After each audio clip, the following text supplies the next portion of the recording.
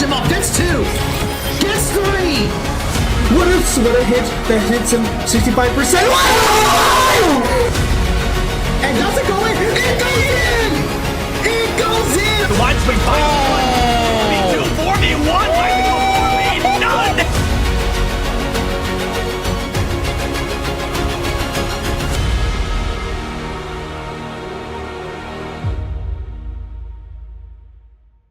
Yeah, it's okay. I mean, you guys can start it off. I can. Hello, Wave Riders! I hope you're having a great day. I'm Matt. I'm Rick. And I'm Mickey. and you are watching Marietta College Esports at Wavecon. That's right. So we are very excited to be working with Blind Wave, where we're going to be streaming our Super Smash Brothers tournament and see once and for all who is the best Smash player in the Blind Wave community.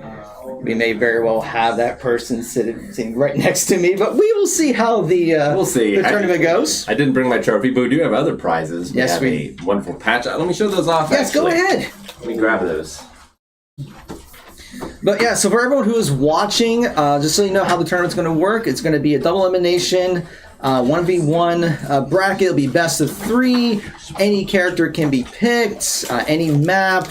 But yes, we have these wonderful patches. We also have these medals. That's legit. That's pretty sweet. Yes, they are. Are you competing also? I am. I expect to take them home. He's like, I made them. I paid for them. I'm taking them. Exactly. But yeah, so just to give you an idea on the bracket, so we do have that set up. We have 38 people participating. Quite a few buys in the first round, but we will first have Diego and Isaac going up first in the first round. And then after that, we'll have Aaron, Elliott, and Yasmin on deck. And then I guess I'm playing in the third round against Alex S. And should I give a teaser for the next match? For the fourth one? Because we got the fifth match. We'll have Bigfoot and Derek going against each other. But then we have a huge match in the first round with Rick going up against Eric. I've got right off the bat. Got the tough competition in the first round, but it's double elimination. So, yes. Okay. It won't be the end. So what we're going to do is we're going to get things started because you guys have been waiting very patiently. So let's get things underway with the matchup here. I think they're still selecting their characters. So we'll go ahead and let them know that they're ready to start whenever they would like. And we do have the headsets if you wanted to hear any of the audio as well. And I also have over here so it's easier to see the match. Well, we appreciate you hosting us once again, Matt. Your setup is incredible here at Marietta College. Well, thank you. We've been working on improving over the years. Yeah, it's cool to see like an esports team. All right, it looks like I think Diego is going to go with Kirby, and Isaac will be going with Mewtwo. All right. Pairing. I have a lot of experience facing Kirby. That was Aaron's main for the longest time, despite not playing any of the games. It can be tough to track down. You don't want to get next to the ledge with him because he will suck you off that stage, spit you underneath, and you will cry all night long. And Kirby will strike first onto that Mewtwo. Mewtwo will go up into the air. Kirby's going to try to get another strike, but Mewtwo does counter back. Mewtwo's a bit of a heavier character, has some projectiles, some teleportation.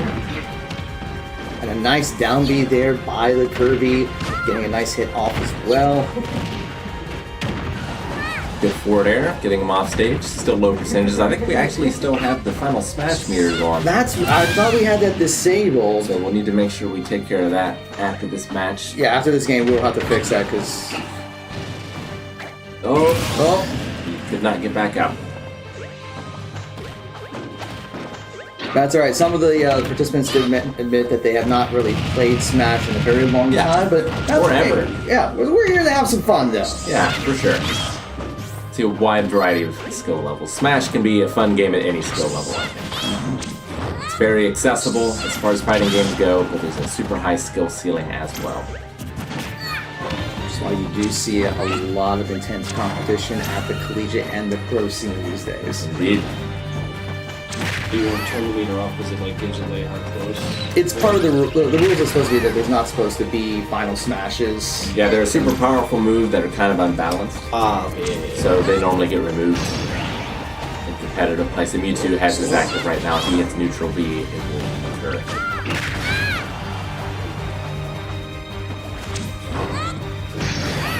And Kirby also has the final smash enabled. Yep. You'll notice in a lot of newer players tend to rely on smash attacks a lot more, which are very powerful, but very punishable. Yeah, that's mine. Yeah, it looks like Mewtwo lost his window of opportunity for his final smash. Yep. I would guess would not get another one before the smash is over. Kirby might, but only one stock left. Mewtwo in the lead, which is Isaac. Might win the first round of the Wavecon 2024 Smash Tournament. It is a best of 3, so true. Diego still has a chance in this match. Mewtwo getting close to 100%. Kirby lands a nice hit. And just like that, Mewtwo gets taken down. One stock remaining each, but Kirby is at 75%. Yeah, I think Mewtwo could have teched that, which is hitting block right at the moment of impact, but that is an advanced maneuver. But was not able to do it and went sailing off stage. Kirby's off stage, but Kirby has 5 jumps compared to most characters 2. They're not all the equal distance, but he still has a pretty decent recovery. Floaty though, slow falling, so it can be easy to juggle in the air. Mewtwo might come and win this first round here. Kirby is way up there, 123%. I'm going to take one smash attack. Got him up. He's letting him come back on stage, which is a bit of a mistake. You really want to juggle, especially on this while they're landing on the platforms up there. You can do up airs to sort of continue to juggle them and keep them at a disadvantage. He gets his final smash back. Up the smash. Oh, but he's still up! Yep, Kirby's gonna make it. And he let him back on stage. That's probably gonna be a mistake. When Kirby gets that hammer out, nope. Oh, that will be the first game going to Isaac. Alright, let me go get this set. So despite the fact the final smashes were enabled, they did not utilize it. Nope, it was not used.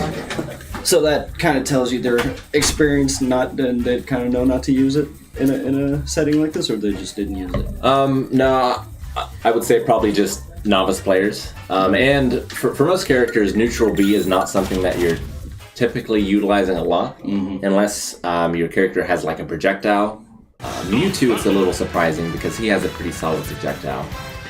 But Ike, my character, for example, his neutral B is his least used move by far. Alright, we're gearing up for the next round here as we fix the rules. Yep, so you can see up top, Isaac now has one filled-in rectangle under his name. So we're doing best of 3. Okay. Yep. Best of 3 double elimination. So let's see what map they're going to go with here. Thank you so much, everyone in chat, for watching. Sorry for not reading the subscriptions and such, but we really do appreciate it. The action is just too fast and furious. Alright, we should be good there, so now they're just going to be choosing their map and what characters, if they want to keep the same characters, but they are allowed to change characters between the games. Between matches? Okay. Yep. Let's see if anybody's going to switch it up this time. Looks like we are going to see a switch up here. Possibly. I'm trying to do one other thing. This Who's your main? So see, I'm a high risk, high reward kind of guy. Okay. Little Mac. Little Mac. Little Mac is one of my secondaries. Really? Yeah. Okay. Absolutely. See, I'm glad to hear that because you're actually pretty good at the game. Because usually when I bring it up, they're like, "Why would you pick? He's the worst." Like he's not though.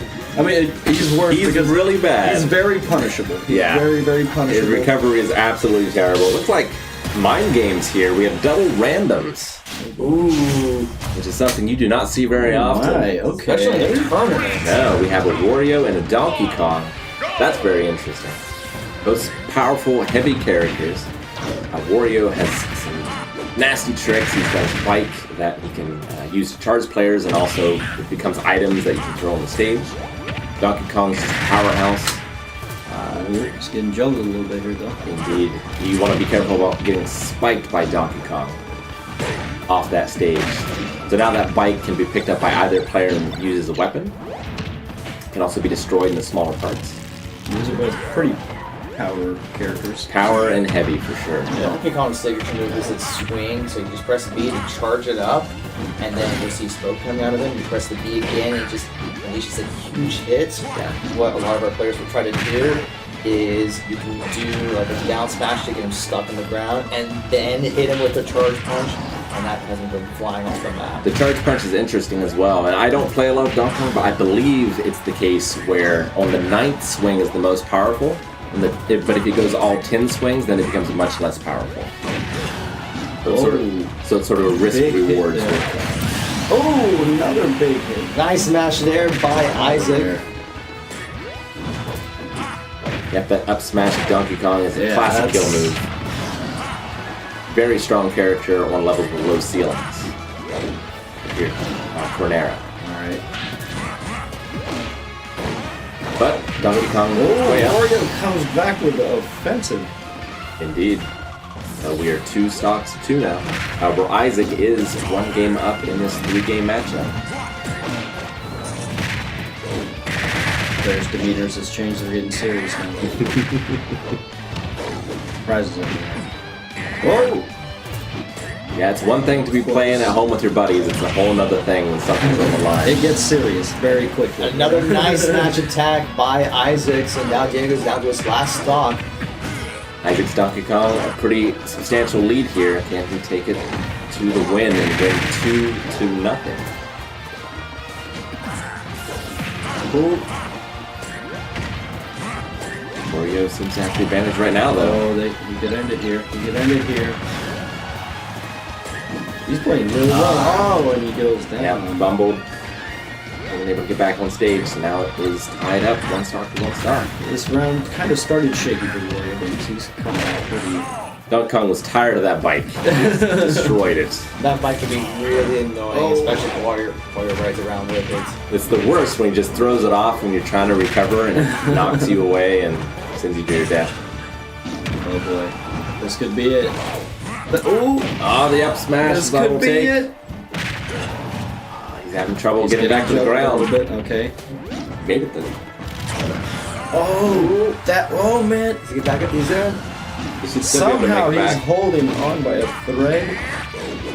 One big hit with Donkey Kong and it will be. Oh, but that bike, man. Knocked What an upset! So Wario pulls it off somehow. So we are going to a game 3 here. Yep. Wow. What a way to start off this first round, going all 3 games. Is Diego going to stick with Wario, or is he going to go random again? I don't know. I feel like he might. He was playing pretty well with them, but they seem very slow-moving characters. They definitely are. But they hit hard. You can't make many mistakes. Yeah, you have to be very good with your timing. It looks like Isaac is going for random, and Diego also. Double random. Here we go again. Double random. Let fate decide. So Diego is going to be Crom and Isaac Marth, Violet, 2 Fire Emblem characters. I mean, choosing random shows a lot of confidence. They must have experience with a lot of different characters. Maybe So so. they're just here for the love of the game. That's not what they told me when they first started. Then they're here for the love of the game. Now, when Smash Ultimate first launched, Crom was a super powerful character, but he's been nerfed kind of to oblivion a little bit. Or people just kind of learned how to nerf his recovery. It's sort of a mix between... Oh no! This input, you hate to see that when trying to get back onto the platform. Indeed. Crom's a bit of a mix between a Marth and a Roy. Whereas Violet is a little more unique, has 3 separate weapons that they use. They have a spear, a sword, and a giant hammer. Oh man, another upset. Also a bow, Violet has too. Looks like we're struggling with these randoms here. Yep. The Violet definitely has the better recovery in this matchup. Oh, big hit. Another big hit.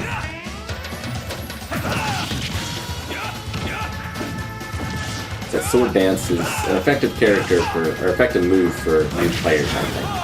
Yeah. It can be tough to guard against if you don't know how to deal with it. So Violent does have that range in it. Yeah, his weapon's just a little bit longer. Oh, it's over. Now one more. We got one more stock. One more stock. Yep. Okay. Yeah, Byleth has a lot of tools. He's effective at almost every range because of his variety of weapons. Can he pull a miracle here? Can he pull a miracle like Gave him last that time? stock. Oh man. We are Will luck be on his side again? one stock each, and this is going to be for the match. Oh, a big hit. Recovery is one of the hardest things to learn when you're first learning Smash. You just sort of freak out when you get off stage, you don't know what to do. That takes a long. That's a big learning curve right there. And when you're under pressure, it's even more difficult. Yeah. If you haven't seen people chase people off stage yet, we'll be seeing that must be different. It's more advanced players. Violet Recovery. Violet with a pretty big advantage here. And there's that bow for the first It's time. gonna be over, but we saw this in the last round. Can he pull off a miracle again? Oh, this could be it. That's it. And he goes down. Tried to up B, but he over B'd instead. And that's gonna do it. Isaac hangs on. Had to go to 3 games, but will take the first match in this tournament. So I'm gonna go announce the next Moving on. standing by. go ahead. Well, I will get the bracket updated. I think I gotta go to next year.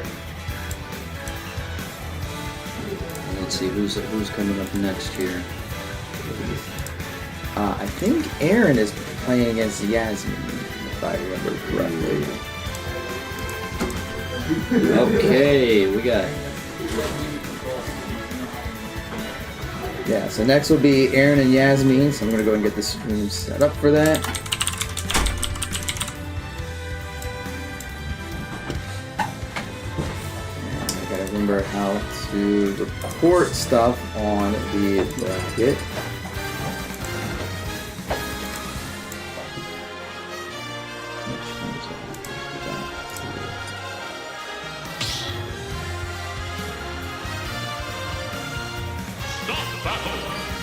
Okay, we've got some strong support for Yasmin in the chat. Right. Let's see if she can pull off. What is Aaron's skill level in Smash? He's pretty good. Okay. So Yeah, he's a big Pokemon trainer fan. this is gonna be a tough battle for Yasmin then, but Let me pull up this here while I make sure I have the bracket updated, so that way you guys can yeah. see. All right, let's see. Now, is this what they're saying? Yes. Yeah, Yep, that's what everyone in the Gathering Place is seeing right now. Everyone on stream is seeing. we've got Kirby, and they're still making a selection. Oh, he's playing Kirby. Interesting choice. I thought he would go with Pokemon. I mean, Rick did mention that Aaron used to play Kirby a lot. Yeah.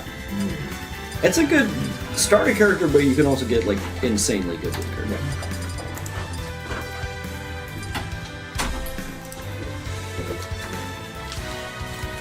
Matt, if we Oh. if we could snip that bracket and you put it in Discord.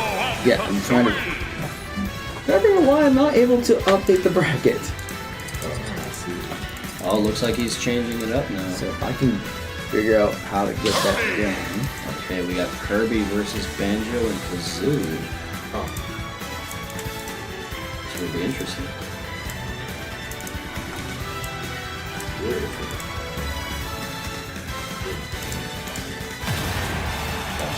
There we go. Okay, now I got to figure it out. But, all right, yeah, Kirby versus Banjo Kazooie. Alright, yeah, I mean, Banjo and Kazooie somewhat has an advantage here. It is a 2v1, although Kirby is a little bit more squirrely. Okay, trading blows here right off the bat.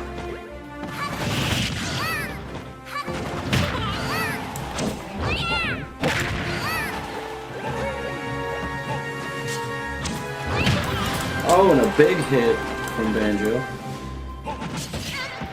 Kirby recovering well here. Trading blows, that was a big hit.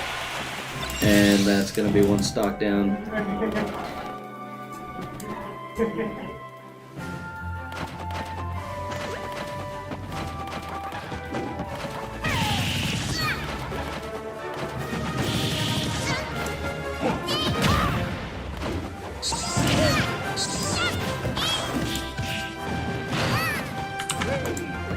Ooh, there was a little chase there almost.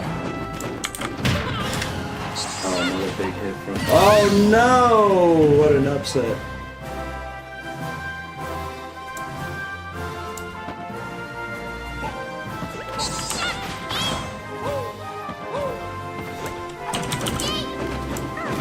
Try to test something here to make sure it's close. Get the bracket up on Discord so everybody can follow along. Where would you like on Discord? Wavecon? So if you want to follow along with that bracket, it is up in the Blind Wave Discord, Under the Wavecon. in the Wavecon chat, if you want to see the whole bracket. Oh, almost came out of the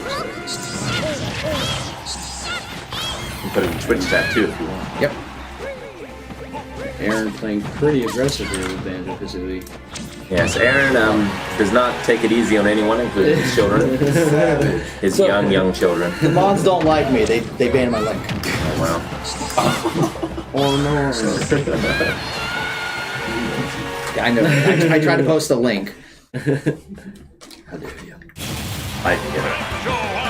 Oh, Okay, so wait, was Aaron playing Banjo-Kazooie? that's what I was. Yeah. Okay, yeah, so it's flipped. Okay. Alright. It's flipped. I can fix that. Alright. So Aaron took game one Aaron on going- Banjo-Kazooie. Okay. Aaron going for the jugular immediately.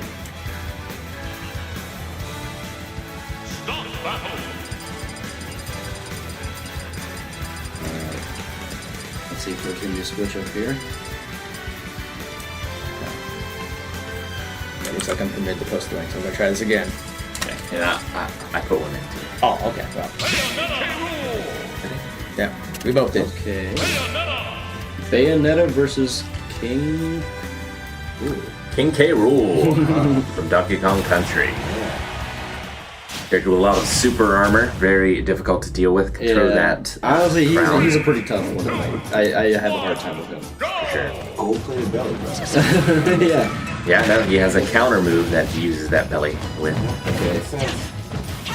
Aaron out for blood here. Playing very aggressive. Bayonetta also a very strong character. Yeah, she does have an agility advantage here.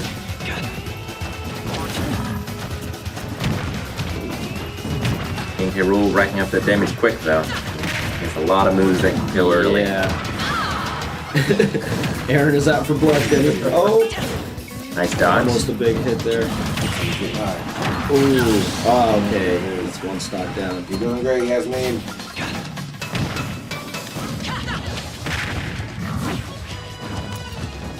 He just has so many tools in his kits with the cannonballs, the punching gloves, the crown, all the signature moves from the Donkey Kong series.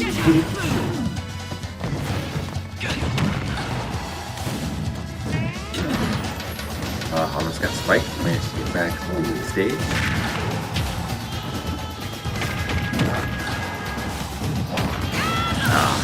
Up air to death. It's gonna bring Yasmin down to one stock. Aaron looking to make quick work here. Aaron trying to get that 3 stock. We gotta boot this guy off stage for us. Yeah. Oh, you trying? Oh, man, what a recovery! Yeah, he has insane recovery man. too. Oh, that sucks. No! Oh, the bamboozle. Yasmin, you were the best of us.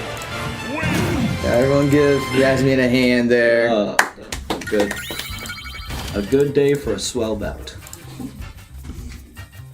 Alright, brackets updated. Aaron taking no prisoners here, And I guess I'm up next. setting up with his first performance that he will be coming out with 200%. Alright, guess I'm up. Oh, Wish me luck. all right.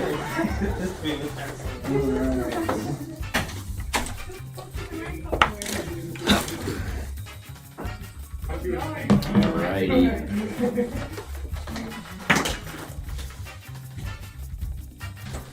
We told Yasmin she's punch him in the face right when he got there. Alright, next up we've got Alex versus Jorgar. Yep. My mind's on Jorgar, I'm just saying. The name is a hell of a name. It's a pretty good name. Pretty sweet name. I believe he is usually playing Greninja. You know, I've seen Drogar play before. I've never seen Alex play. See what he can bring to the table.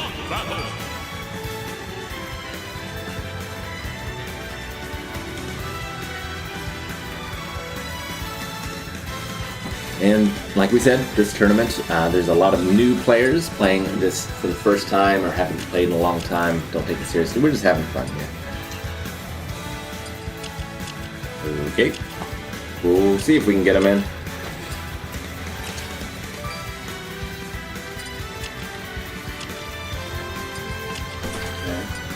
Fixing up some settings here before we get underway. Preferred controllers.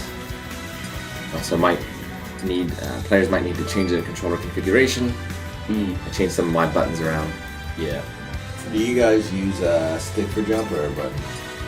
Eric uses stick and the rest of us use buttons. I also have jump on my left shield button. Okay, because you only need one. Alright. Let's go through this. Versus Ice Climbers. Ice Climber is always the bane of the Smash developers because you have to accommodate for that many character models for your 4-player or your 8-player matches. Oh gosh. Yeah. That's the hardest thing about Smash for me is when you are playing with like 4 people. It's just hard to keep track of your character. Very fast-paced game. It can be chaotic for sure. Alright, so we are playing Battlefield, interestingly enough, on the FD stage. Okay. We have Greninja, Drogar, and Alex's Ice Climbers. Greninja is terrifying with that. Yeah, Greninja's playing pretty aggressively here, trying to keep the pressure up. That good projectile water star move. Oh, but he gets pushed off. Almost Yeah. Miss, because I think Greninja is one of the characters that can grab on to walls of stages. Is ninja-like.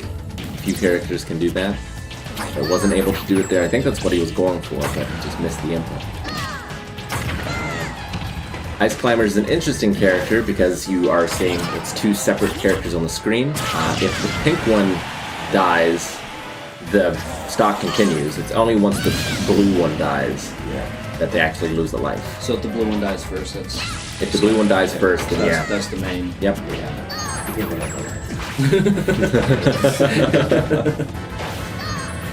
And yeah, they do sort of mirror inputs, but at a slight delay. So it can be tricky to deal with. In the past, I believe in this one as well, they have a very nasty grab chain that they can do. We haven't really seen that here. Greninja nearly getting flanked there. Oh, buddy. not gonna make it. Nice counter. Nice for Greninja. 2 stocks, Ice Climbers down to 1. Drogar in the Ninja lead. holding his ground. Oh, another upset. That was like a toro in a bull. Just baited the attack and then got out of the way. Man, okay. Yeah, it's got to be interesting in a tournament because I feel like the first round you're kind of like, okay, that's how you play, and then like second round is when things get serious because like, you know. Yeah, I mean, there's so many characters in Ultimate, it's hard to memorize all those matchups for sure. Yeah. So it can be useful sometimes playing the weaker characters because people don't face them as much and they don't know what to expect, right? Like everyone's facing Steve all the time. Steve. But not a lot of people are playing against a little Max, so if you don't know what to expect, it can trip you up. Alright, we're switching it up with Sephiroth. Let's see if Sephiroth can... I believe it's the Masamune.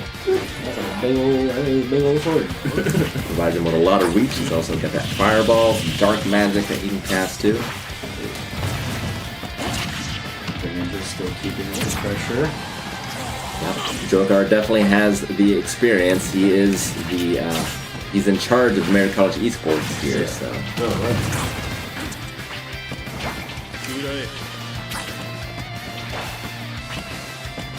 Pretty even match so far, though. That was a big hit.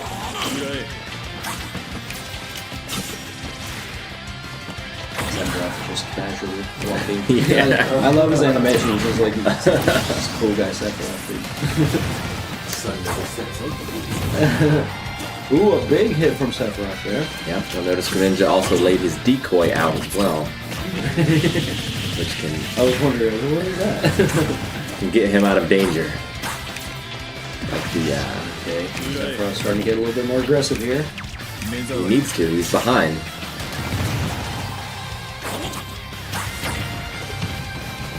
Alex doing Ooh, nice. Alex trying to do a lot of long range moves, close range, and just being punished for it over and over again.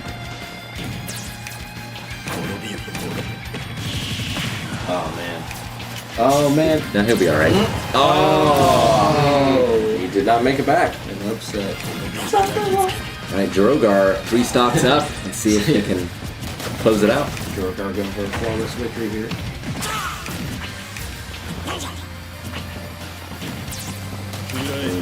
Yeah, you can see how Drogar's kind of strafing a lot more now. He's at first, like when he was low, he's very stationary, holds his ground, but He's aware of his percentage. yeah, you can see his stack is kind of switching up here. If you're not familiar with Smash, the higher your percentage down by your character's name, the further you will fly when hit. Is basically how it works. And if you go off stage, like off screen, you die. What's the highest percentage you've ever seen yourself make it to when you're like combat? I've definitely gotten in the 200s before. Yeah, I think I've gotten to like. Yeah. Really? Yeah. I've gotten to like 210. I think that's the highest I've seen for myself. The trading blows here still. Sephiroth having difficulty connecting. It's just one good hit away. So Drogar managing to put the hurt on him still here. This might be a flawless victory. Drogar pulls it off. Alright. Unbelievable performance. So nice. That was a good one. See if Alex can come back in round 2. See if he'll switch it up. Oh no, actually, that was 2. I forgot to push the buttons here. So that's... So round... Yeah, that was it. Yeah, that was that's it. Drogar takes it. wins. So next up is going to be Bigfoot and Derek. So Bigfoot and Derek can make your way back to the esports room if you haven't already. And then Rick and Eric are going to be on deck. Oh man, yeah. That's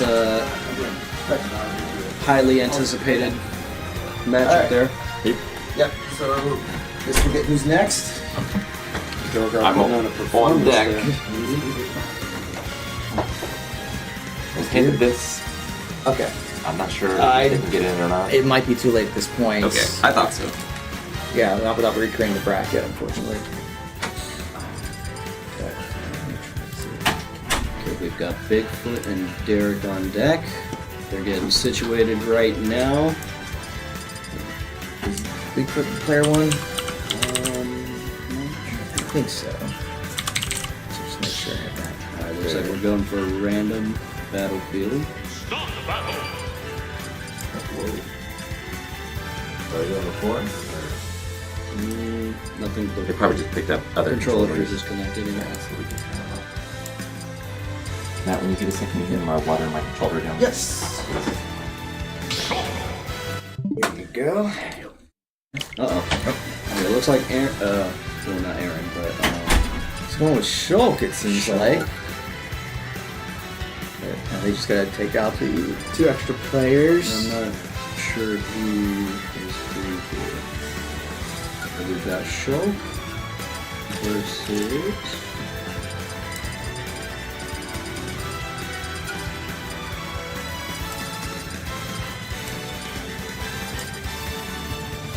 I guess what they're gonna pick here. Terry. Terry can be a powerhouse. Like, you know his combos. He can lay the smack down. McKinney put it in reverse. I think that's what Shulk's gonna try. Shulk. Is this beach party show right now? Shulk versus the weed. Good luck. Okay, he went with random. That's always a bold choice. Going with Simon Belmont. That shows high confidence. Or okay, he's got the whip. Oh man, characters with whips are. I try not to annoy you. Get out. I do like this map though. I like this map. It reminds me of the level of Ninja Gaiden, which is one of the cards. Yeah, it does have kind of mini balance to it. Okay. I think this is Pokemon Kalos. So it's hard to tell which one is Big Hit and Derek, right? We've got. What's the actual character's name? That's Shulk. It's got Shulk and Simon from Castlevania. Simon. Oh, look at that.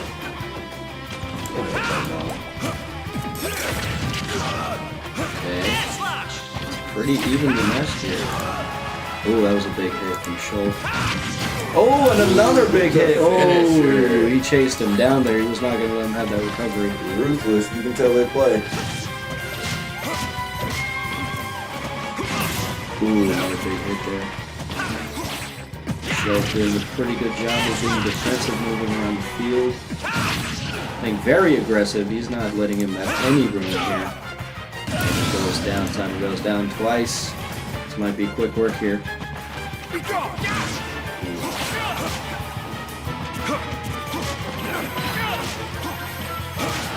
Ooh, a big hit there. Can he take him down one time? He's Simon getting a little bit more aggressive now.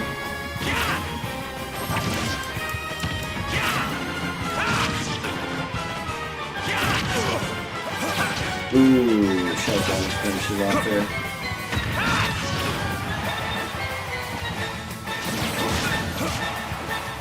They're trading some really big hits between each other. This could go either way here for this stuff. I mean, Simon just needs one big hit, but Yeah. Shulk is not giving him that chance, launching him into the air.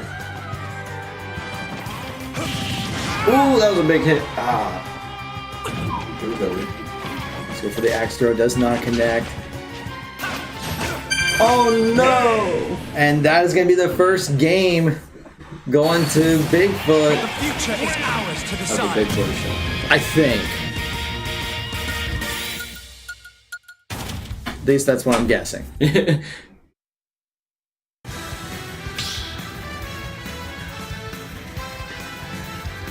Another random map here. Let's see if they're gonna switch up their characters. Nope, Shulk is gonna Shulk it, dude. And Roy, okay, Shulk versus Roy. Let's see if Roy can fare any better here. Yeah, Roy was first introduced in Melee back in the GameCube days. Kind of similar moveset as Mark, but definitely hits a lot harder. He was actually one of my favorite characters one of my first favorite characters back in Melee. Although I started calling Mark the cheat. Okay, seems like he's faring a little bit better here with the Roy, but Shulk still. Oh, just Shulk tries to go for an attack, misses, and falls off the platform. But we're already seeing that Roy is already almost 120% damage, and he's going to be flying off. So now it's 2 stock remaining each. He's faring a little bit better, but Shulk's still keeping that pressure on him.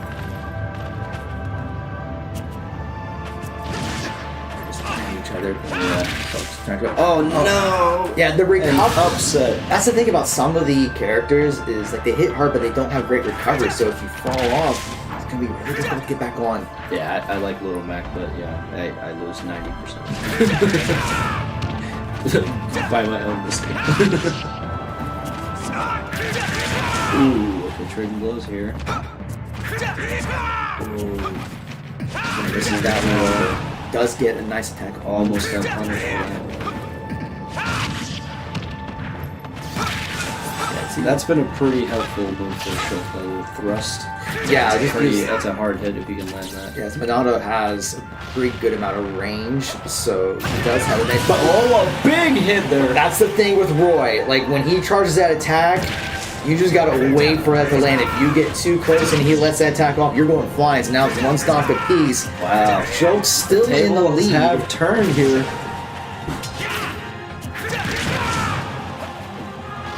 Roy's putting the pressure on now. He's got Shulk on the defense. Oh, a big hit there though. Another big hit.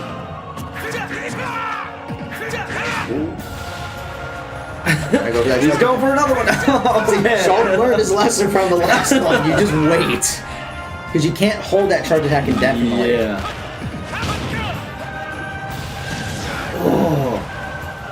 Can he recover here? Yes, he does, but Can he Shulk's recover right there. here? Oh, he's No, he's gonna it's- recover. What a round though. What a performance by Roy. This is a good result. I'll have to double check who was who there. So let me just make sure I have the right person Yeah. before I update Before the we call the bracket. winner here, because Okay. we don't have the screen names here.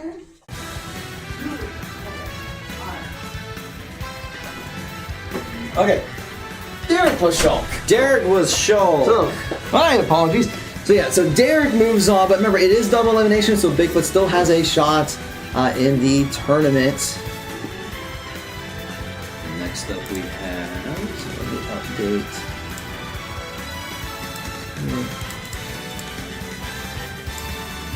Like, here's the thing.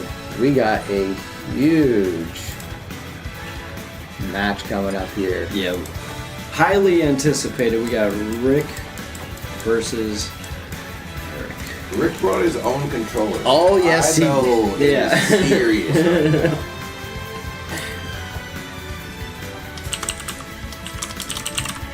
Rick is already there. He's showed up early. He's ready for I this. saw him doing yoga for his hands. I didn't know it was a thing. Really? Oh man, he came in earlier and warmed up, and he was actually trying out different controllers to see Yeah, which exactly. ones. I mean, it's just like a One pro. of them. He said it was bad balance. He's I mean, there's some serious prizes on the line here. But more importantly, pride. This is gonna be a hell of a match here coming up. We'll pull up and see. Yeah, I think the chat's already debating about Rick versus Eric. Versus Eric. Yeah, let's see the chat. Who do we Who you repping, chat? It's over here. who does chat favor? I think First the loss Versus Eric the Beard. that's how they were registered on the Battlefront. Okay, so far, okay, we got one for Rick, one for Eric. Yeah.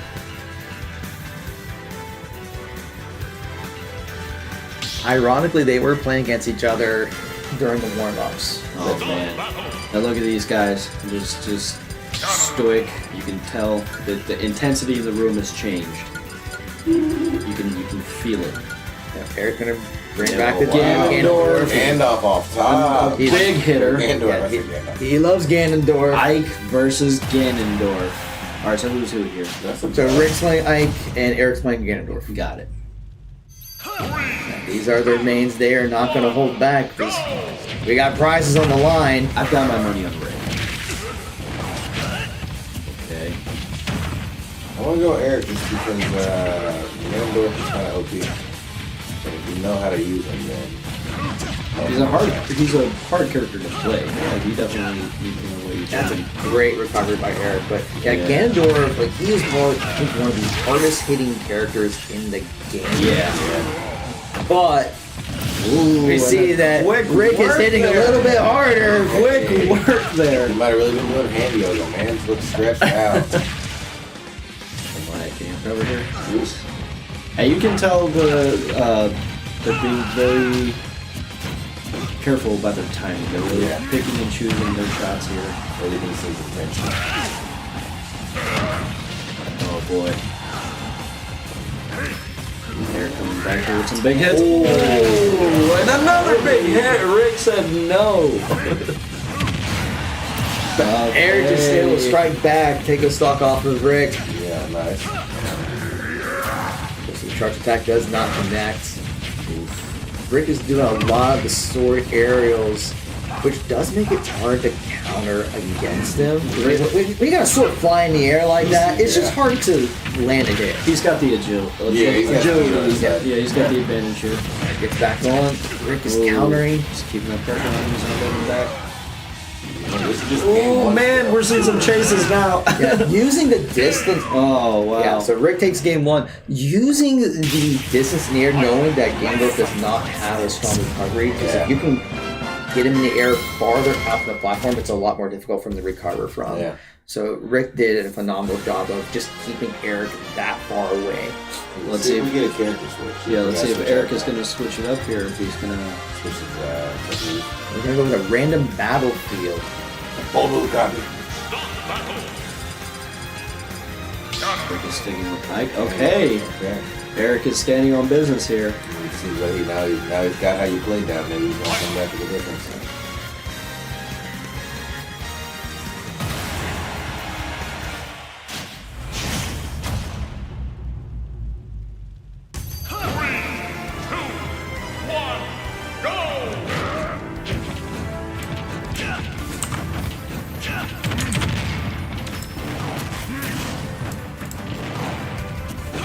I would say Eric does get the first hit on. Already, it's a quick start there.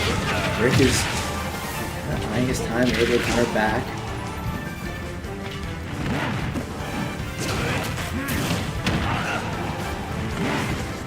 Do you think having the platforms favors either character here? Or is it just kind of an obstacle? I'm not sure, honestly. Eric is putting the pressure on this time. Because in both cases, I can see it benefiting them. He gets here. I mean, Rick would be able to use the And utmost a big hit. and Eric. Comes back here. Eric taking an early lead, but he does have a lot of damage on himself, so it's just going to take one big hit from Rick to tie it up. So We'll play this a little bit. Yeah, you can see his fighting style switched up a little bit. Great It's just recovery. insane. From the bottom of the map. It's insane. If I were Eric at this point, I would just try to get as much damage onto Rick before I lose my stock. Yeah. But Rick is not giving him much room to work with. Utilizing that ability for Ooh. Nice block there.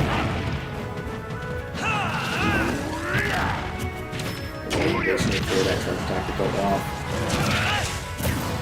Oh, Big shield there. block.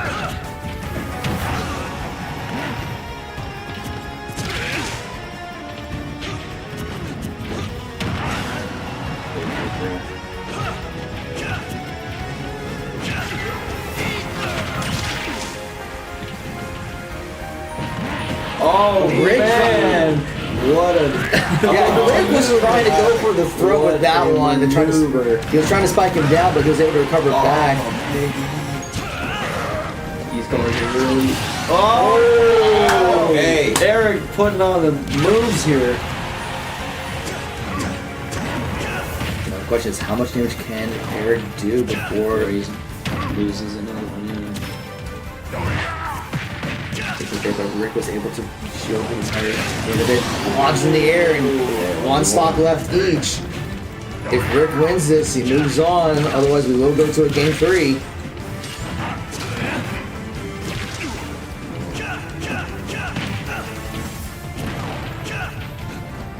Back and forth. Right now, it's anyone's game. Big hit.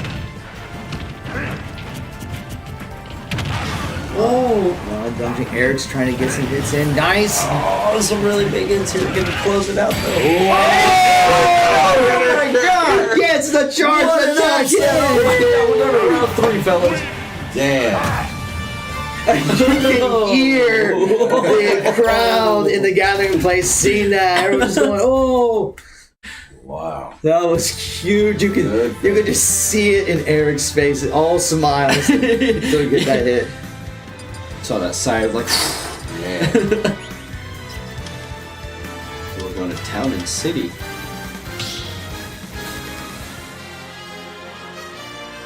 Town and city is just a straight platform. Characters. I think they're ride or die on those characters. Yeah, they're gonna stand on business here. This has been an electrifying matchup. I like that this Ganondorf kind of looks like Green Mountain. Random character from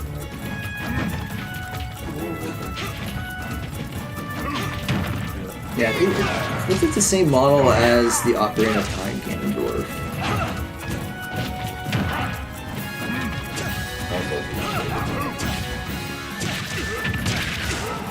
We're just waiting for the rematch, so the Nintendo be hearing us. We want a rematch for that Ocarina of Time. Ocarina of Time and Majora's Mask. So you've done Skyward Sword, you've done Link's Awakening.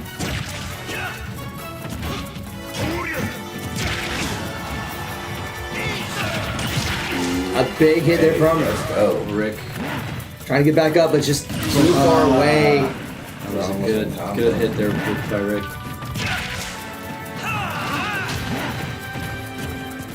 Looks like he's trying to recreate the first round where he just kept him on the edge there. Right, because that's the big weakness with Ganondorf is just in the air that far away. Oh, a huge counter from Rick. Oh man. Rick is just like, okay, Eric, you got one on me. Never again. And Eric pulled this off. He's got a long fight ahead of him. And he's already at 30 on his last stock. Big hit there. Another big hit. Oh! Rick is not able to get back up. Anything can happen in this game. Right? Eric is at a pretty big disadvantage here, but he could still do it. The thing with Ganondorf is like because he hits so hard, you don't need necessarily a high percentage to knock him out. Right. Like even right now, technically, Rick is in kill range if Eric gets the right hit on him.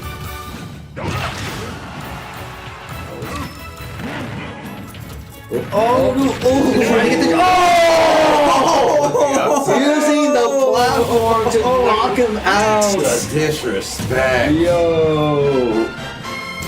Rick said not in my house, so But Rick still, we gotta is moving on. But that was so close. But What a matchup. Yeah. as a reminder, Eric's still in this because it is double elimination. Double elimination. Which means we might be here for a while, but I don't think anyone's going to complain. Yeah. Alright, I think next up we have Satan versus Czar. We'll get them here. And I think what we'll do is we'll start the next round. So I think on deck would be Austin and then Isaac again, who played in the first game. Did I not make the bracket? Hmm? Did I not make the bracket? Yeah. I think it was generated by the time you already signed up. Oh, gotcha. Yeah. You right there, Spidey? Oh, that's Spidey in there. Oh, yeah. nice. So yeah, you're in. But yeah, unfortunately, Justin and Felix, I think they signed up a little too late.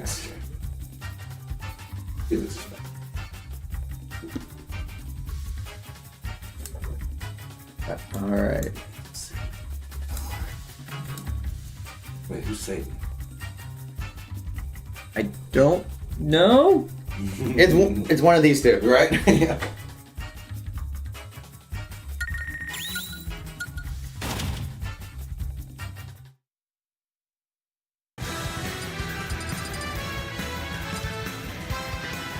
But as they're getting things set up, I'll just let them know when we get through the next round.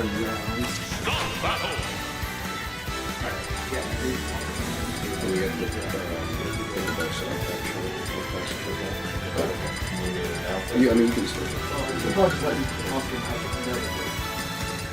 We'll just kind of go down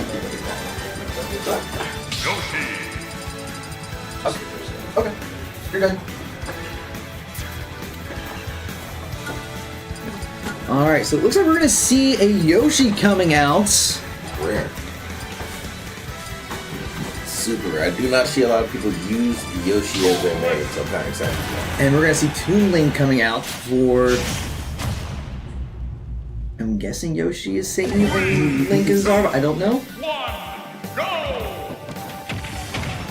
See, Yoshi already getting a couple hits in, dodges the sword attack from Young Link, launches the eggs, but that doesn't connect. It's an adorable battle already. Toon Link. What is the advantage of Toon Link versus the other Link? I feel like there is something specific. He's a lot faster and more nimble, Yeah. but doesn't hit as hard. Really coming into play again. But I think it's a shorter range compared to Link. But right now, it's a very evenly matched between the two. Fast moving match. Great up B there by Toon Link, launching Yoshi into the air, but a huge tail counter. As launching doesn't connect. And Yoshi utilizing his tail to get some nice smash attacks in. A lot of juggling happens so far. Waits after the air, launches eggs, but that doesn't connect. Oh! It's gonna be a double. It's gonna be a double KO for that one. Yourself. Toon Link went for the spike, but continued onwards to hell himself. Karma.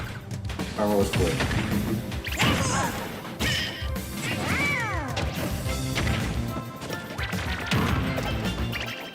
Link gadget character has a boomerang, bow and arrow, as well as a bomb. Yoshi can throw out the eggs though. But you can also roll the eggs. Yeah, you can just be in an egg as well. Which, yeah. Yoshi is a wild. I see Yoshi utilizing a tail maneuver a lot, but he's also a little bit of floaty with his flutter. But even the flutter, if you use it right, can put a lot of damage on your opponent. Yep. Yoshi is very good in the air. Neutral air and back air. It's very difficult to do it. Nice smash attack from Yoshi. Not enough to take out Link. Back, but that smash attack will take him out. Straight into the background.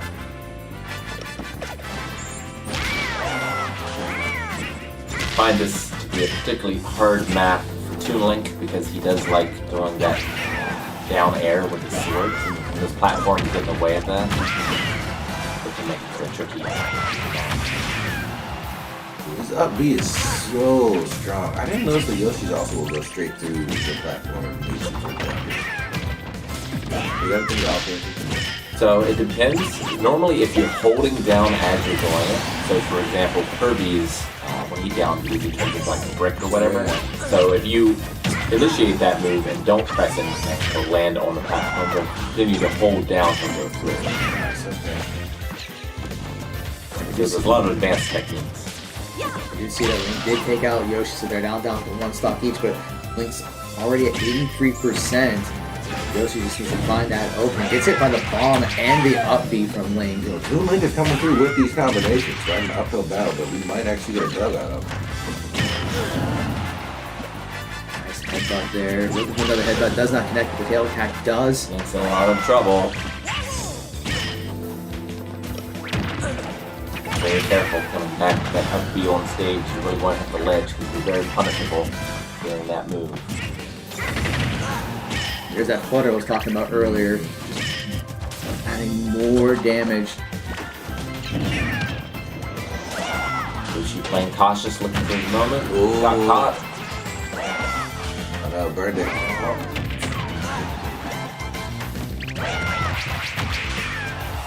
Quite good. He's got to get back. Oh, And there we the butt go. stomp. Good finish. Yoshi will take that first game.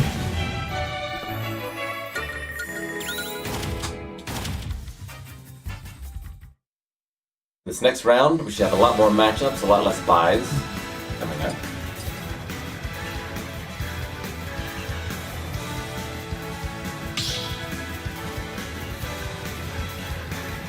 Stop battle. Yoshi. Toon Link. With the same characters. Ooh, dark tooth. Spooky. Sometimes I find you can sometimes blend into the background sometimes. Like if you're playing on a dark stage or something and you go with What's interesting is in competitive, any colors are allowed. it's usually not a problem, but sometimes I found it more of a problem back on older TVs. than everyone around those tiny CRTs. The Dark Team when he came out here, it's guns blazing. And aggressively. I mean, he's got to. He's got to win. Yeah, he's down one game, so he wants to be in the winner's bracket. He's going to have to make some plays, but we see Yoshi still doing quite a bit of damage to the Toon Link, already getting him to 117% and knocking him out, taking out that stock. Yeah, as Toon Link as any Link, you have to be so careful with that up air because it's just so punishable. But when you can hit it, Nice. it can be a kill move off the top for sure. They're dead even. Well, they were dead even.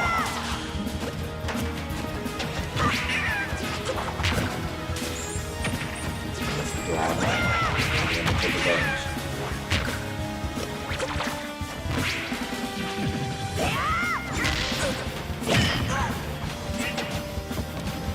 Back there, tail attack connecting. Does get hit with the down A from Link.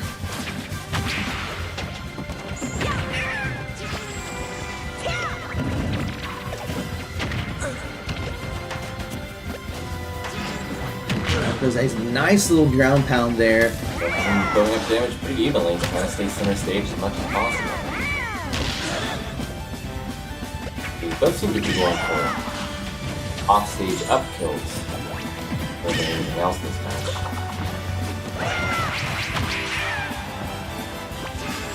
Not really chasing him off-stage either.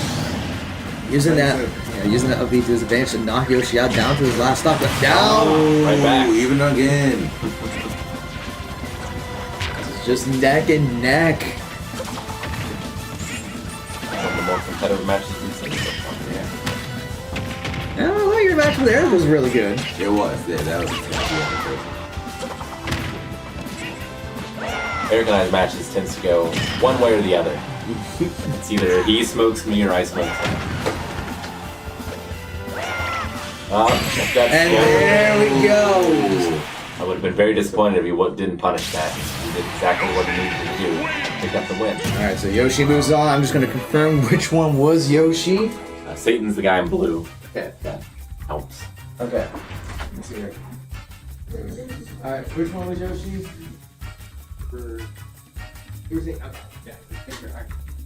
Alright. Confirmation Satan does move on. Hail Satan! It seems like yesterday, Satan. Alright, get the bracket updated.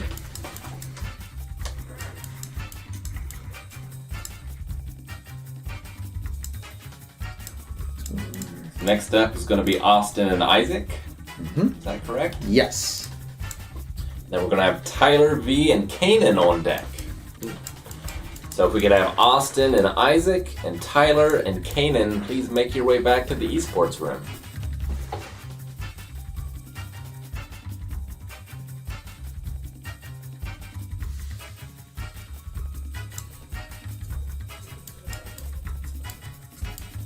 And while we're waiting for them to get set up, we'll go ahead and just pull up the bracket in the Twitch stream so everyone can see it somewhat reasonably. But yeah, we have, let's see if I can zoom it in a little bit. Austin and Isaac, Yeah. and then Tyler and Kanan Yeah. on deck.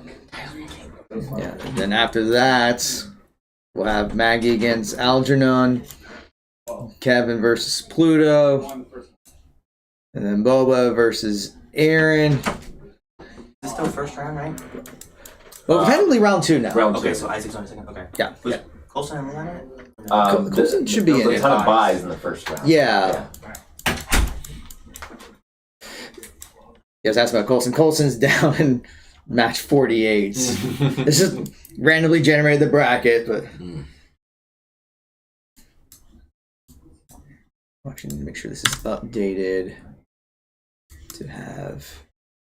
There we go. That looks correct.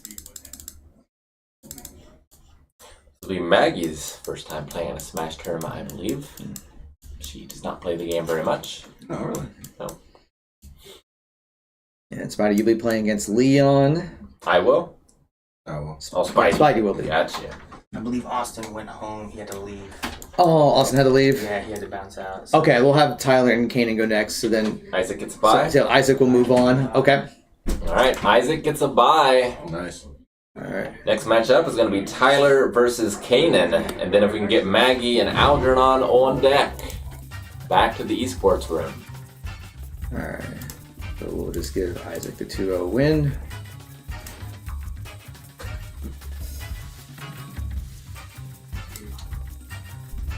So let's see if Kanan has inherited any of his father's cheap tactics. Be interesting to see how he has progressed.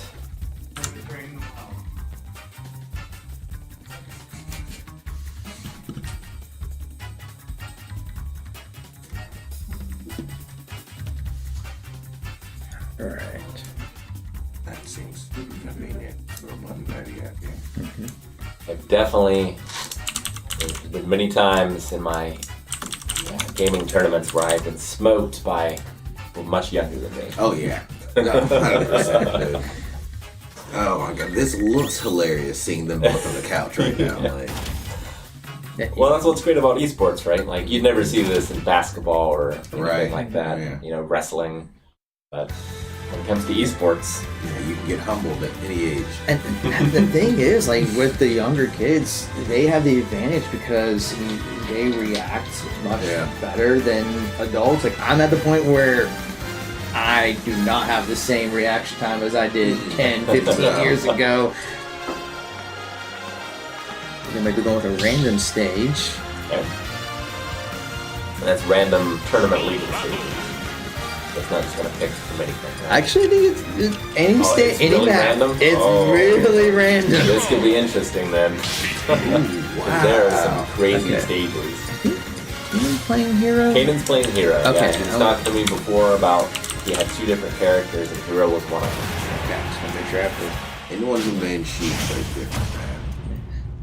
Way too quick. So I love Sheik back in Melee, but I definitely nerfed her.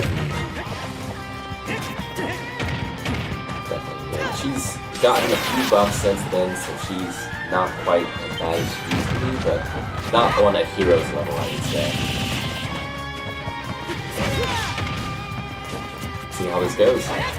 The even start so far. It's a big stage here, so a lot of room to maneuver, very high ceiling.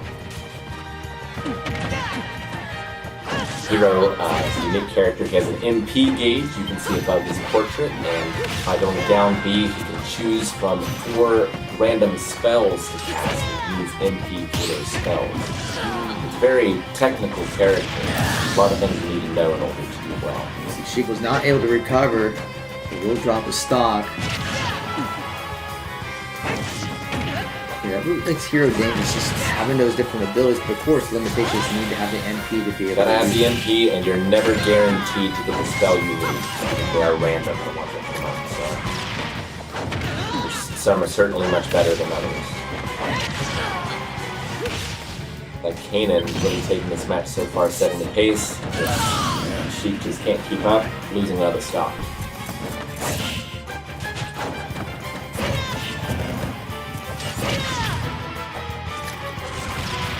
Looks like Hero chose Bang, which is a very powerful spell that can kill early if you can get that off. Practice Slash, that's going to freeze the other character if you can hit it. She's not giving that opportunity.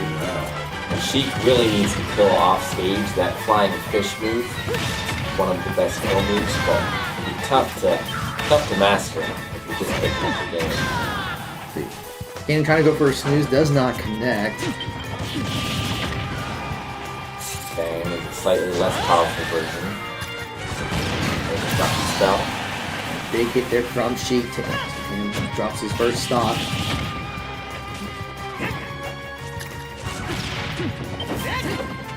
And you do have to stay still while you pick those spells, so you are vulnerable. You need to go quick. And cast heal. That doesn't matter. Okay, for the dub.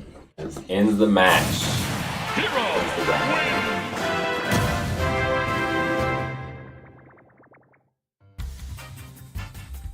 Alright, Kanan take game 1.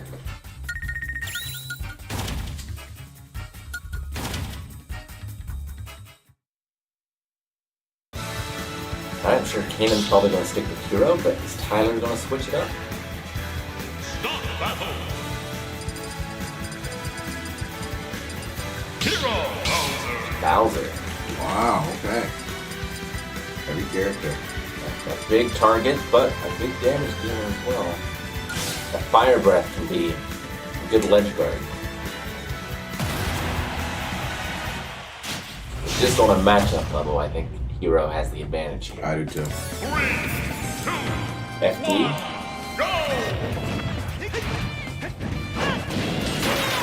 Ah, he got that crit right off the bat, and that just, even though it's only 45% damage, it just breaks your spirits. One hit. Still can add up very quickly. Already at 96%. Bowser had his shield, broke Hero's shield, but wasn't able to really take advantage of it very much, unfortunately.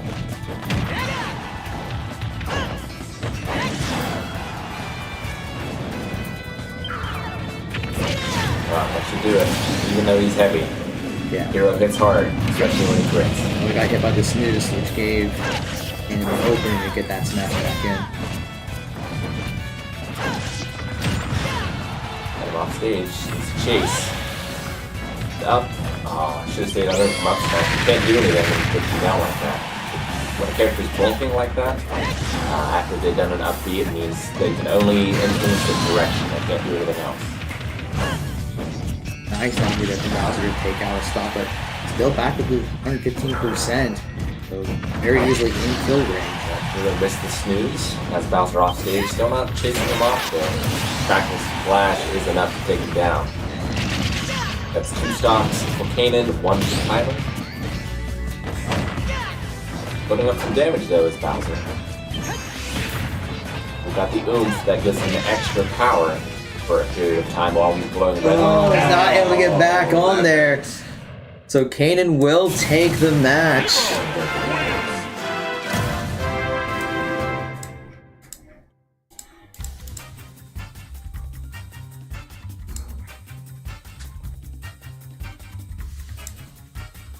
Alright, so next up will be Maggie and Algernon.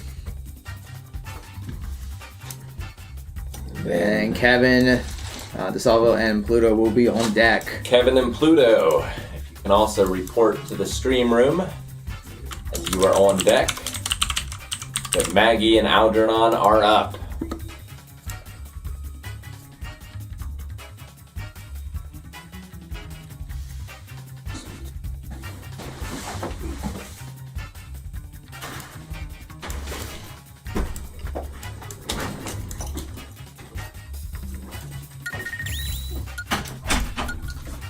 Maggie, I know, does not have a ton of experience playing the game, although a lot of experience watching it.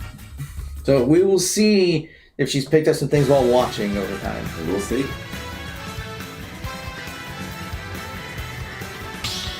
Do you have any idea which character she would go for?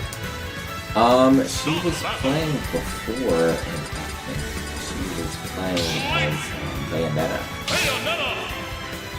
Exactly who she's going to go with. Bayonetta's a strong character. Has been stronger in the past, but still quite strong. And Link is a very tricky character. Those time bombs, you can do some incredible things with those. Not just attacking your opponent, but for recovery as well. Essentially playing on Hollow Bastion here, in the first level. Last level added to the game, I believe. Yes, it was the final DLC, and everyone was so excited when they saw the announcement that Sora was finally added Long to time the Smash coming. roster. For sure. Maggie went out and was pressuring the character off stage, which is something we haven't seen a lot of in this tournament. It's definitely something you want to try to do. No, she does struggle with recovery herself. Now Link, if he had a bomb there, he could have gotten back, but he did not. Went too low. I don't know if a lot of people know the tactic to use the bomb to recover. It makes all the difference in the world. That's an up smash. Bayonetta off screen, so Maggie down. They're both down 1 stock. Tied. It is neck and neck between the two of them. And it has an interesting dodge mechanic where she will temporarily slow the other person with a roll through. something I think that's unique to Bayonetta. Also the ability to open up portals and punch people from different distances. Yeah. I still remember back in the Wii days when Bayonetta was considered OP and actually banned from tournaments because of that kit. Yep. A little more balanced now. Still very strong. Those guns are great for just building up those percentages long distance with no real danger to yourself. Link.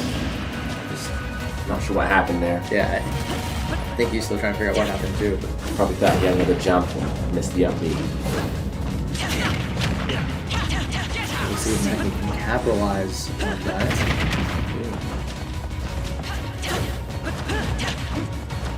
Very good movement.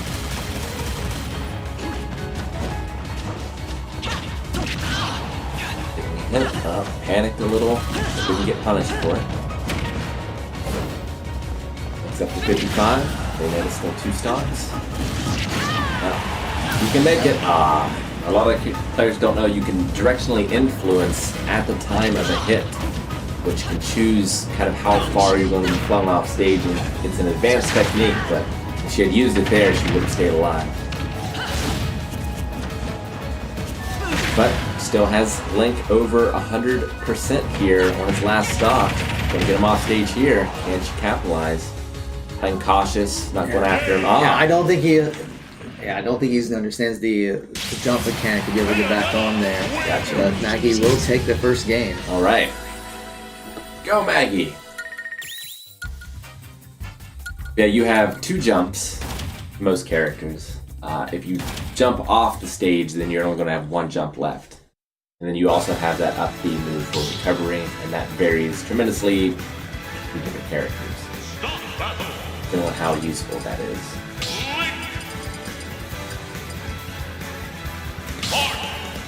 Maggie's going to change it up with Marth. Okay. She started with Marth. Was the first character that she started to play, so I think Marth is a little trickier to play. His recovery is harder to use effectively, and he's definitely a character that is vital that he's chasing people off stage with either that forward air or that neutral air, which is something that new players are very hesitant to do.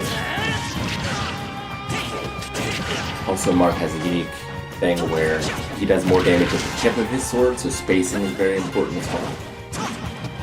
He has what's called a sweet spot in the tip and a sour spot towards the base. Roy is the opposite.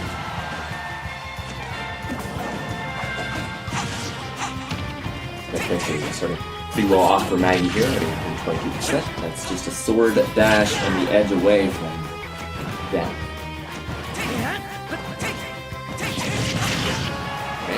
That was towards the middle of the blade, he would have got knocked a lot farther back if it was on the edge. But he didn't come back. Yeah, I think Maggie's trying to tell him he can jump a couple more times. But you never know. The people who are playing this for the first time or not playing much, it might start that itch and get them into the game. It could.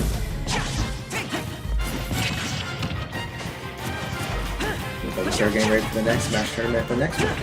Yes. You also notice new players, not a lot of shielding and dodging. A lot of jumping to try to avoid attacks.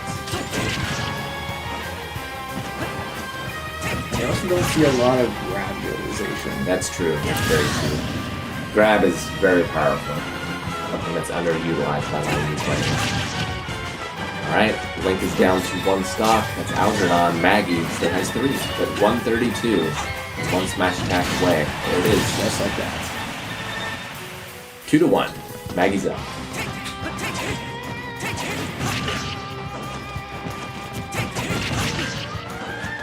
Continuing with that sword dash. Very powerful and noob-friendly move. It's easy to spam. Powerful, especially again if Marth can hit it at that tip of the range. And kill early. This is a big stage though.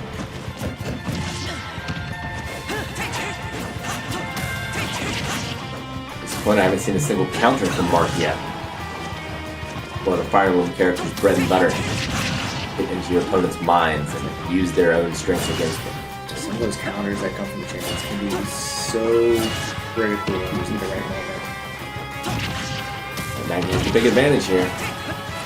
It's at over 100% last stop. She's up the first game already. One more big hit and she'll be moving on.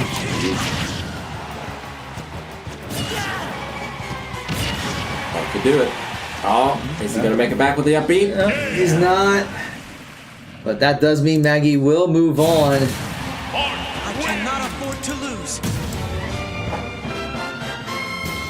Congratulations, Maggie. Next up is going to be Kevin versus Pluto, and then Boba and Aaron Elliott are on deck. So if we can get Boba and Aaron to come back to the Esports Center here at Merida College as we watch Kevin and Pluto. I saw Pluto practicing earlier. Not sure exactly what his experience level of the game is, but he at least got a couple matches in early on. So that's Kevin, and that's Pluto. Stop battle. Yeah, so Kevin is player one.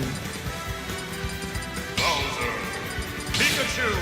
We're going to see a Pikachu versus Bowser. Alright, speed versus power. And we see Pluto even had time to get his custom settings set up, which everyone's allowed to do. If you prefer a different button for jump, then you can do so.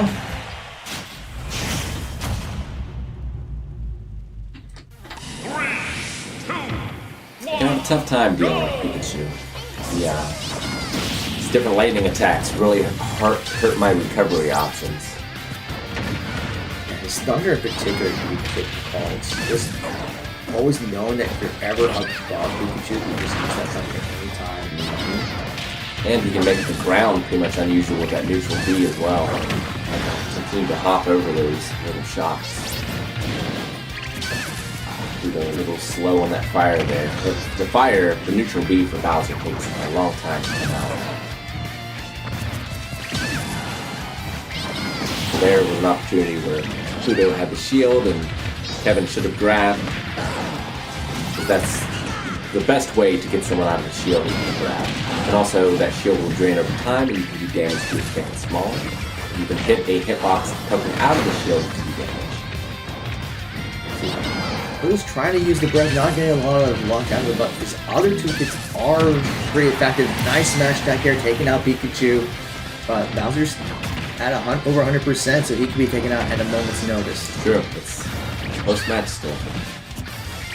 And we're appropriately playing on Pokemon Stadium here. Ah, yep. There's that Thunder we were talking about. You just gotta be careful, especially trying to get back to the platforms when you're vulnerable. So you see there that Kevin was just waiting patiently to launch that attack. 2-stock versus 2-stock here. Bowser, Pluto with the early advantage.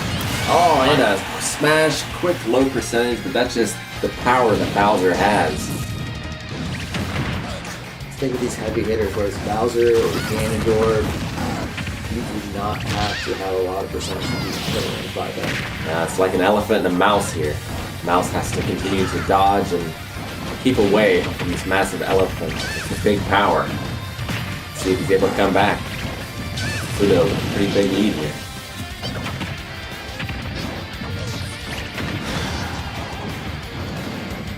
Trying to finish him up off top, but Pikachu was not able to take advantage of his miss there. Well, Pikachu could have started to juggle, but let him recover. Just sort of, Big charge attack there from Pikachu. there it is.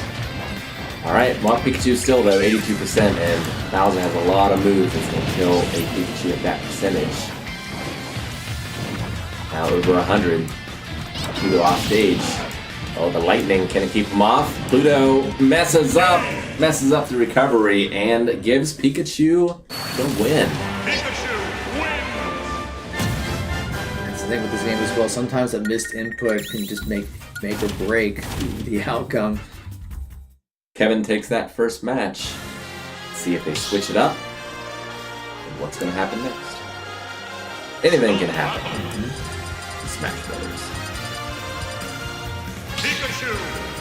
Bowser. Remember, on deck after this is going to be Boba and Aaron, so you can make sure you are in the esports room. You never know, this one might end quick. Or it might go to a game 3. That's true. Kevin is starting very strong, getting some quick attacks onto Bowser, but one big hit already gets Pikachu to 25%. Just getting behind him, not letting Bowser have a chance to turn around. Missed his shot though, and Bowser was able to take some advantage. That down throw from Bowser's super powerful. Using that Pikachu in the air, but it does get hit by the Thunder. Not a whole lot of damage, but enough to stop that combo. Big Thunder attack coming out there. The Pikachu does get almost got knocked out. Almost. Managed to come back on stage. Now it's Bowser up in the air. Off stage. Can he take advantage? Get that lightning. Oh, he dodged through. Great air dodge there by Pluto. Fire got him off stage. He's back on. Goes back in the neutral. We're dangerously staying towards the edge of the stage here. High percentages. It's not going to take much. One mistake, that should do it. That will do it. Alright, so Pikachu, you can just stop the game.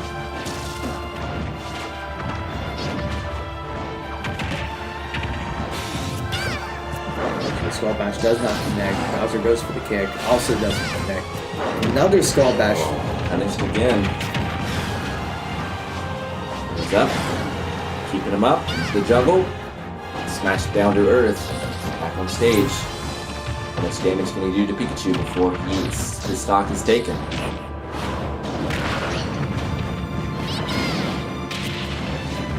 back in the 40s already, but Bowser is way up to 173. It'll take not much more than a sneeze to get him off at this point. But Pluto might be able to get him in the triple digits here. Or losing that stock. Actually takes him out with 4 dropping the stock. That's incredible. Gets the perfect block out too. He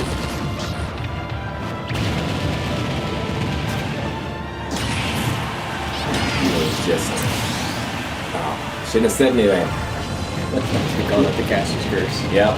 Well, he still has quite the lead though. Pikachu already up at 85% on his final stock here. Kevin does have that first match, so this could very well go to game 3. Uh-oh. Oh, missed input there. But we will, in fact, go to a game 3. All right. I imagine they're going to stay the same characters. It seems to be working out well for both of them here. The question will be what to do with for the map. Hmm. They're going to keep a random Omega for him. Yeah. Start battle. Bowser, Pikachu.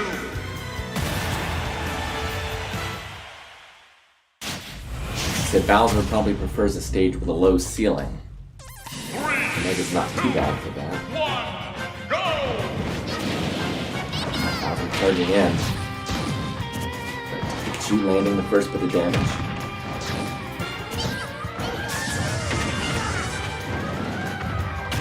Pikachu not using a lot of his ranged options. Sort of getting in there.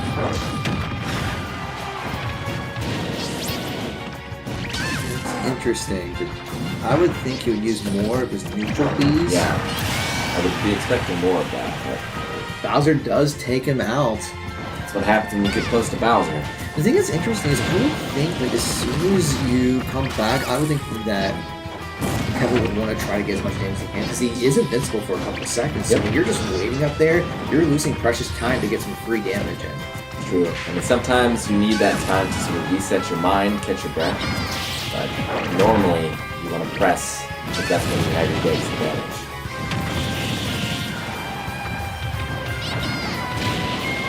Just out of range of fire.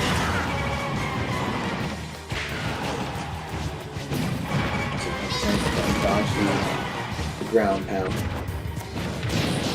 Oh, good advantage for a smash attack there, but only did a little bit of damage. Skull Bash does connect though. Oh, I thought that was gonna hit that. Me too, but Pikachu got in there before had the frame data. Took him out with the up smash. Now Pikachu at 133%. Just in the air. Missed. Both missed.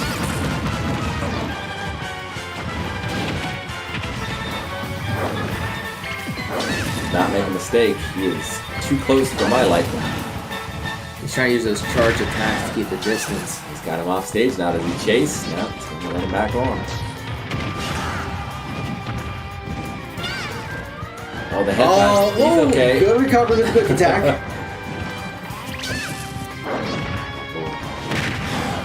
And Pluto's trying to go for that kick attack because he knows that will send Pikachu flying if it connects. That forward smash.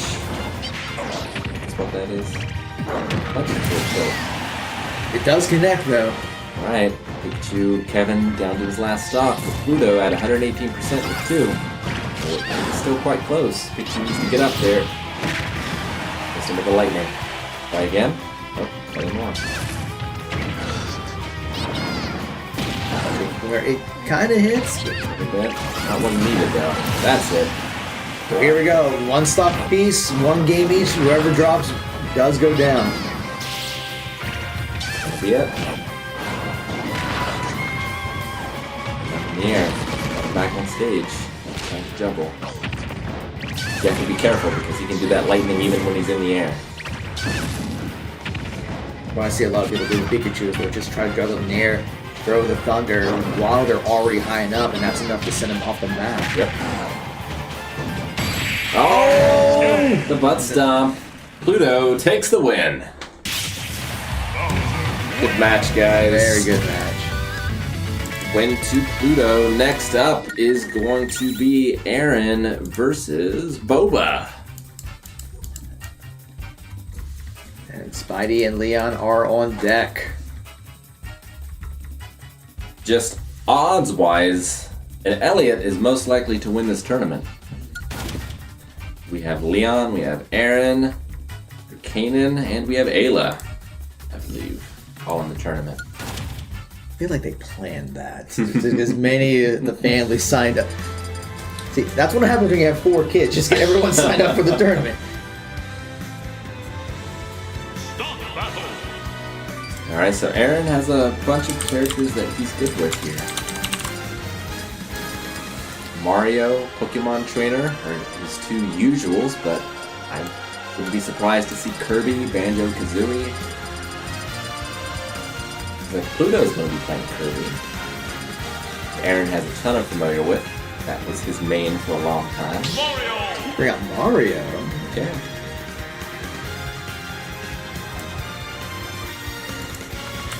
Just on a matchup level, I would probably give this to Mario, but it's not that far off. Yeah, I haven't seen Boba play Smash. He loves his Pokemon Go. I don't know. Surprised not picking a Pokemon. There's quite a few of them in the game.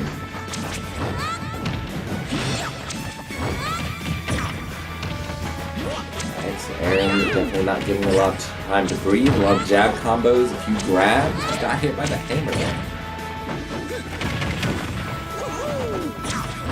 It's also surprising not to see Aaron charge that flood early. I think he tried to. There it is. Choosing to pressure. He should make it. Yeah. He can still make it. Yep, be too soon, but Kirby's recovery is pretty good. Unfortunately, just panicked there. Once you start that up E with Kirby, you are going down no matter what. There's no way to cancel it. Unlike his down B, which goes down very quickly but can be canceled. That's Aaron up for 3 right now. Oh, Leo lost it again. Okay.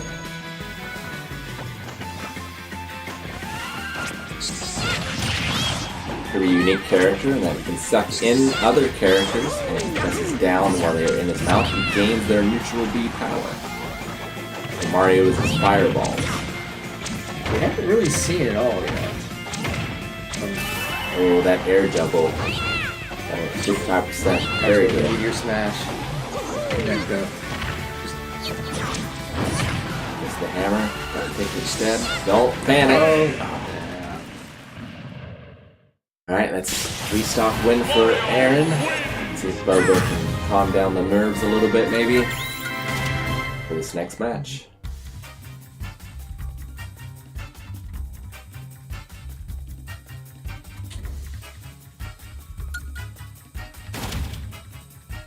In the tournament Blind Wave here at the college, did you face off against any of us? I don't think I faced off against you. No, Did you? No, I face think I only students? faced against my students because I beat one of my students and then I lost to the Ginger Ale, which is who you faced against in the finals. This will be our first time playing you, Yeah, hopefully. I'll be playing Calvin. Okay, that'll be fun to watch. Aaron switching up with Olimar, which I don't know if he's played Olimar since Brawl. Maybe he has, but mess with him in Brawl a little bit. Olimar, an interesting character, can pick those Pikmin out of the ground. Different colored Pikmin have different abilities. And most importantly, the Pikmin form like a ladder for his up B for his recovery. So you want to have a bunch of them out whenever you are trying to recover. Boba's sticking with Kirby. 3, 2, We're on Battlefield. go!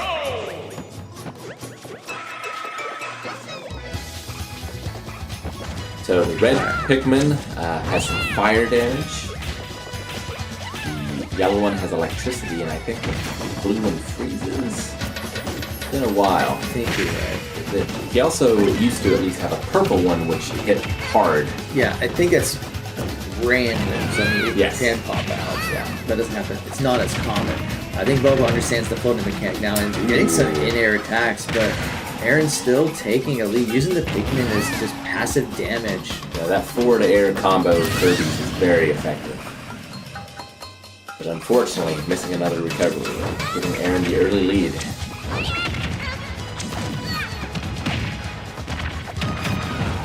Nice downbeat from Bobo.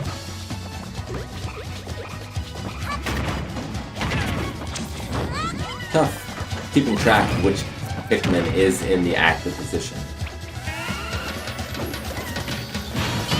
And I think it's just the one. Oh no, there's two. There's a white one as well. Yeah, I see it. Another one you don't see. Oh, there's the purple And there's one. the purple one. Yeah. The purple one is the strongest, has the most knockback. That can be tough to see some of those Pikmin, especially the white one. You can do damage to them. They can also fall off the platform. But you can always just pull new ones out of the ground. Alright, so Kirby. Oh, he went out, got him. Aaron did not give him a chance to recover. So Boba down to 1 stock. Aaron's still 3.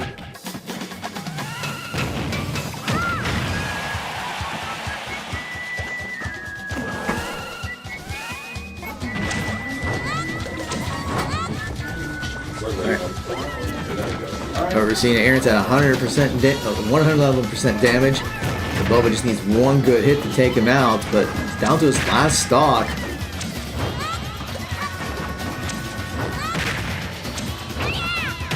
Let's go for the smash attack. Does not connect. Boba gets back onto the platform. Goes for the hammer, but does not connect. I use the Pinkman to counter. And a big hammer attack from Boba, taking off the stock from Aaron. Now Boba's going to try to fly back up. Aaron not giving him the opportunity, but every time he gets hit, he will be able to float back again and does get back onto the platform. Aaron does get a big hit onto him, flying back. But Aaron's able to get back as well. But a big attack there from Aaron will take out Boba, and Aaron moves on. Alright, so you're up next, right? I don't think... No, I'm not sure. Let me double check after I report the score. Okay.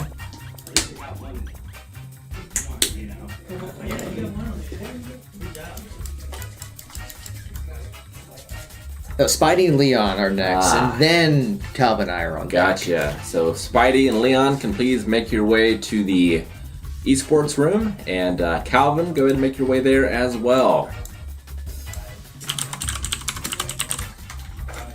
I'm curious. I don't think I've ever seen Spidey play before. I've played with some of the normies, but I don't think I've ever seen Spidey play. Well, now you have that opportunity. Get to do a little scouting. Leon, another one of Aaron's kids. Kanan won his first match. So let's see if the Elliots can stay strong.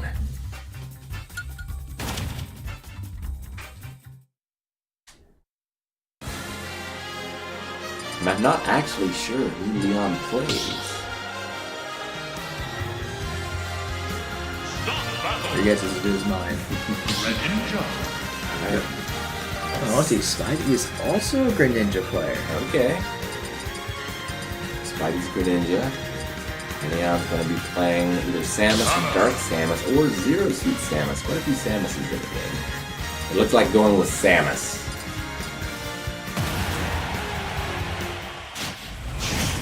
I always found Samus to be a fun character to play. Do we need to swap these? Yes. I'll let you do that. Alright, looks like a battlefield. We have a couple of heavy projectile characters here.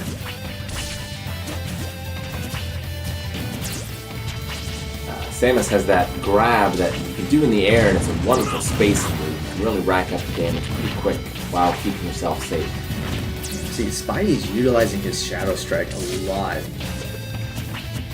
I mean, what he does it for anyone who doesn't notice, but you can charge it up and you see his shadow move on the ground, and then when he releases it, he spawns there and then tries to go for a big attack. So you want to try to aim that behind the character.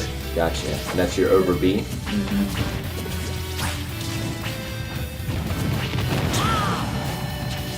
Up smash with Samus, a very effective move. Good kill move.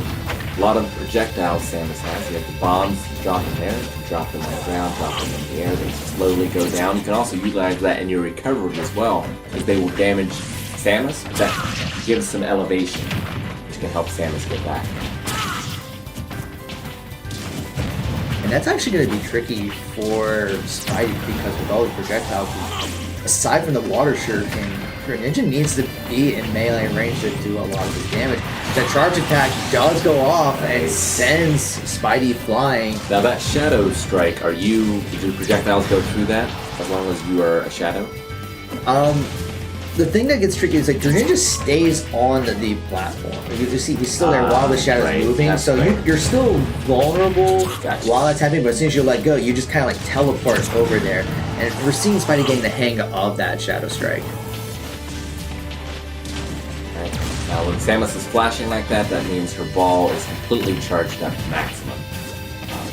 You have to charge it over time, but you don't have to do it all at once.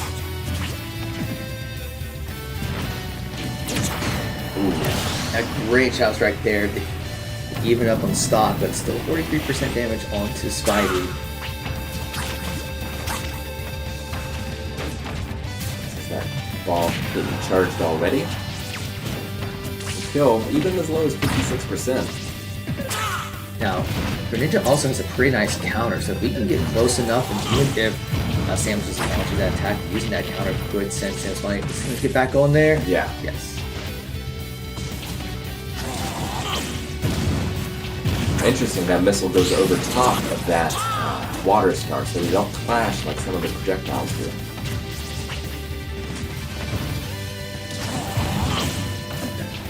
Gets back on there.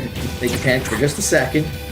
But Samus has two different missiles they can shoot. They have a homing missile and they have a faster, more powerful missile, depending on whether or not they smash while they're on their overheat. Another charge attack will send Spidey off down to his last stock. And we see Leon already got the cannon charged up. And you're just thinking about that the entire time while playing against Samus. It really restricts your options because you're so worried about it, so focused. Samus can hit you with something else.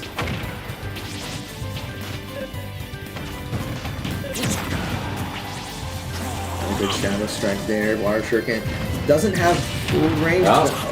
Gets it by another blast, but still fine. Uses the Shadow Strike to recover. Way back on stage.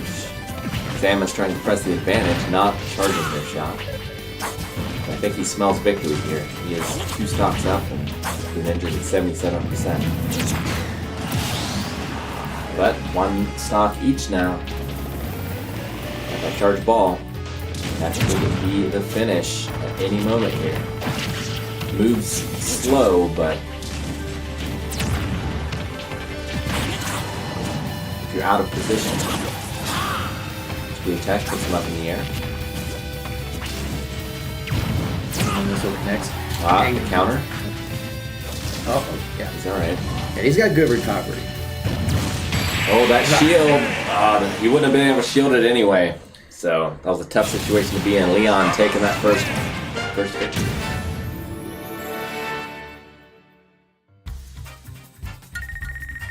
Alright, let's see if Spidey can come back for game 2. Is he going to stick with Greninjas? Is he going to switch it up? Hard to say.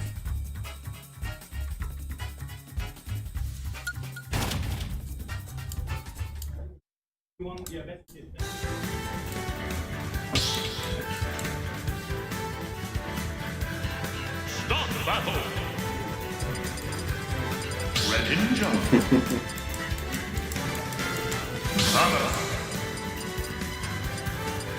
Look at the bracket. Might have should have done either like a best of one or a single elimination. We may be here for a little bit. Maybe so. But I think everyone's having a good time, so that's all that matters. 2, 1, go!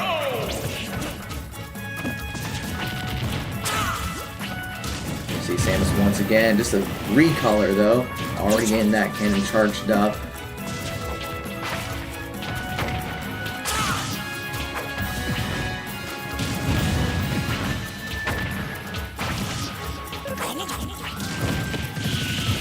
Alright, Battlefield. I would say Samus probably has a bit of an advantage here just from the strength of that up smash and the ability to screw attack from underneath the platform.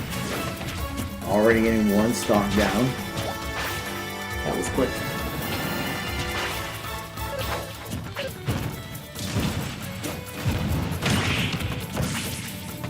Missed the screw attack. Vulnerable on the way down. Which was able to take a little bit of advantage. And it's a very floaty character. Easy to juggle. Ah, got hit by the ball. Saw it coming, but just wasn't able to react. Samus out. So 2 stocks each. Greninja, 46% though. Wait, I think I'm told that might have the characters and names flip-flopped. Oh, We'll get confirmation after this, just to make sure. alright, well, I'll just refer to the character names then. Yeah. So it was Samus to game 1, but yeah, we'll get that double checked.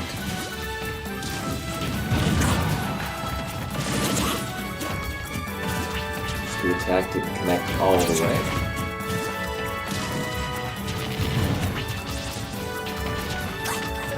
Playing with every bit of the stage here.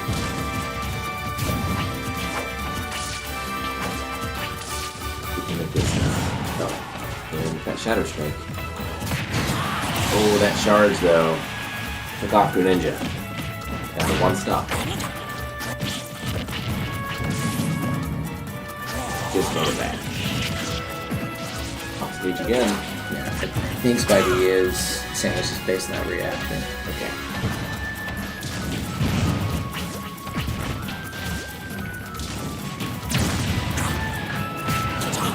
Gets charge blast off onto Greninja.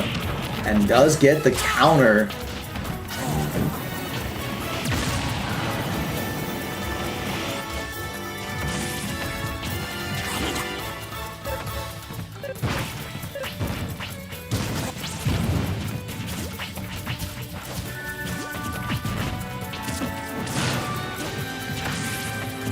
Greninja almost at 100% here. Samus has their ball fully charged. That puts in the mash any second. And missile. All tied up. Although Greninja's still at 97% damage. Screw attack, yep. Able to get out of it.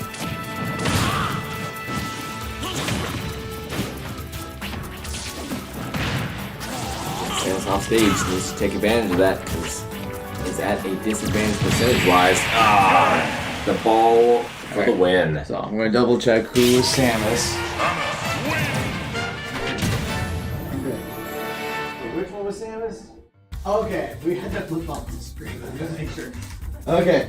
Yeah, so got confirmation it was Spidey who was Alright. Samus. So Spidey does move on. Good match though, on both sides. So we will give Spidey that win, and then we're gonna be having Calvin versus Matt here. I better get over there. Make sure that's good. And on deck, we are gonna have Eevee versus Raukion / Howl. So if Eevee and Howl can make their way to the esports room, you're going to be on deck after Calvin versus Drogar.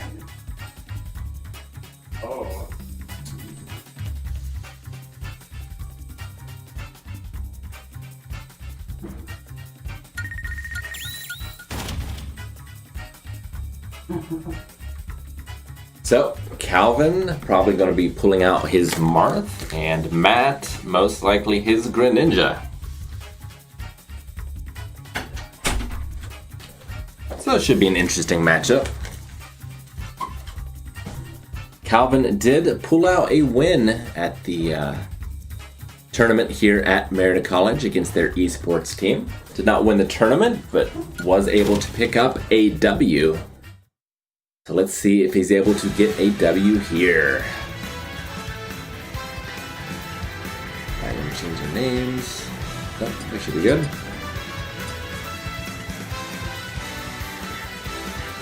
Looks like they might be going to, well, they're going to be going to a battlefield of somewhere. They have battlefield selected. Which I'm not sure who that's going to favor.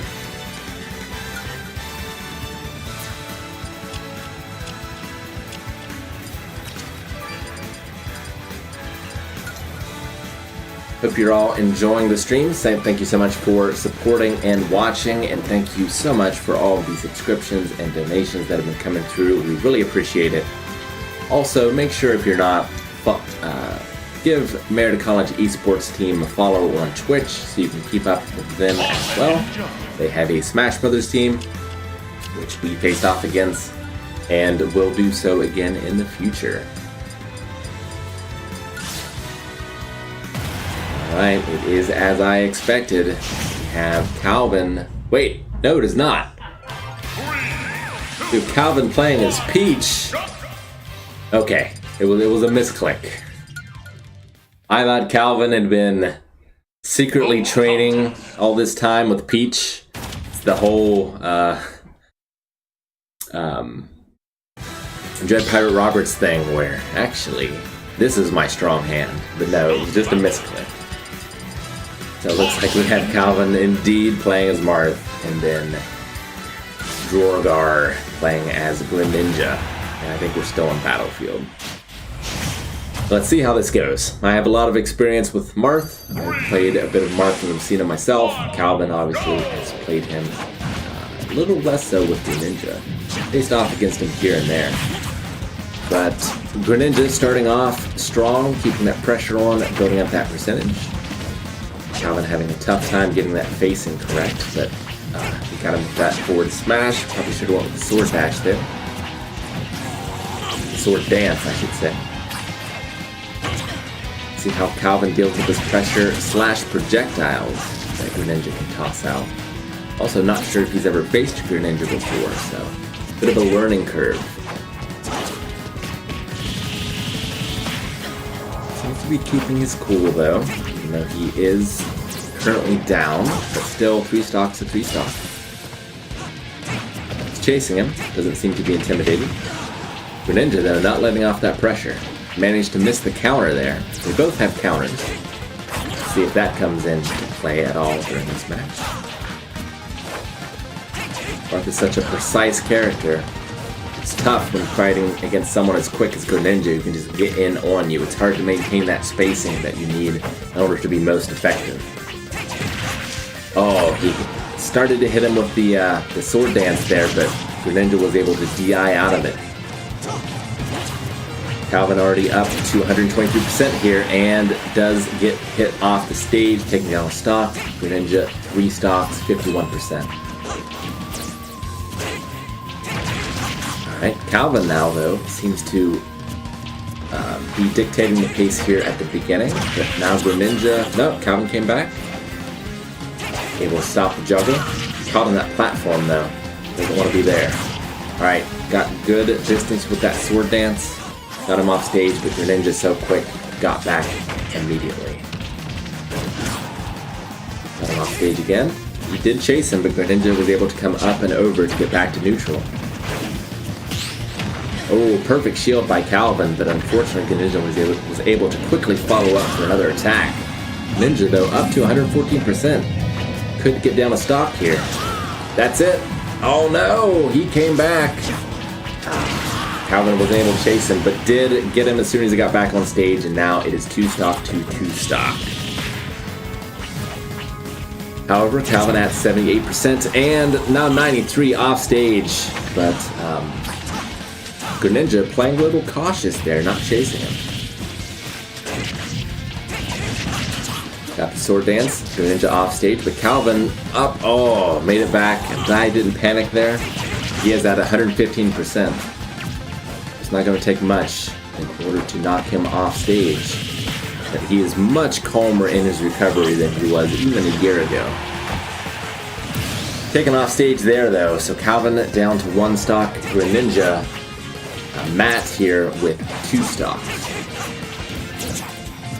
A good match so far though. Now Calvin trying to do the pressure, but Greninja ninjaing away at every opportunity. Got a good bit here with no damage dealt, avoiding that star. Got hit on the jump in. However, Dr. Ninja off stage now has him juggled. He's back down on stage.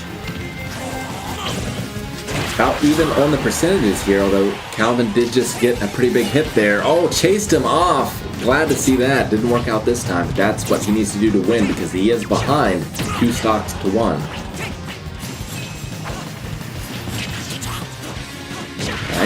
That neutral B of Calvin, that shield piercer, is a strong attack, but especially against shields. Tried the counter, but Greninja did not fall for it, being a counter specialist himself. He's getting juggled in these high percentages. It's not looking good for Calvin. Off stage, is he going to chase? No, he's going to play it safe, and why not? He's up a stock. Oh, Calvin almost got him with that sword dance there, but Greninja was able to DI out of it. Oh, wonderful up air by Calvin. Can he do it again? Got him with the up B. Wasn't enough to kill, though. That was a good... Oh, he's still alive. And he's back on. Such a high percentage for both of them, though. Greninja with that extra stock still.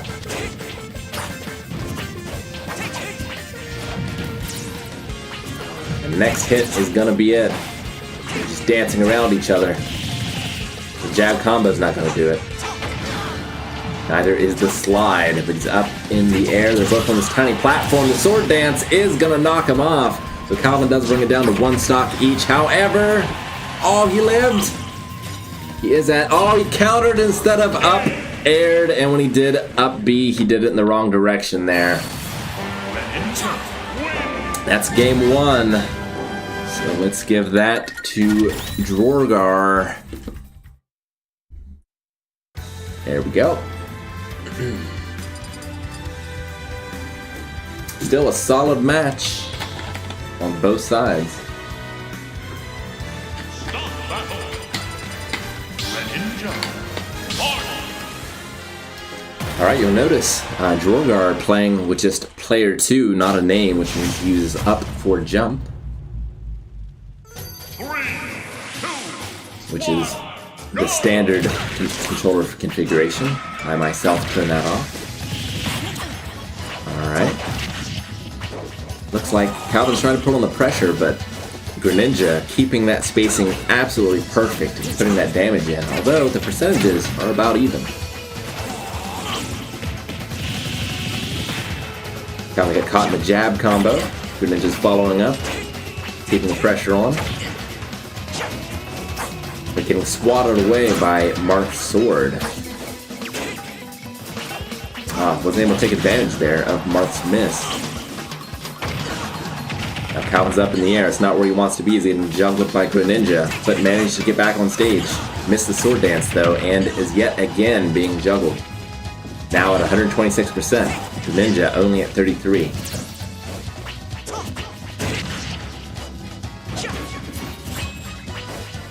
Missing again.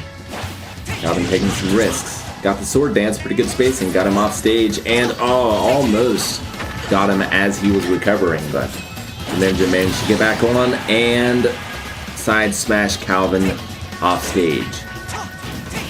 So that is 2 stocks for Calvin and 3 stocks for Matt. Alright, sword dance, building up some damage. Ooh, good move by Calvin, putting him off stage, really racking up that damage. That down air is fantastic by Marth. I'd love to see him utilize that more.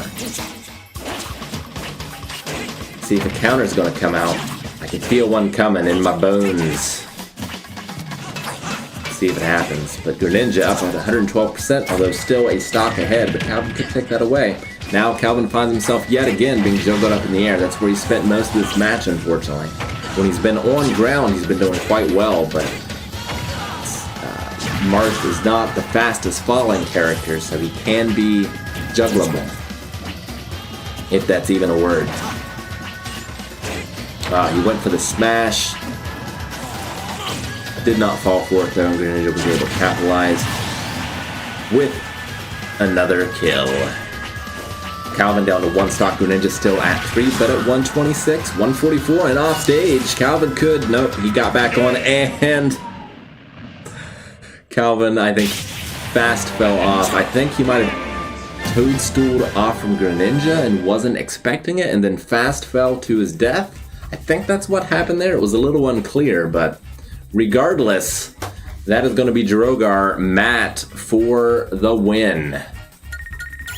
Good job, both contestants. Next up, we are going to have some players. Let's see here. There it is. We're going to have Eevee versus Hal up next. Eevee, my daughter, of course. And then on deck, we're going to have Ayla versus Derek. Congratulations, Matt. Thank you.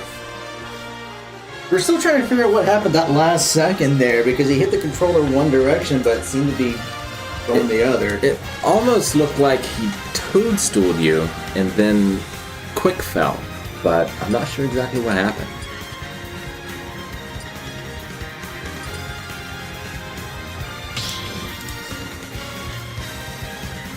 I haven't changed the name yet either. Oh, you're good. That's fine. Alright, I'm not sure if they know how to. Okay. It looks like Maddie's taking care of it. Yeah, she's out there. Alright, so this is going to be Eevee's first Smash tournament. Her and I play some 2v2s at home occasionally. So we will see how she does. She's the first player. Eevee, I believe, is the You two.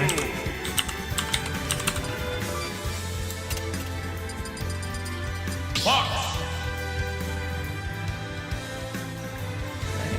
So Fox should be, is it Raukion? Is that how you say it? I think. Raukion. It's gonna be Fox, and I think Eevee's gonna be playing. That was Bayonetta. She's played Kirby before, I know. I've also seen her as Peach.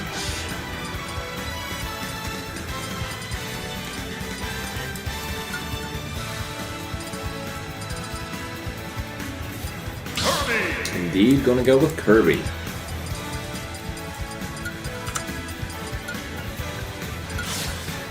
And Dark Kirby as well. So we have Dark Kirby and Dark Fox. See how this goes.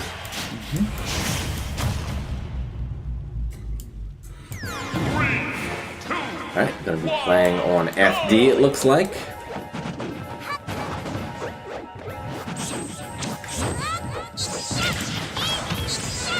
Eevee gets the first hit, spamming that up B move. Staying up and away from Fox. A little too high for Fox to chase her. Up B connecting again. Also was able to steal Fox's power, so now can shoot his laser pistol. Fox finally getting a hit in. That jab combo. Actually more of a Chun-Li kick. Oh. He almost dropped her shield down to 0 there, but able to hammer. Getting Fox up to 69%. Just charging in with that hammer without a care in the world. Hasn't worked out yet, but we will see. Alright, good shield. Oh, forward smash, knocked him well off. He will make it back though. We're 100% now. Oop. That charging attack, knocked him off yet again. Missed the recovery. Oh, just got back on. I thought he was too low, but he made it. Off stage again though. Fox at 134. Kirby 95.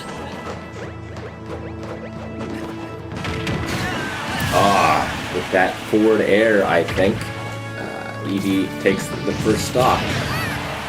We're at 130%. Not going to take much to get that stock right back. Good blocking. Nice dodges. Good charge. Building up the percentage again while staying alive. Fox made it back again. Really taking a risk going down there, but knows that character better than I do.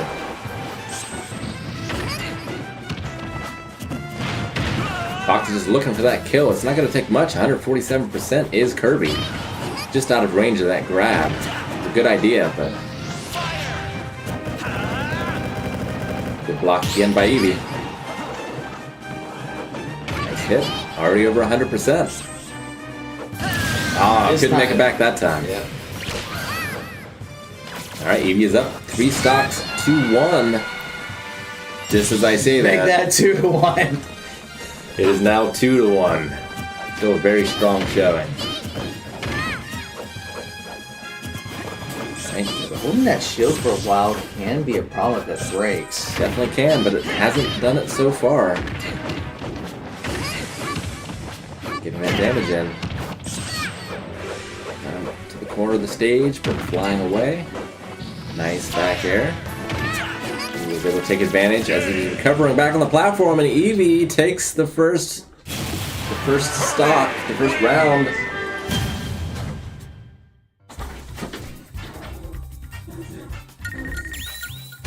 Alright, they are getting things set up for the second game. And Rick is so proud of Eevee there.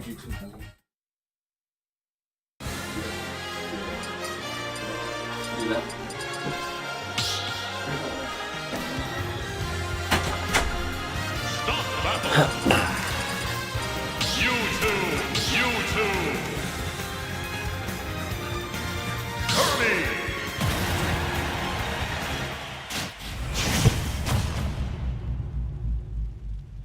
Three, two, one, go!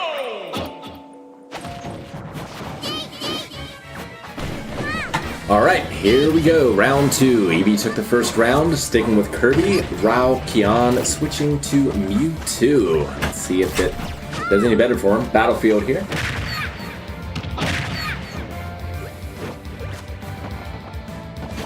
Kirby up to 44%, now 50%. Having a little bit of trouble dealing with those platforms. If you're a new player, you can go through them by smashing down on the controller. You'll fall through. It's not something that's super intuitive.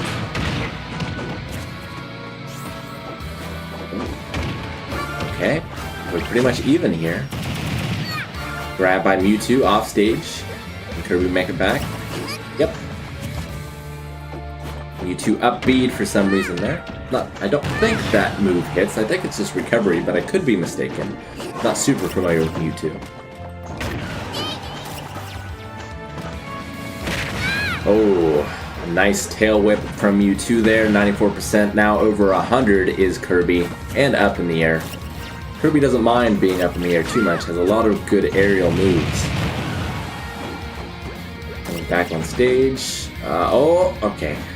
Mewtwo's got to be careful. After he does that up B, you'll notice he blinks there, and has some directional control, but can't really do a lot. So if you are far off stage and do that, you'll just fall to your death. Alright, Kirby made it back on. However, 144%. Almost lost that shield, but didn't. But rolled right into that forward smash attack for the kill. So now Kirby, Eevee, 2 stocks. Ralkion, Mewtwo, 3 stocks, but almost at 100% here. Oh, should have taken advantage of that. He was landing and vulnerable. Got the charge though. Come back on stage. Mewtwo does have that tail whip outranges most of Kirby's options. Best to watch out for that. Fumbled the recovery, so now it is 2 stocks, pretty much even here.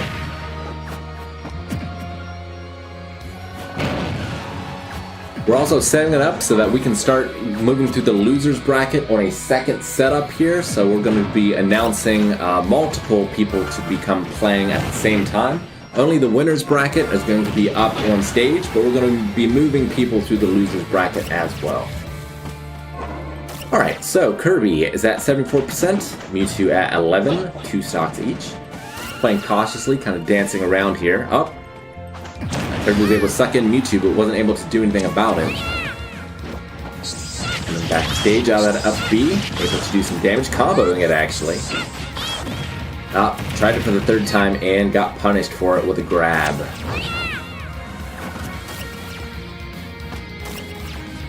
Just wasting that shield is Kirby. Gotta be careful. Walked off the platform with the hammer, delivering a devastating strike. Got Mewtwo up to 60%, but now Kirby's off stage, almost 130. Fantastic ledge grabbing there. Managed to stay off stage. Can't take advantage. Really needs to take advantage more of Mewtwo doing that up B. It's such a punishable move. That's something you just get with experience fighting the character. I'd also like to see some more down Bs from Eevee as well. When Kirby's up above, down B falls very fast with a kill move. Thought that hammer might have killed Mewtwo, but made it back, however, over 100%. Kirby over 150 though. With that tail whip, that's going to do it. 1 stock now for Eevee and Kirby. Ralkion, 2 stocks, however, 110%. This could go to game 3.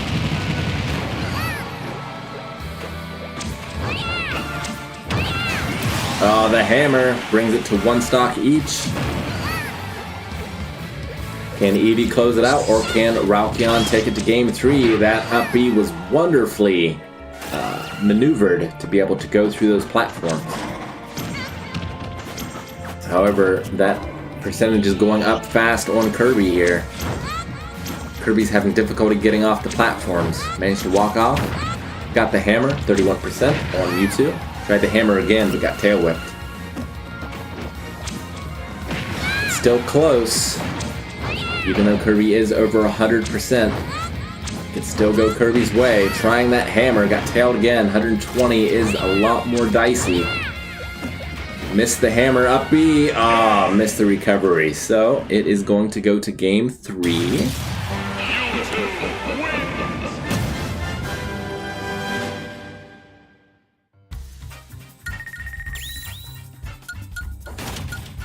So let's see who's gonna take this.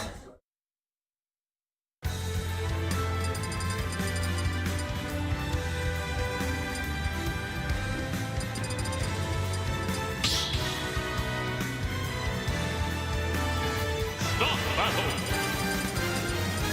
You2!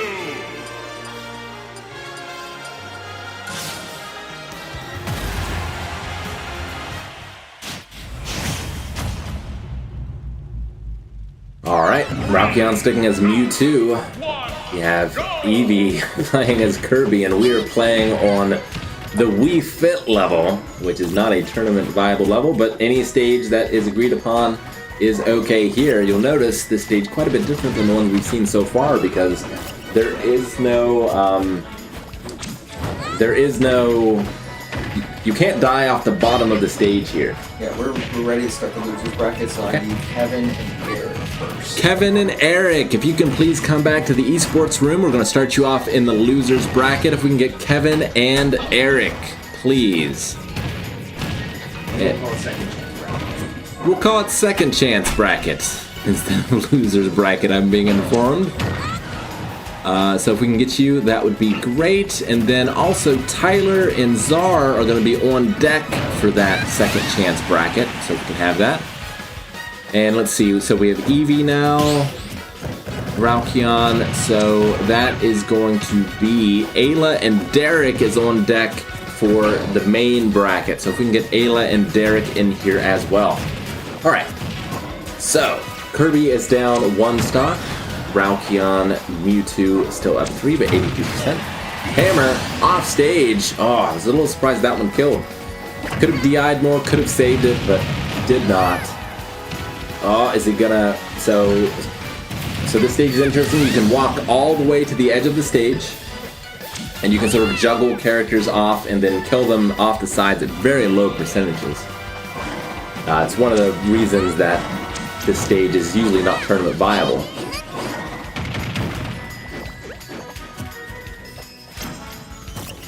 But Eevee playing smart, staying in the center stage here. Playing from behind.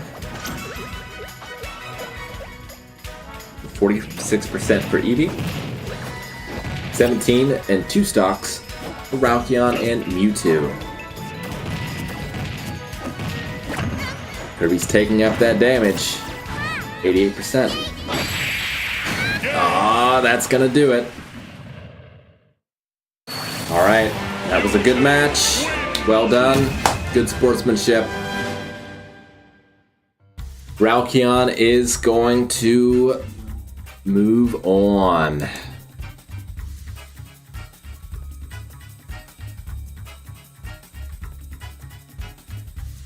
So I think I click this. Hope that's right.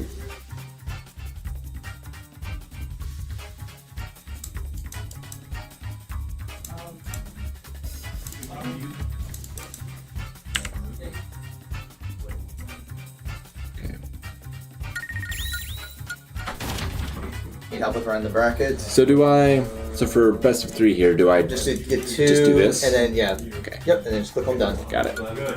And I'll do it. Okay, and then I guess they'll just have to inform me for the second chance bracket because I won't be able to see it. I'm watching the second chance bracket, so I can run that and Okay. update the score. for Sounds you. good. Start battle.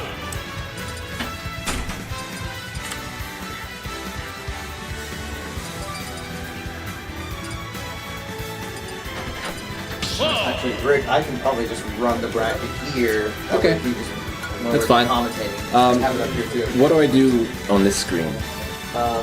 You're good there. But how do I get back? Is it okay. this? Yeah. Back. Okay, gotcha. And then the bracket. Okay. But yeah, I can manage both. All right. brackets here. Thank you.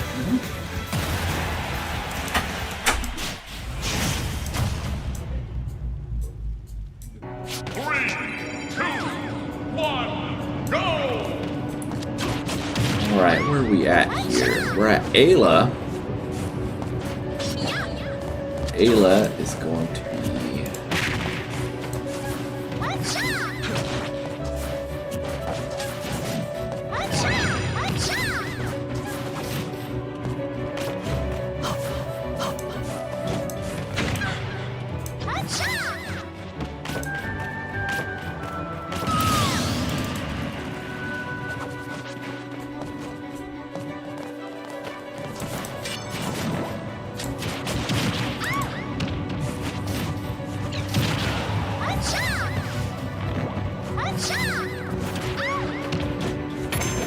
It's a text.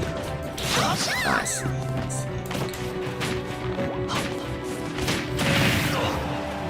So we have.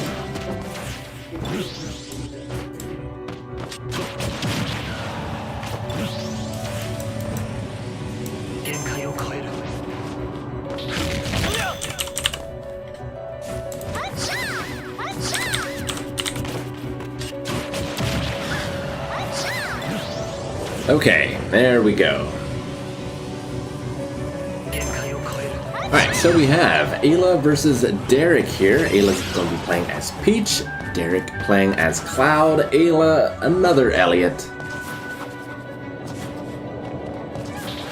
So let's see how this goes. Ayla down 1 stock already, off stage here, already at 103%. So Cloud, Derek's Cloud with the advantage. So Cloud has some interesting tech. Oh, just knocked Ayla off again with an up smash there. So 3 stocks to 1. So Cloud has a limit break. You can see that meter above his portrait there. As he takes damage, as he deals damage, and then also his down B can charge it. Once that meter is full, all of his B moves after that get a tremendous upgrade for 1 usage, basically. It's a very powerful mechanic and something that good Cloud players are good at utilizing.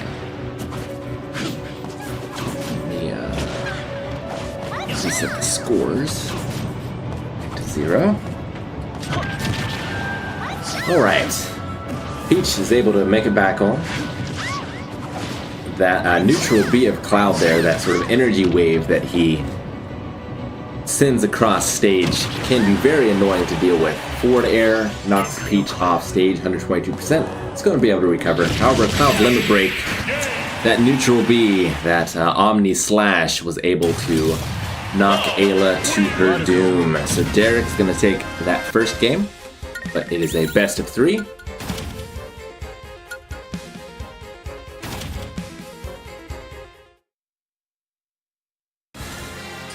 Let's see if they stick with their same characters here. Start battle. Daisy Club.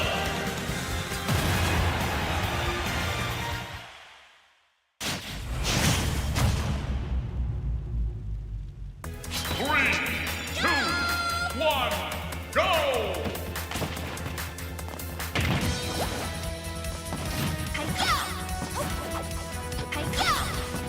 Alright, Ayla switching up to Daisy on this one, which is very similar to Peach.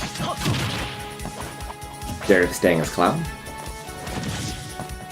There's that limit break already almost fooled.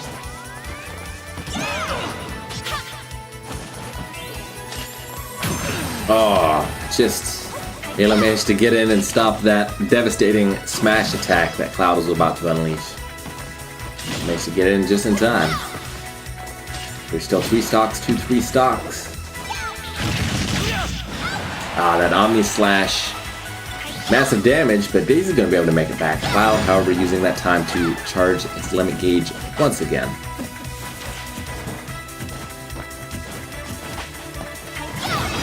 Ooh, Ayla with a forward smash there, knocking Cloud off the platform. Oh, Cloud saves Ayla.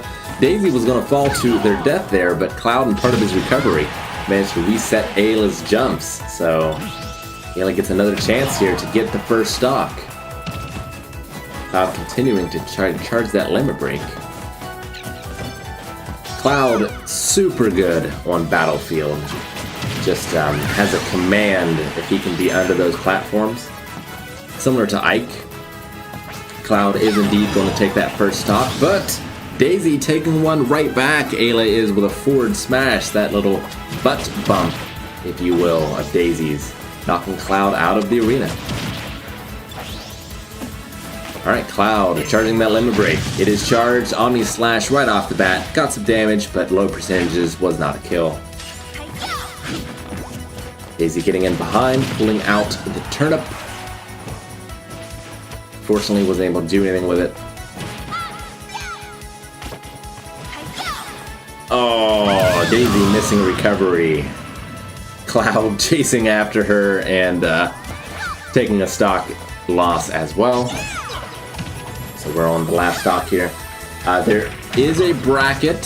Let's see if I can get the link to that here. It is in Discord. I think this is it.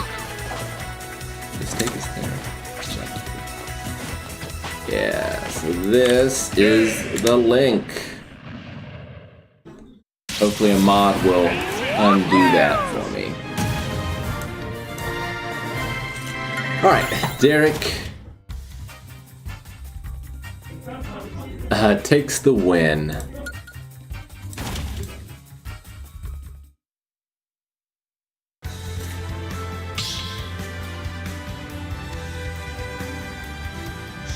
I think that's what happened. I was looking away, copying the bracket for a second.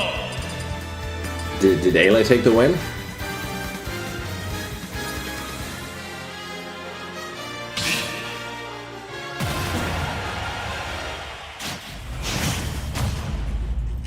Alright, I guess so.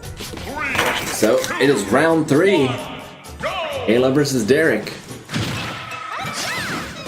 Same characters.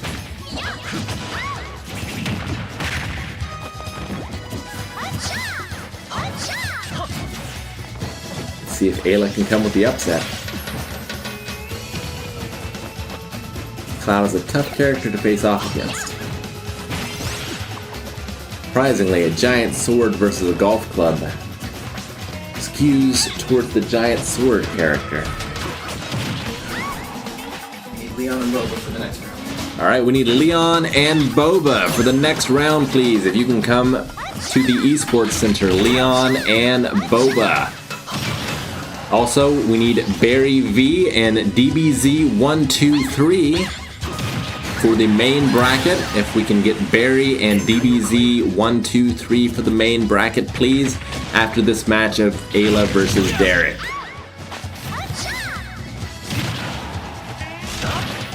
Alright, Peach is down 2 stocks. Cloud still with 3. Still in the early game here, though. Peach up in the air. Cloud went for the juggle, but Peach said no thank you.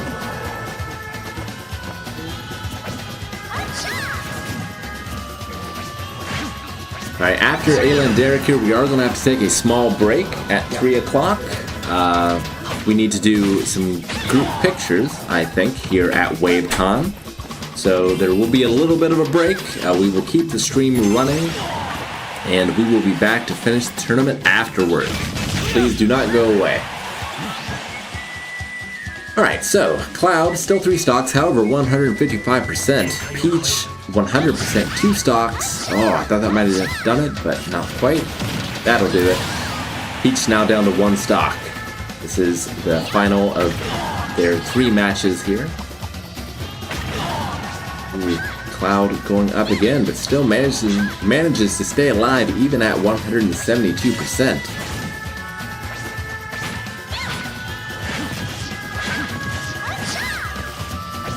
Okay. Peach desperately trying to get that kill, but isn't able to do it while racking up percentage on herself. Ayla, though, does get that forward air. So has taken a stock off from Derek. Let's see if she takes another or if Derek is able to close it out with a forward smash. Indeed he does. So Derek is going to take that victory. Good match. Give Derek that win. And we are going to be taking a little bit of a break here for some photos over at Merida College. So if you can please stay with us, we will be back.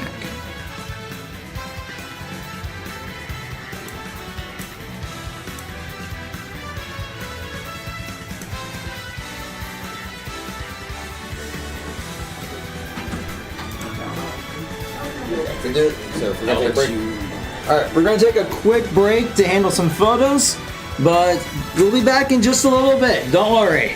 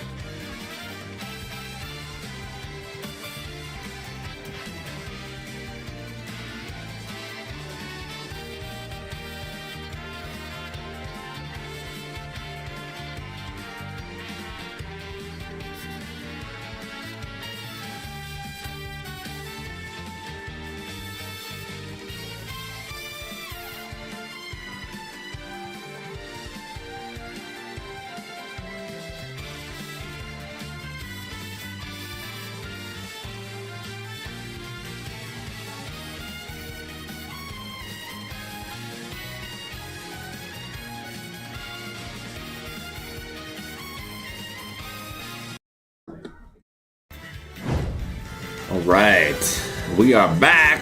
Thank you so much for waiting. We had a group picture here at Wavecon. Hopefully that's something you can come to in the future. If you were not able to come to this one, it's been a great time. We've had, well, Smash Brothers obviously, but we also had a formal boat ride dinner last night with a DJ and dancing, which was quite a bit of fun. We've had Reactor Feud. We've had trivia, and we're going to be having some inflatables later today with a bit of a pizza party, so it should be a good time. We're also, it has been being filmed, so there should be a vlog of it in the future if you did happen to miss it. And of course you can catch a little of it here on these streams. Alright, so who is up? It is not Derek and Ayla. That was the last match, so let's try to get this bracket here so I can see. I think we have Barry V versus DBZ123. Yeah, that match is going on, so I need to get that fixed real quick here. Where's my... where's the text document?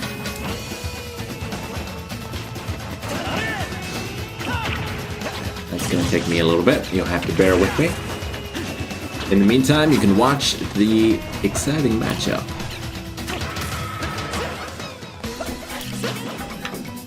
So yeah, we're going to try to do two.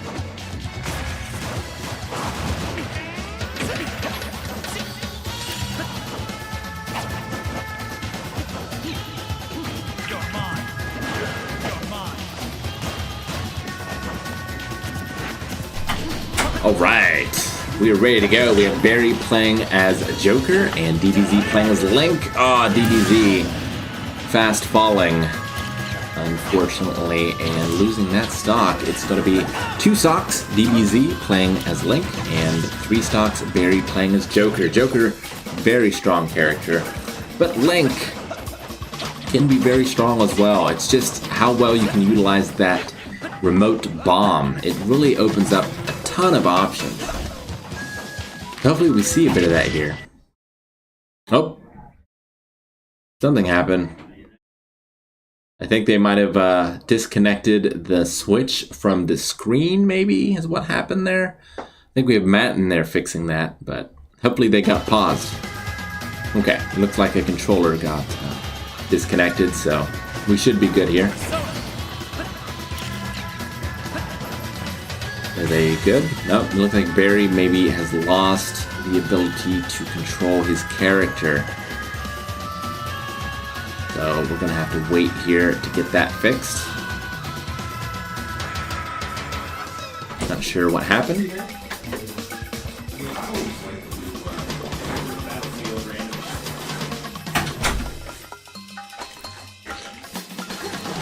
We'll get that fixed up here. Oh, and clear the score.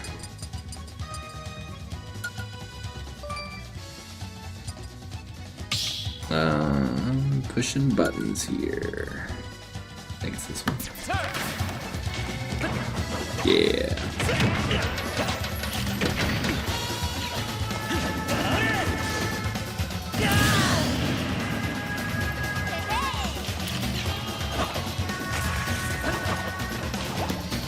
Okay, cool. Got everything working here again. Alright, so Link down to 1 stock, Barry at 3 here. Joker, an interesting character from the Persona game, so he has that purple meter there that's filling up above his screen. It works a little bit like Cloud's Limit Break, but instead of superpowering one of the moves, he instead changes forms. His persona comes out, and all of his moves while his persona is out become much more powerful. His recovery is much better, his kill potential is much higher, and that drains over time. and it also can drain from damage and things like that as well.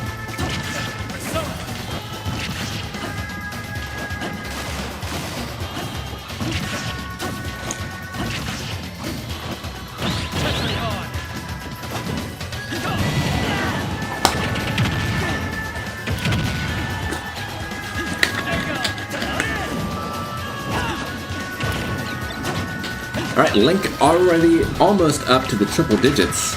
Single stock, so this one could be over quick.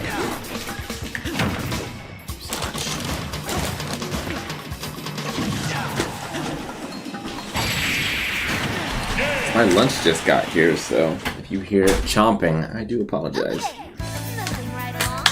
Alright, so Barry takes that first one.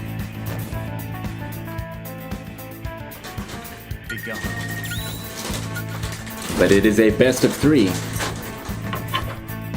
So DBZ has a chance to come back.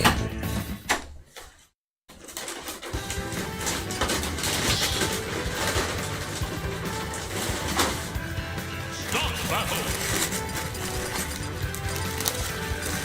Sora. Joker. Sora.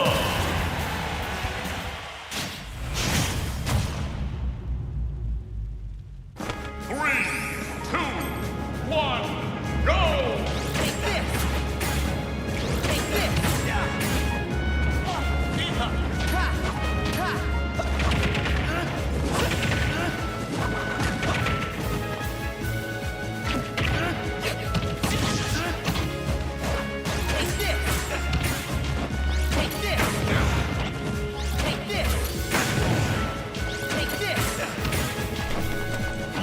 Okay, so if I go in and out here, it's because I'm eating my lunch, but it looks like we have Sora this time around for DBZ. Barry sticking with Joker, makes sense, won the first match, why change? Sora fighting on their stage background here with Hello Bastion. Sora, I think, is a very good character for new players. Just has a lot of different tools. Very floaty, some good recovery, just kind of good overall. Joker, though, probably the more powerful character overall. So you'll notice Sora above their character has a spell, so it can go from ice, fire, or lightning. Those will always come out in the same order. So once DBZ uses that fire spell, it's then going to go to the next spell, which then would have to be used, and then to the next, so on and so forth, is how that goes. So Barry's taking the first stock, so Sora down 2, and Barry at 3.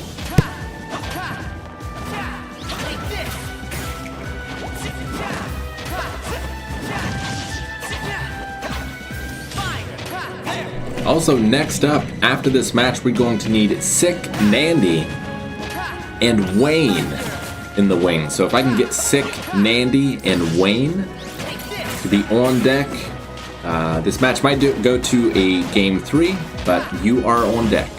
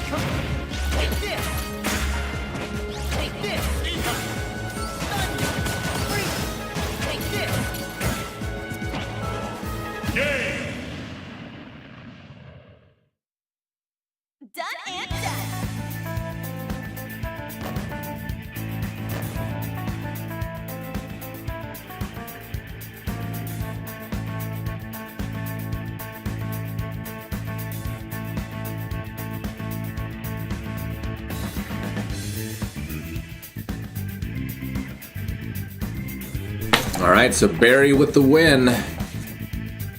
So we're going to have Sick, Nandy, and Wayne up next.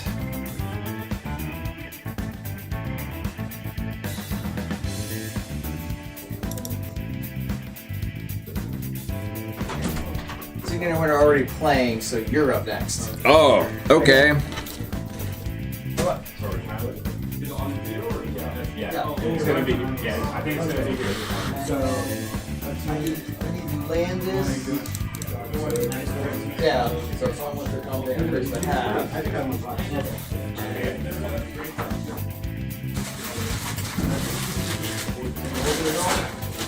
They're trying to get through them faster so we Yeah. get some off screen. I got you. I'm trying to.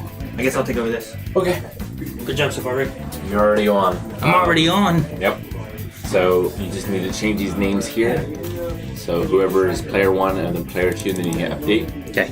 And then there's reset score here, and then it's if left wins or right wins. Okay. All right. All right. I think I got it. Oh, Mike's live. You guys there? See if there's anything I can offer. Oh, my controller. Welcome everybody. I guess you've already been here, but I'm here now too. We need Rookie and Juan next. All right, Rookie and Juan are up as well. We're gonna be having Rick and Landis on the stream, but in the back we have a few other matches going on, trying to move through the bracket a little bit faster.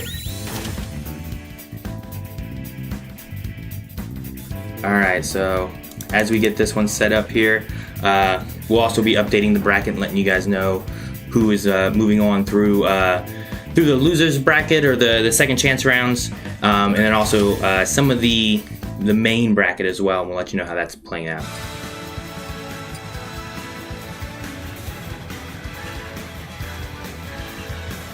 All right, so Rick did really well against Eric, knocking him into the second chance bracket early in the first round. But now we have Landis here joining in, and I think Landis has a little experience, but I don't believe it's as much as Rick. So I'll be interested to see who he chooses to play and what choices he has here. So, all right, so it looks like we have.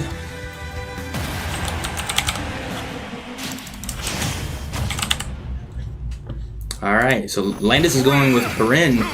We'll see how this goes. And we're gonna start up here. Landis starting off strong with 26%, but we know how Rick handles with Ike. He has a lot of speed, fairly mobile for as heavy as Ike is. One of the best chances I think that Landis can use against Ike is keeping some good spacing because he hits so hard. Just a couple hits will catch this percentage back up. Rick trying to utilize that up B. One of the best things with that is getting a chance to suck people up into the sword and getting a little bit of armor frames on Rick keeps him protected a good bit. But getting some hits there with the spike and a counter coming out though. But we're evening it back out 75 to 80, and Landis just doesn't quite make it back, losing his first stock. A little late on the up B there. We'll see if he can get a kill and even things back out here soon. But Rick's really good with the spacing, keeping that sword at the end as best he can, and almost another kill there. But Rick coming back in and getting another hit. The up B is not enough to save Landis, taking him down to his final stock. Rick's still at 3 stocks here, 82%. Hasn't been a hit on Rick for a little bit until Landis comes back there, bringing it back up to 99. We'll see if we can get at least one kill from Landis here. With the chomp, missing the shot, but chomping Rick off the stage, and we're evened out at 0%, but we're behind a whole stock for Landis. So let's see if he can catch things and make it evened back up, or if this is going to be going to Rick.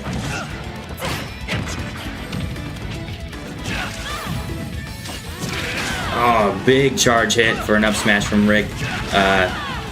Not taking too much damage himself, and an aerial knocking him. Is there any chance he can get back? Not quite. That first match is gonna go to Rick. Don't stand in my way. Just have to see if Landis decides to try to change anything up on this one, if he wants to keep the same character, or which way he wants to go with this here.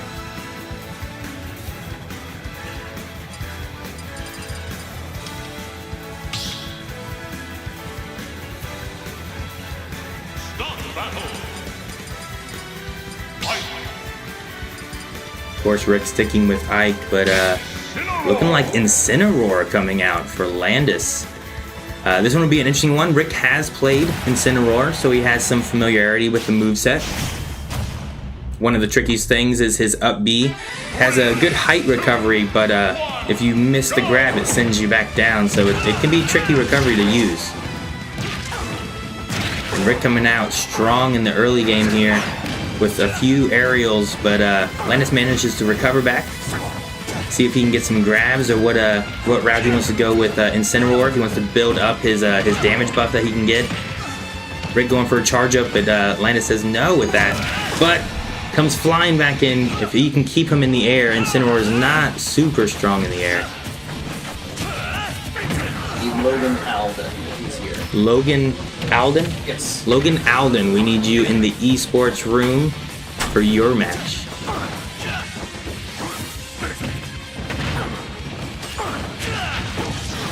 Ooh, this one's a little closer as of right now. We haven't. Oh, we get it with the clothesline.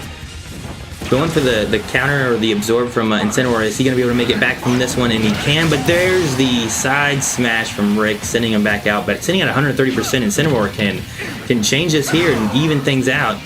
Rick's going to be coming back with his recovery.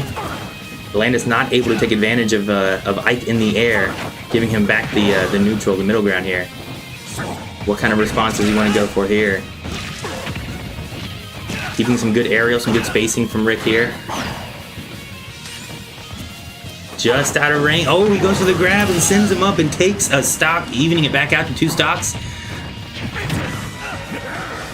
And Landis come back and make a 1-1, bringing us into a game 3. Oh, Rick says no. We're going to side smash you back to the side. Taking a good lead here, only at 25%.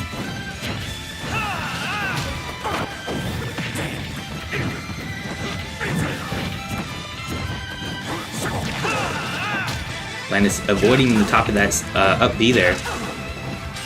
Here comes another side smash. Taking out Landis again. Wow.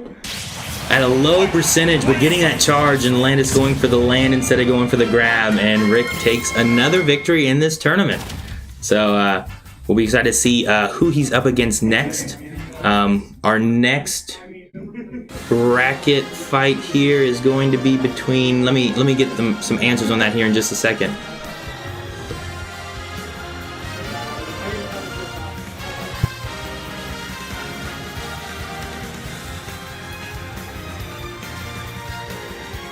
Ricky and Juan.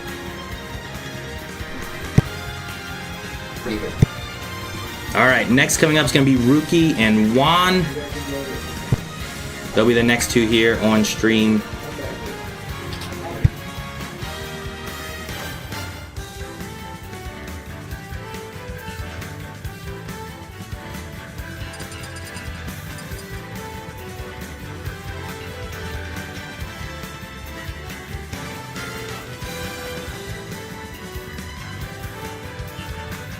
Some people have been around with Blind Wave for a little while may remember some early days of streaming. A lot of my gaming buddies were Landis and Juan and Calvin.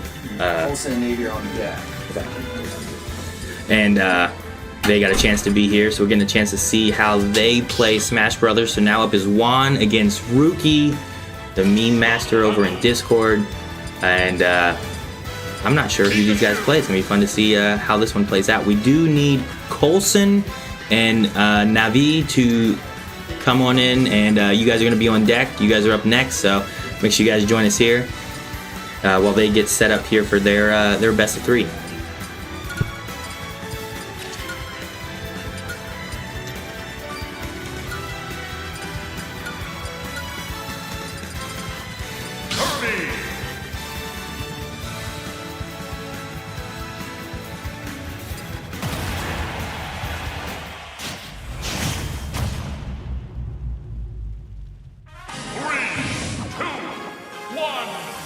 Alright, so we're going with Pikachu and Kirby.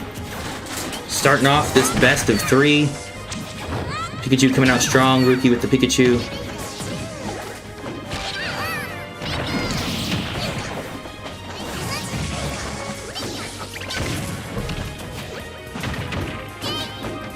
See if we get some good combos from Kirby, keeping him in the air there. All in Yasmin for a second. Next up, we have Paul and Yasmin for the second chance bracket. So if you guys can join us over in the esports room, and we'll have you guys into your next match. All right, and I'm back. Welcome back, Rick. Hello. Fun watching your kids play. It was interesting watching, seeing how they play. Kanan did a really good job. Ayla, I think, had fun, but was really nervous. Leon thought he was done, so he was excited to get into another game. But Colson, I think, is starting up here soon, so. Nice. It's fun seeing the next generation. Yes, yeah, it is. I'm very proud of Eevee as well. Alright, so it looks like Juan playing Kirby down a stock to Rookie, but Pikachu 116%. Yeah, I saw Juan going for the hammer or getting a side smash here. Either one, I think, could take out Pikachu, sitting at 116%. Definitely good. Got him off stage. He's going to chase. Not a lot of chasing off, but we do have a lot of beginning players in this. Yeah, we do. So it's that high risk, high reward kind of thing. How comfortable do you feel with your character? I've seen a lot of Kirby's here. I think one of the benefits from them is how many jumps they have. True. Getting a chance to kind of have a little bit more survivability. I thought maybe seeing a few more heavies might have been a thing too, to get a little bit more survivability from there. But we have Rookie with Pikachu going pretty hard. Has 90% back on Kirby. Yeah. Only taking about 20%, I think, on the second stock here of Kirby. Had a good opportunity there, but let him get him back on stage. Pikachu's very good going out there, doing that Thunderbolt move to just keep people off stage. Just trying to wall it out, and with a dash attack, takes Kirby one down to his last stock. Will we get a good hit? Will he chase though? That side B. Oh no, he messes up his jumps and does the side B. Yep. Maybe trying to go for that spike, but goes a little too low. And first match here is going to go to Rookie.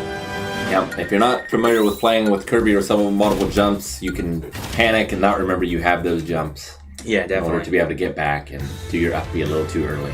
My early days of playing Kirby, that's one of the things, is trying to get the counts of, wait, did I jump 3 times? Did I jump 4 times? How many jumps do I have left? And even in the middle of a battle, forgetting or getting hit, and then you've lost some jumps too. So it can be tricky to keep count of. Yeah. Yeah, what game was it? I think it was Samurai Gun, maybe, that you had dots around you based on the number of jumps you had left. Oh, okay. It was a 2D game, but I thought that was a nice way to indicate how many jumps. Give you some kind of reminder. So.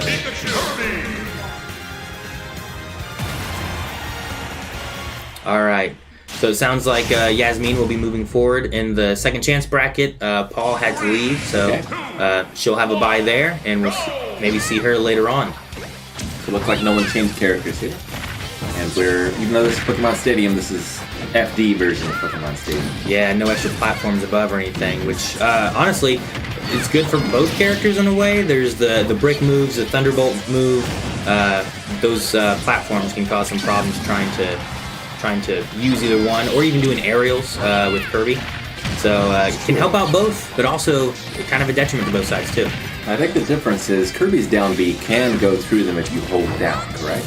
Or do they always stop? No, they usually stop, I believe. They always yeah. stop. Okay. And then the Thunderbolt can never make it through any of the platforms. Oh, Rookie going for that, as we mentioned, that wall with Thunderbolt, but not able to recover. But comes back and takes out a stock for Juan, so evens it back out. 0%, 2 stocks, like we just started. Indeed. Alright, it looks like Kirby managed to get Pikachu's power here, which not a bad neutral B. It could be very annoying, a good tool to get percentages at long range, and just give the opponent something to think about as they approach you. Yeah, a lot of Smash Bros. Is all about spacing. And especially like Ike has no projectiles, so even getting a few projectiles from something can make a difference in just how you want to approach someone. Looks like we're about even here, although Pikachu misses the headbutt. So close. Under the stage, almost got back, but did manage to do it. So now down stock Kirby. We see a Thunderbolt with the brick at the same time, kind of protecting Kirby and getting Pikachu a hit. Yeah, I don't know if he was worried that he was going too low, so he tried to go all the way under or what there, but Almost made it. almost. It was really close. Pikachu's up B has a few little tricks. There goes Juan's second stock. We're back down to 1 stock for both sides, so Ruki's still in this, only at 22%. This game has been very close so far. Oh, and as you say that, the same thing from last game, Juan does his up B in the wrong direction, isn't able to grab the ledge. That's one of the things. Some up Bs can grab from either side. Other ones you have to face a certain direction, and Kirby is one of those. So we'll be getting set up for the next match here. Forget who it was. Was it Coulson and Navi, or they may already be playing? Let me look here. So that was who? That was Ruki and Juan. So we have Logan and Satan up next. I think they might already be in, so we'll have to wait and see who's gonna be sitting down first here. Because Alright. the two that I know, Logan Satan and Coulson and Navi are both waiting for the main bracket here. Gotcha. Coulson's been anxiously waiting. He keeps asking when he was gonna be up, and he was the last of the second round after having a bye in the first round. So this would be actually the first time of seeing Coulson getting to play in this tournament. All right, that's exciting. Looks like he's sitting down, so I guess it's going to be Coulson. Oh, that's Kanan there. Oh, that's Kanan? Yeah. I wonder if this is in the second bracket. So Isaac and Kaden will be on stream. Isaac and Kanan are going to be on stream here. Right. So Is that how you spell it? Kanan. And I.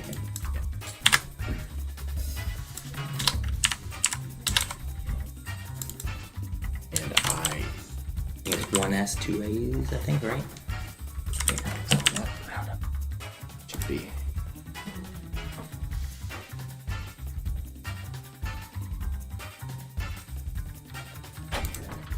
Maggie and Pluto are on deck. Maggie and Pluto are on deck, so if we can get Maggie and Pluto back here, please.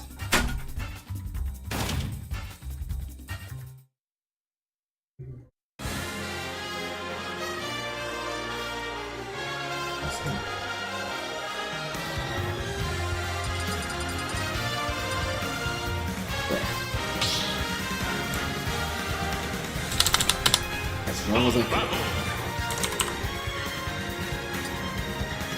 And which one's player one? I don't know yet. Let's see when they get it. I figure this is gonna be Kanan. He's probably Kanan will be Hero. It's who he's played the most. Isaac, I'm not too sure about. I think he played Link last time. We'll have to see. Yeah, so player 2 here is Kanan. He's going to be playing Hero, and then we'll see Isaac and who he's going to go for. All right.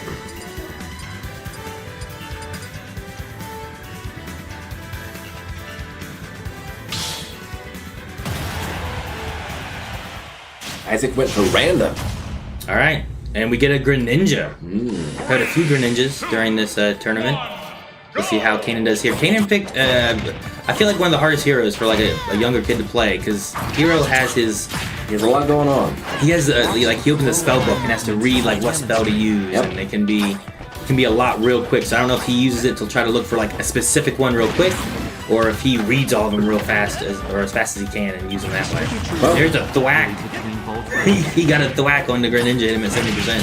Thwack, a very powerful move. Yeah, there's 12 or so random spells that can appear from 4.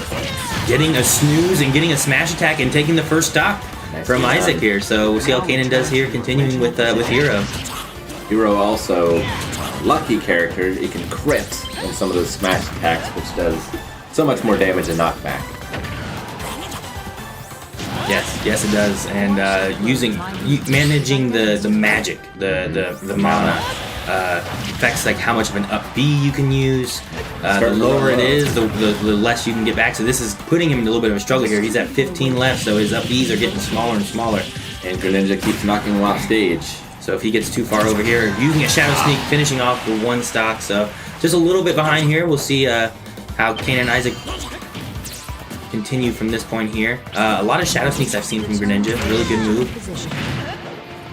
Not enough counters for my liking. I like not enough counters, Rick.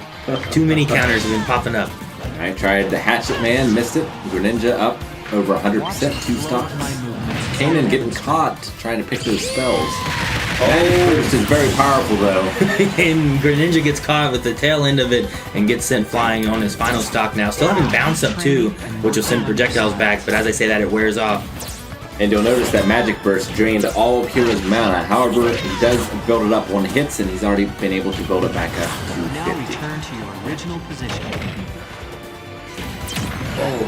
Whack can be very powerful. Using the up B here, trying to recover, but another Shadow Sneak.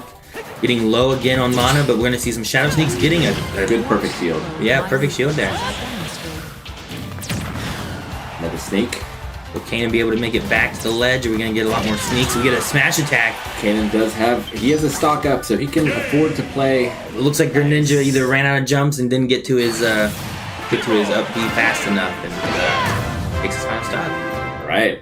And so it's one win for Kanan. We'll see if Isaac's going to change anything up. He did go random, right? Did go random. So he might, I don't know if he has a main or any characters he feels more comfortable with. And we'll see how things play out from here with that.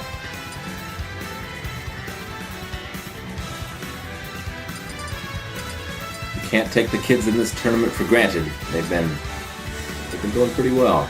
Yeah, some of them in Forge and Fire. Usually when we play at home, I never try to necessarily let them win. Sometimes I'll play random and there's characters I don't know as well, so I don't do quite as well.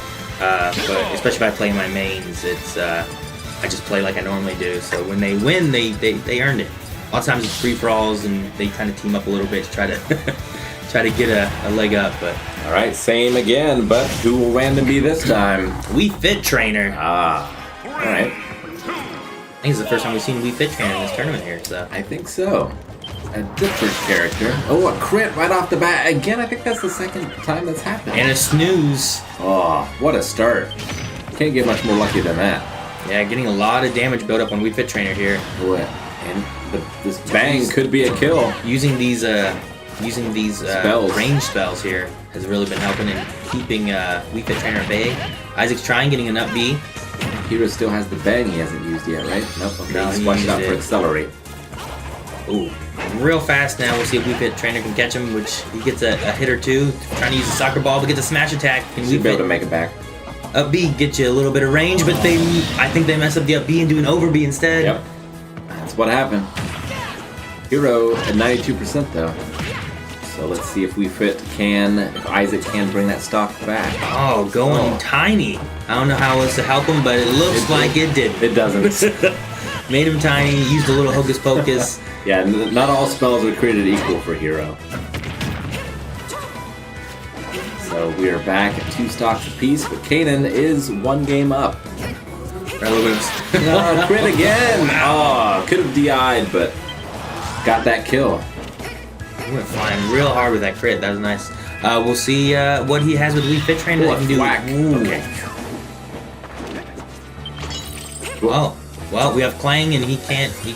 Wii Fit Trainer's trying to figure out what to do, and there's not a lot you can do. You just gotta hold your smash attack until they get out of it. I did that in the Merida tournament here, Ah, if you remember. yeah, that's good. Oh, Whack. And we. All right, Whack. one hit. Whack is an instant kill move. Instant kill move. All right, well, that's 2 for Kanan. Kanan takes, I think, his second win of the tournament. Yes, indeed. So we'll see him move on here later on, and then Isaac will go into the second chance bracket, and perhaps we'll see him again later on as well. So All right, we might have Maggie and Pluto up next. I'm not sure if they're already playing or. none, it might be me. So I might actually head out and see if they need me here soon. Then, Maybe 'cause so. You're I'm coming up soon. At the very least, going to be on deck. All right. So we might be getting Maggie and Pluto. We might be getting Aaron and Spidey. Okay. Yep, you're Look on like screen. Spidey's sitting down. So Blind Wave versus Normies. See how this goes. Who is Aaron gonna pick? I believe he picked Mario in his first match, if I remember correctly, but also Pokemon Trainer. Certainly one of his good characters. He's got quite a few of them. So let's see how this goes. But congratulations to Kanan for moving forward in the tournament. Alright, let's update these names. Aaron's going to be player 1. Spidey is going to be player 2. Spidey going for Samus. Now, Aaron has a lot of experience fighting Samus. One of our friends, Gus, mained Samus for a very long time as Aaron and I were learning Smash Brothers. So he should know what to expect here. And he played Mario back then as well quite a bit, so very familiar with this matchup. Let's see if Spidey is as familiar. Aaron pressuring up a little bit to start here, getting Spidey off stage, but the screw attack gets him back on safely. Oh, a spike early! Oh, that was a thing of beauty. That's one stock down for Spidey already. Perfectly done.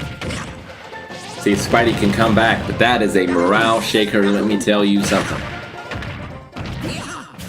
Alright, we already have Samus up to 49% here. Aaron seemingly unhit since that spike, just really in the groove here, not giving Spidey a chance to breathe. Now Spidey up to 66%, but finally got a bit of a hit and may be able to turn things around, but Aaron continuing to slide, get him off stage, went for that spike again, but Spidey was able to screw attack this time, saving himself. That would have been another death. Spidey's really struggling with these platforms, I think, having a tough time dealing with them. Missed the screw attack. Aaron was able to take advantage with the forward smash and take another stock. Aaron, 3 stocks, Spidey down to his last. Oh, but Spidey did get a forward smash there, got Aaron off the platform. Aaron very smartly used that cape to try to reflect Samus's ball, but it missed anyway, so it didn't matter. Screw attack up, Aaron at 126. Got the jab combo, has Spidey down for the tech chase. Up air, juggling a bit. Back on ground, Samus with the grab. Oh, got Aaron with the ball, missed the cape. He's off stage. Dangerous, but Spidey chose not to pursue. That cape can really throw a wrench into Samus' projectiles, but hasn't factored in so far. Samus taking a stock, so now it is Aaron, Mario 2 stocks, Spidey, Samus with 1 at 75%. Aaron missing the up air, the up B. Sliding Spidey off yet again. Missed the stage spike. Samus missed the ball, going in close here. Knows he's behind, knows he needs an early kill, but is instead just getting juggled up to 125, now off stage. Managed to get back on. Alright, he's building, Samus is building some damage here on Mario. But I don't think it's going to be enough. That back air got him way off, pushed a little bit further from the flood. Spidey managed to make it back, but got juggled a bit there. Now at 151. Oh, the slide again. Back off stage. Samus is so floaty, it's easy to hit him while he's on the air, but Aaron managed to miss there. But slid him off once again, and the up air sends Samus to the heavens, unfortunately for the loss. But it is a best of 3. So we'll see if Spidey can come back against that dominating performance by Aaron.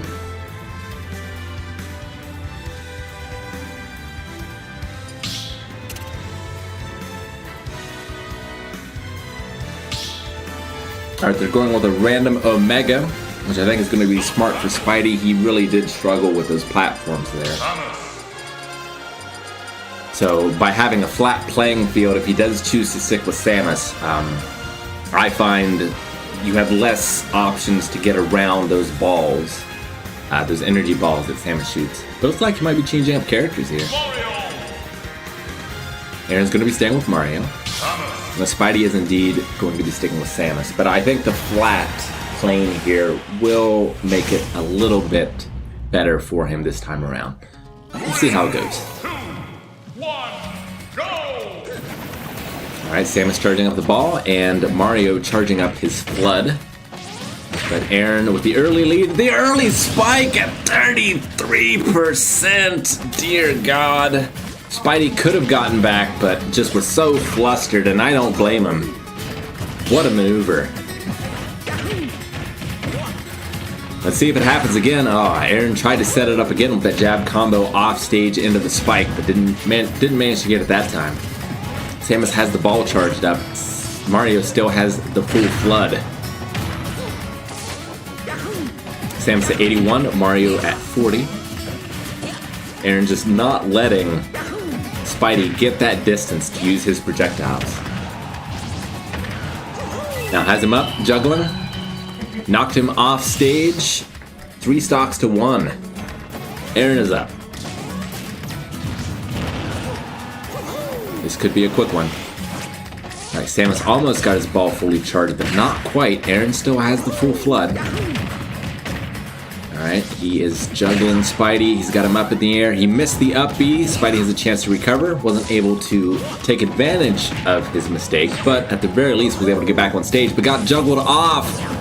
Oh, just barely grabbed back on with that screw attack there. Knocked off against stage, though. I think Spidey's been off stage more than on and just fumbled the recovery. Aaron got the 3 stock and the win.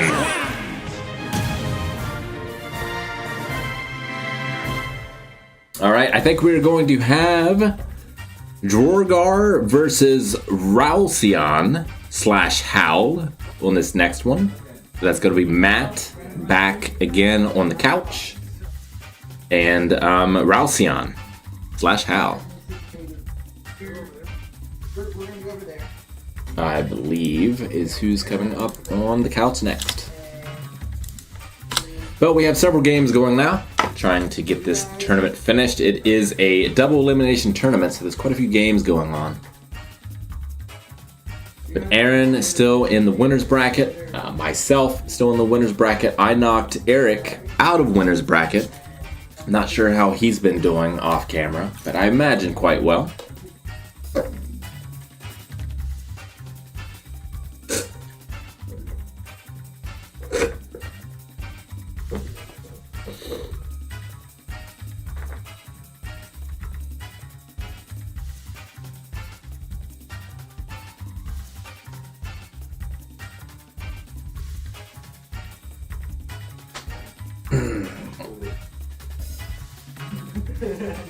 It's been a fun tournament so far. Thank you so much, everyone, for joining us. Thank you so much for any bits, donations, subscriptions, anything of that nature. We so appreciate it, even if we haven't had time to read them off.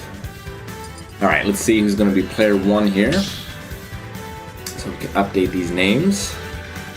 Start the battle.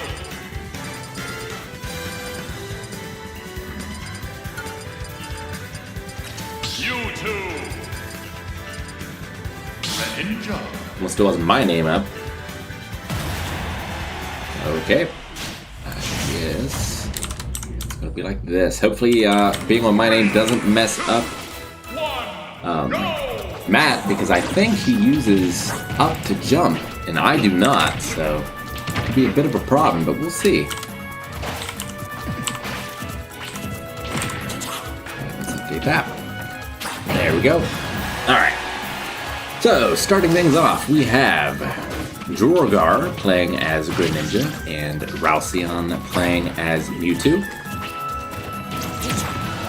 Pretty even here starting off. We are playing on one of the Animal Crossing levels. I want to say Town and City, but it might not be. But as you notice, it has moving platforms, which throws in a little bit of a twist. So sometimes you have a flat stage, sometimes you have a platform. Greninja getting the first stock here.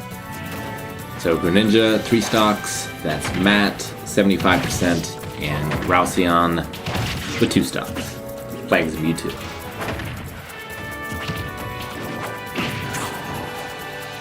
Alright, Ralcion definitely likes that tail attack. It has pretty good range, pretty good power. Definitely don't blame him for using it. Not seeing a lot of the neutral B energy ball or side ball or whatever that move is. Tend to see that more playing against Mewtwo. I wonder if... oh, he's just getting juggled though by the Greninja water stars over and over again. Teleported, fell down, couldn't do anything, fell to that up smash by Greninja. So Drogar is up 3 stocks to 1. And already at 57% on his 3rd stock. Things are not looking good. I need to reset those scores. This is the first match of best of 3 for them. Yep, Greninja's gonna punish that with the dive in.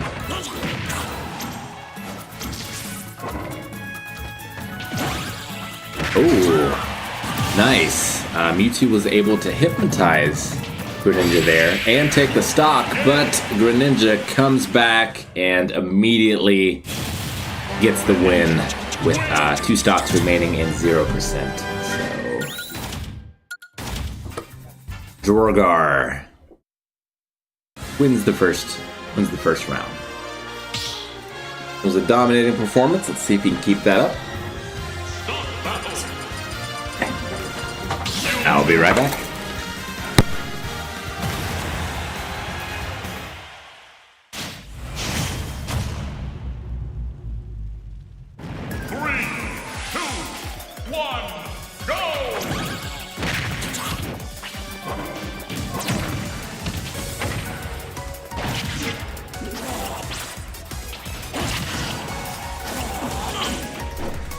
Alright, the Normals were beaten so bad they have to leave the town of Marietta. No, just kidding. But they are heading out. We're so happy that they could join us for Wavecon.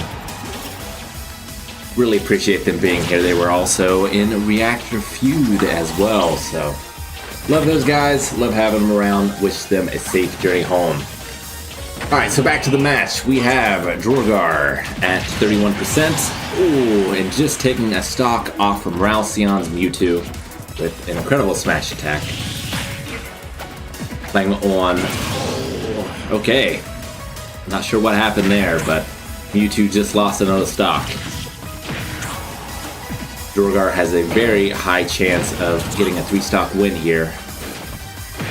See if he can. Also, I want to say using my name may be providing him some luck as well. You'll see Rick next to his name. Just didn't change it. But apparently doesn't need to. You play with any controller setting and still dominate.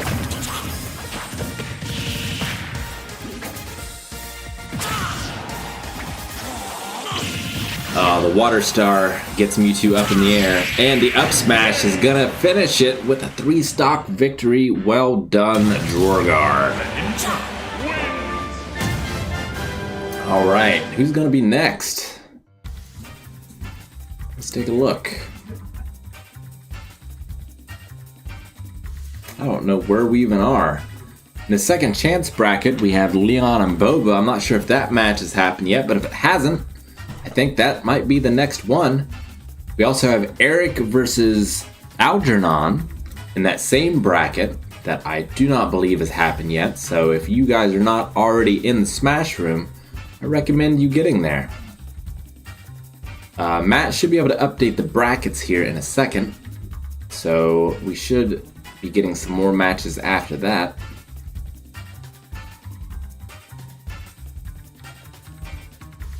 Go ahead and reset these scores. Alright, while we have a little bit of time, I am looking at chat for pretty much the first time here. So thank you much for joining us all.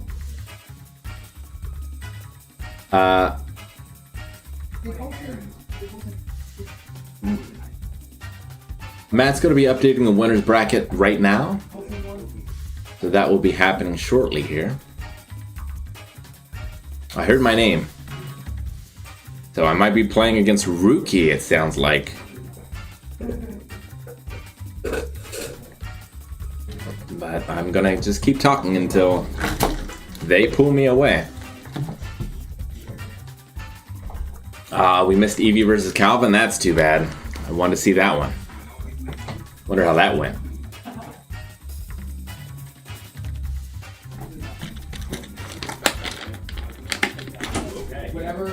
I'm here to pull you away. All right. It's you against Rookie. All right. Good luck. Thank you. All right. A lot of matches have been going on in the background. Let's see if we can update anything that didn't hit the stream yet. Let's see. We had I talked earlier about it. Coulson and Navi went against each other. I believe that one has finished, but I don't see it as being finalized yet. But I heard that Coulson won, which good job to Coulson. And Navi, I've been trying to train him. Hopefully I've trained him well. Maybe you guys can get a rematch in the future. I played against Navy last night. He did a really good job with a Sora. I don't know what he used in this matchup, but we're going to be going over to Rookie versus... let's see here. We got Rookie versus Rick in this one, actually. And let's see how we do here. I'll swap these around, actually, because it looks like I have them backwards. Ike versus Pikachu. Beginning of the match, we're starting off.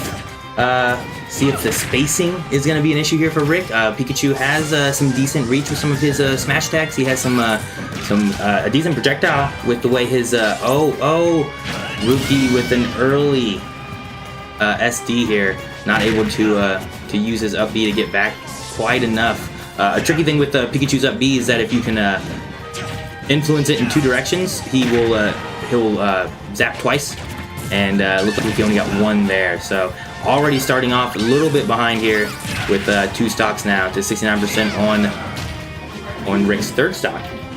See if Rick can keep up some pressure, but using his Thunderbolt, trying to get a recovery back.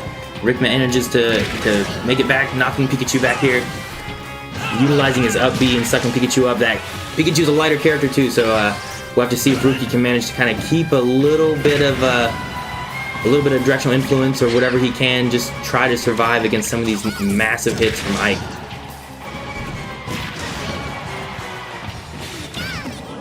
Rick going for the counter, trying to make sure that we don't have it. And there's a tilt attack from Rick, managing to stay at a safe distance from Pikachu's return, but now we're down to 3 stocks left for Rick here and 1 stock for Pikachu. Will Rookie be able to take some stocks, have some comebacks? We'll have to see, or if we'll just have to see how things turn out here in the game too. Rick going for the up B, catching the recovery from Rookie. See if Rick can do it again. He goes for an aerial off the side, not able to connect, kind of leaving himself a little bit vulnerable, but going for a counter on the Thunderbolt, but missing. Neither one taking damage from there, and the side attack from Pikachu, not enough to take Ike out, but will he be able to wall him with the Thunderbolt? But he loses out on the recovery, and SDs again. We're going to be going into game 2, 1 win for Rick. Hopefully a little bit of good testing there from Rookie, getting some ideas of what he can change up for game 2, what kind of recovery he wants to do next. If he wants to change anything. I think he's only played Pikachu so far. Rick has clearly only done Ike, trying to win this tournament. I know that's been one of his goals, is he wants to come out with that medal.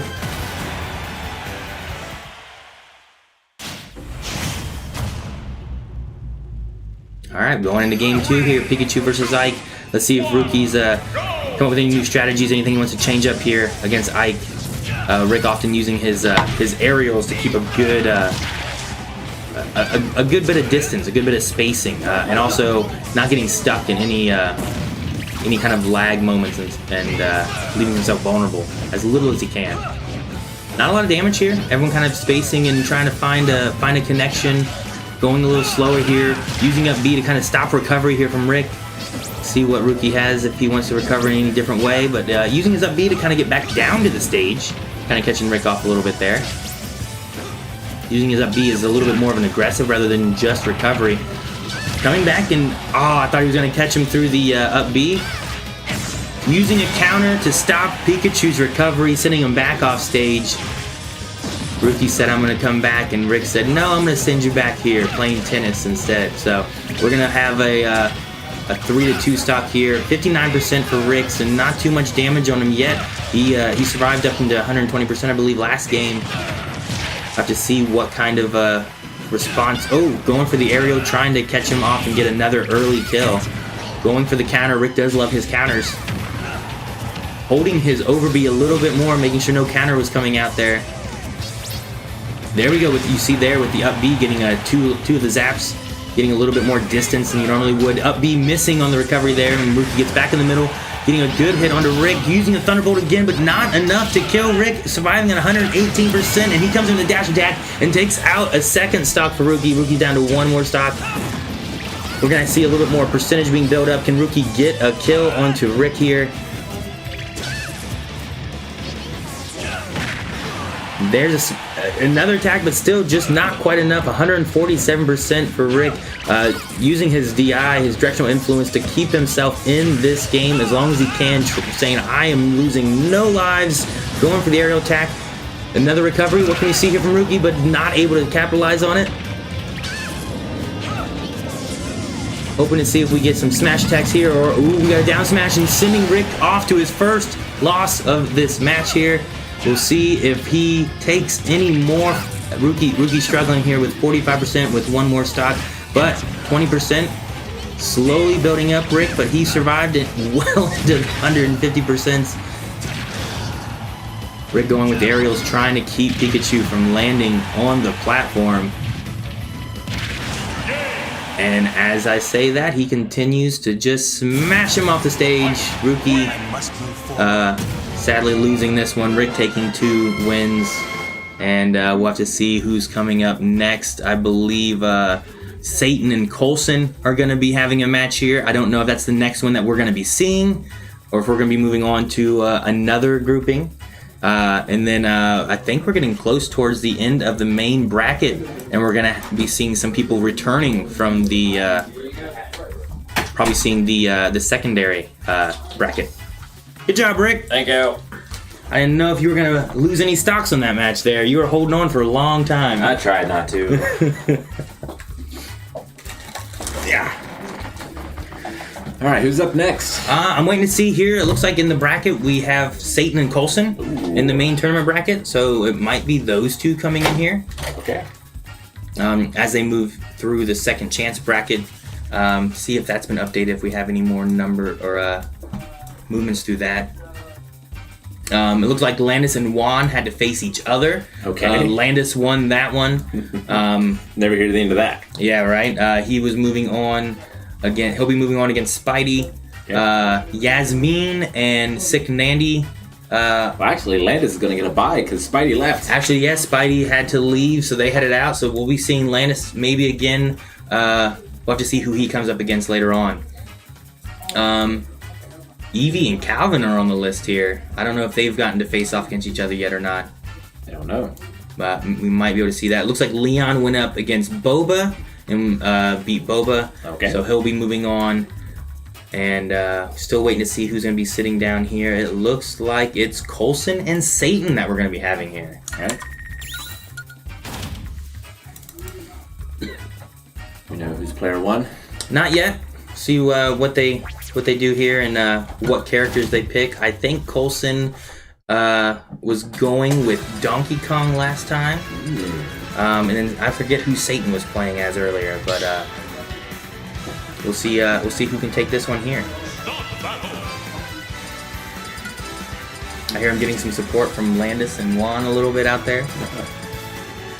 Alright, it looks like we have Satan here and Coulson as Donkey Kong. Playing under your name. Well, he uses the same controls as I do. Surprised with that, but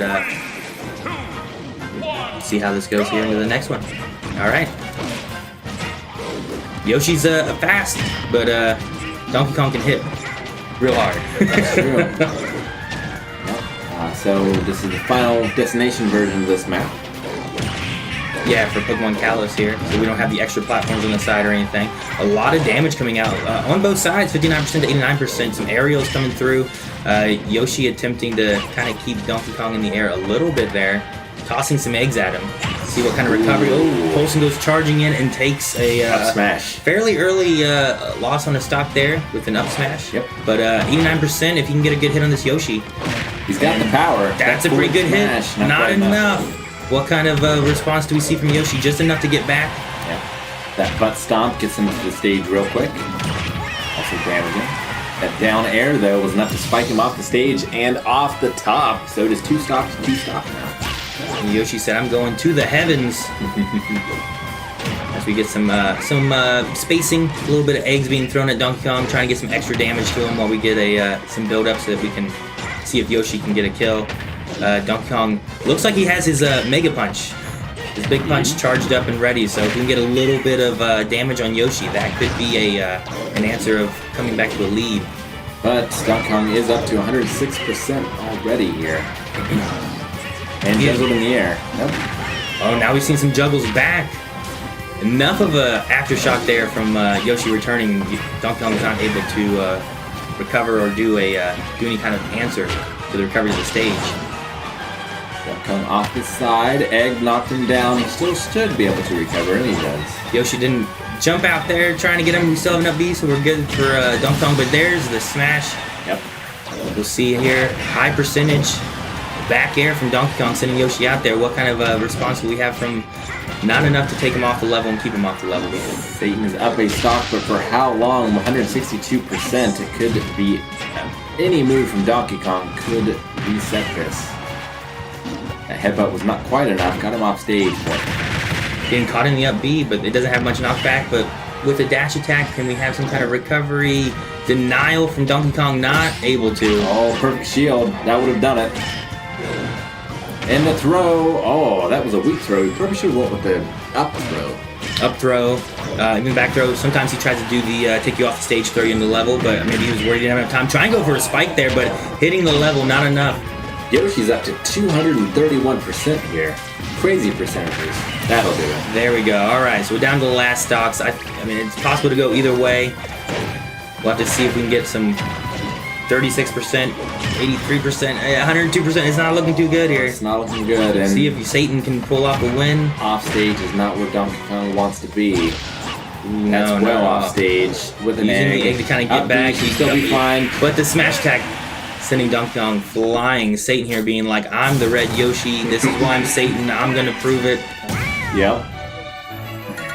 All right, Yoshi lasted a long time and a lot of 200 and... 200. Oh, man. 230 something. Crazy. Alright, well. We're going to go into the second match. See if any changes of characters or anything happens in this one. Satan's still going for Yoshi, it looks like. Like Coulson switching to Rick's name? That makes sense. Does it? Trying to use your name, use your energy, and bring it in here. My name has not lost today. And mine hasn't either. My controls are a little different though than yours, so this might mess them up. See what happens here, or what kind of mess ups he has, if any. Then, but starting off here, everyone trying to get a little bit of spacing. Looks like trying to go for an early kind of spike hit there, but we're sitting at 47. Kind of canceling out some attacks though. Going for some aerial, a lot of aerials happening here on both sides. Oh, knocking him out of his side B, or his up B actually. Using those eggs, Satan's doing a really good job with these eggs, trying to keep some space, trying to get a little bit of just distance, extra damage, get Donkey Kong up high enough so that he can get one of those smash attacks off, or maybe one of these butt slams like that. All right, there we go. A little bit more patience there than in the first game with Satan, not falling for the up smash again. But there's the side smash taking DK's first stop. But Yoshi immediately the comeback. Evening it back out. 2-2-2. That Yoshi's second jump takes him real high. I think Coulson was relying on a little bit of extra spikes to happen here by knocking him off and getting that forward air, but Yoshi's jumps too high. Can't quite get it. So far, I keep seeing him try, and he keeps just missing. Yep. We're about tied up here on this second stock. Oh, but that massive side smash to Yoshi, just barely able to survive. But now ratcheted up to 106%. But we gotta remember last game, we saw him up into 200%, so is this 106% gonna make a difference, or are we gonna see another stock leaving from Donkey Kong, Coulson down to his last stock, Satan sitting with 2 stocks, 100%.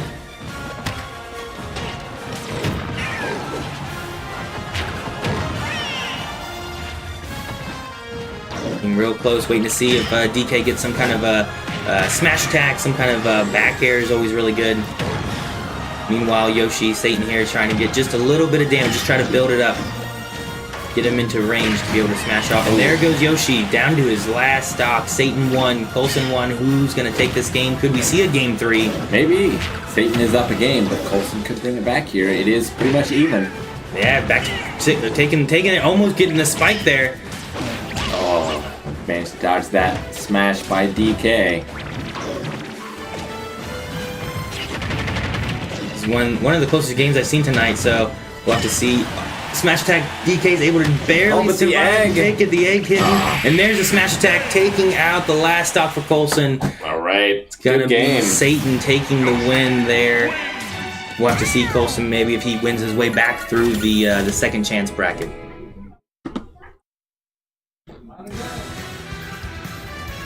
Alright. Where are we now? At some point, you and I are gonna have to go against each other. And possibly, has Kanan and Pluto gone against each other I don't yet? believe so. Pluto did win against Maggie earlier. We moved on into the bracket, so maybe we'll see them coming through. Actually, it looks like Kanan and Pluto is who we're going to be seeing right now. Alright, good times. Kanan, I don't believe, has lost a match yet. He's had 2 matches. Looks like Hero versus Bowser.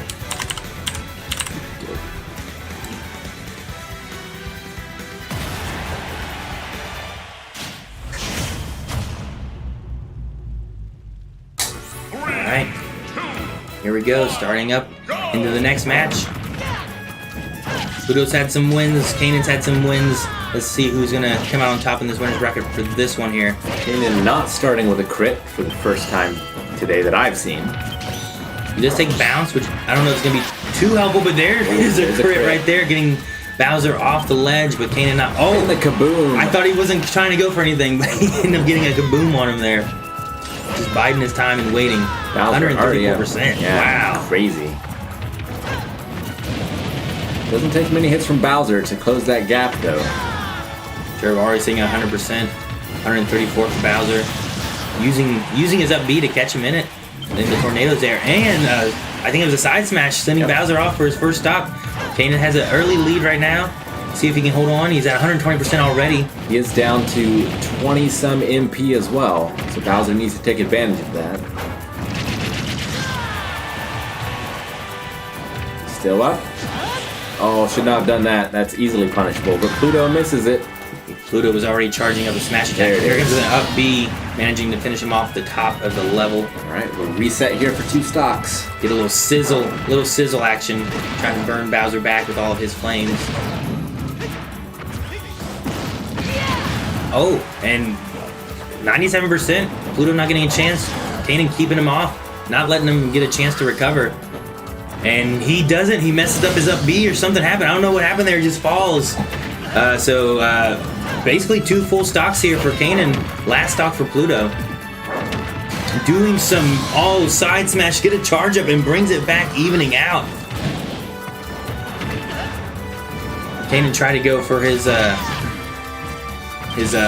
projectile, but loses it in the process. But keeping Bowser off the level again, Ooh. continuing to just hit him from a distance. Made it back. He's got the thwack. He missed it, though. But he gets a side smash. Will he be able to stop him from recovering here? What kind of move does he want to go for? It looks like he might go for accelerate. Yep, he didn't have Giving enough him- MP for the kaboom. Oh, and a side smash, knocking Pluto out. We'll have Kanan taking the first win of this best of 3. I hear some excitement out there. Pluto trying to figure out if he's going to stick with Bowser, maybe. I don't know if that's his main. I don't know if he has any other characters he'd switch to or anything, but we'll see here. I have thought it was interesting seeing some different characters coming out through this and not everyone sticking with one. So For sure. Haven't seen a single Steve. no Steves, but it does look like Pluto might be switching to Joker. So something with maybe a little bit more projectile and a little bit more spacing against Hero here, losing on the recovery options. And if he can hold out a little bit until he gets his buff later on into the game, Kanan may have some issues there. Depends how aggressive he is too. It seems like Kanan kind of sits back a little bit more and tries to rely on his projectiles.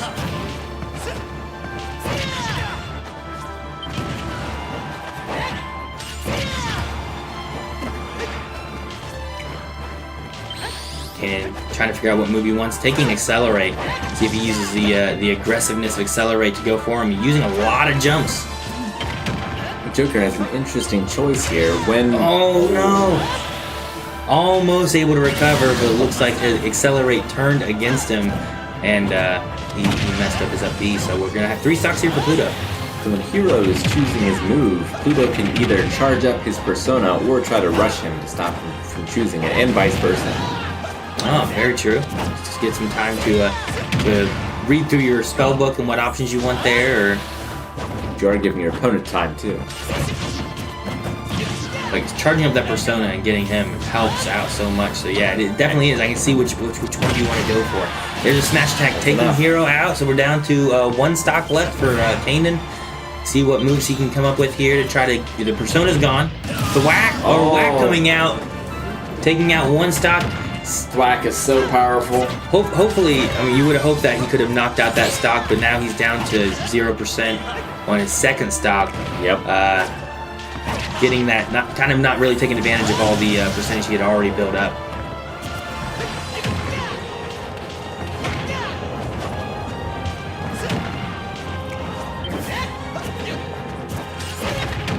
Joker, Pluto here, moving real fast, taking advantage of the speed that Joker has. It's already up to 90%. Kanan was able to get back on stage there. Oh, he missed missed his up B. All right, that takes us to 1-1. We're going to be seeing a 3rd game here.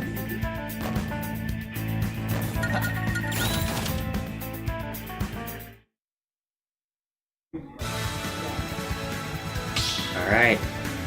See if there's any more changes for characters or anything. It seemed Pluto did pretty good with Joker. Yep. So I could see him staying with Joker here. And then Hero's what we've seen Kanan doing, so I don't think he wanted to switch on that side either. No, so. they each have a win. See if Kanan has any different ideas or anything he wants to do differently here. Looking a And little luck nervous. too. Like the more crits you get, the more thwacks you get. It can definitely help. A little of that RNG magic. Alright, we're seeing some early damage coming out. Kanan trying to figure out how he wants to get back to the stage, but keeps getting knocked up into the air, using his up B, going back up too. No damage to Joker yet.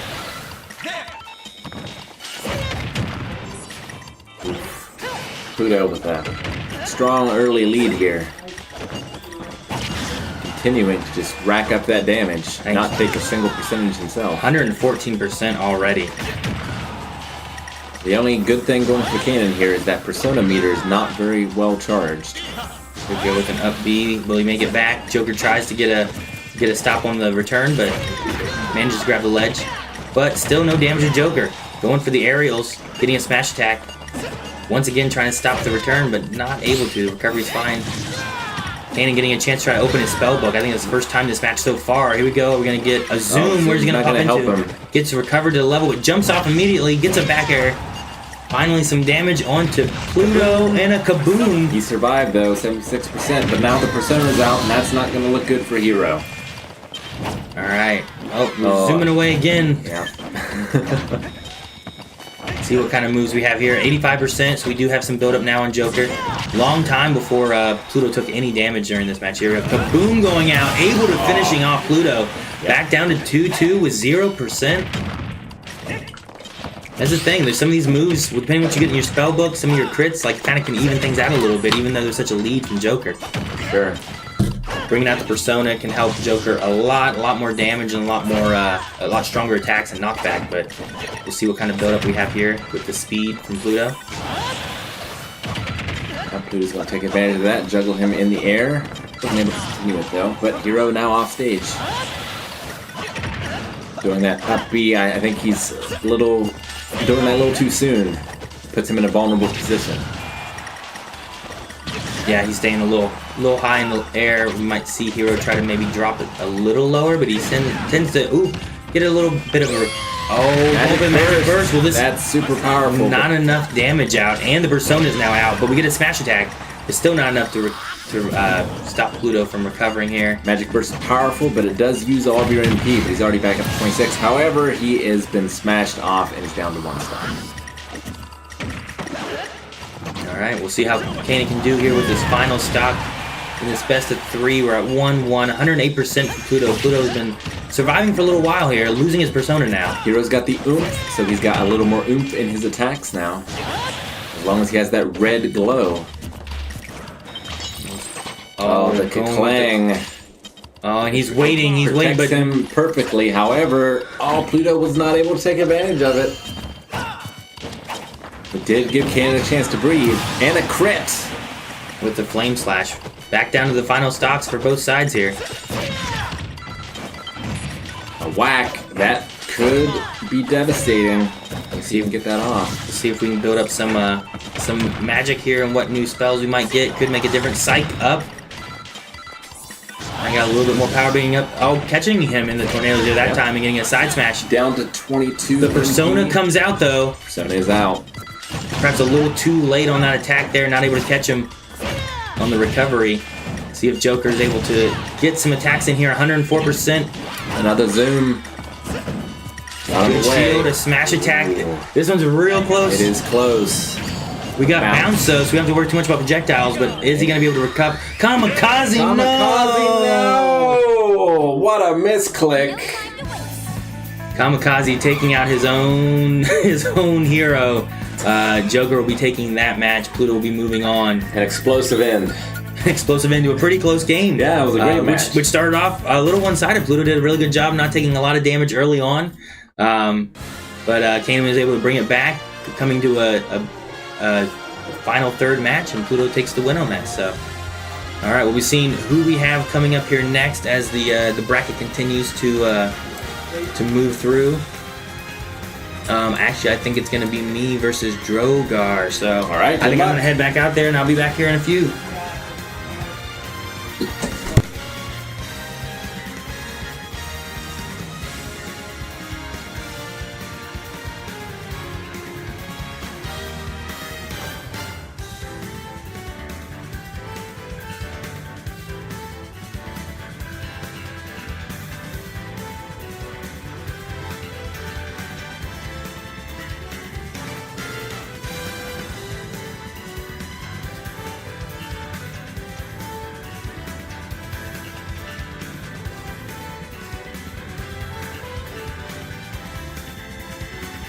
Alright, looks like we're going to have Aaron versus Matt here. It's going to be very exciting. Blind Wave did play against the Merit College Esports team before, but I don't believe any of the Blind Wave crew had a chance to play against Matt himself, so excited to see how this goes. Aaron is going to be player 1.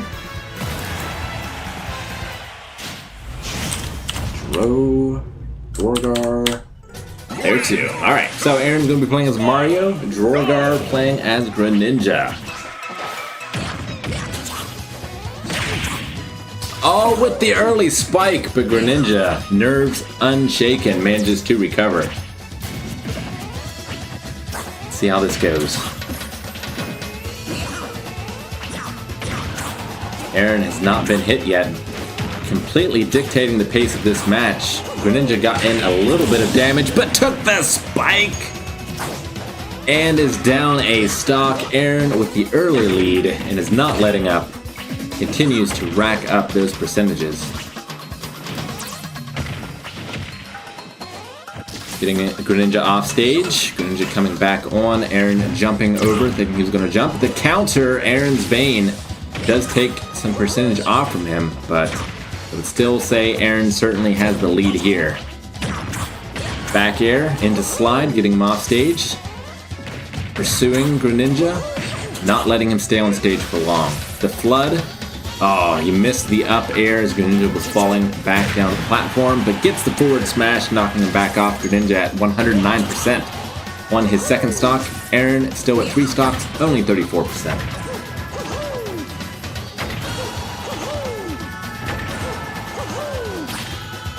All right, Greninja making a bit of a comeback now. Finally getting Aaron off stage here, up to 100%. He himself at 118, but that forward smash from Mario is going to drop Drogar down to 1 stock. Aaron still at 3, however, at 114%. Let's see what happens. If Aaron can take the 3 stock, or if Matt can somehow come back.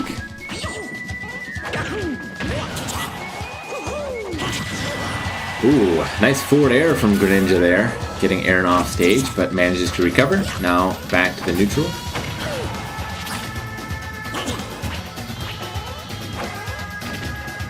Just sort of dancing around each other.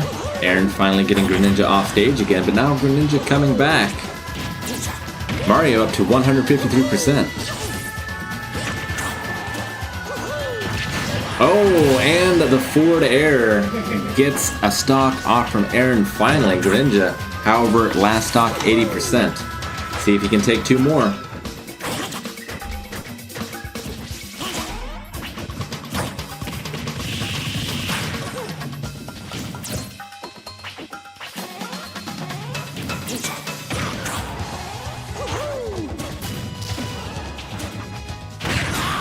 Greninja up over 100 now. Aaron with a slide yet again. With the up B. Greninja's still alive, but for how much longer? It seems over at this point. Aaron just not letting up. Greninja finally able to get some damage back in, but not enough. Aaron with the forward smash, taking him out. However, that is only the first game of 3. Best of 3. So let's see how this goes.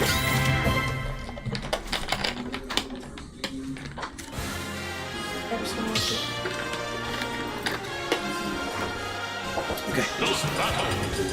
Yep. Oh.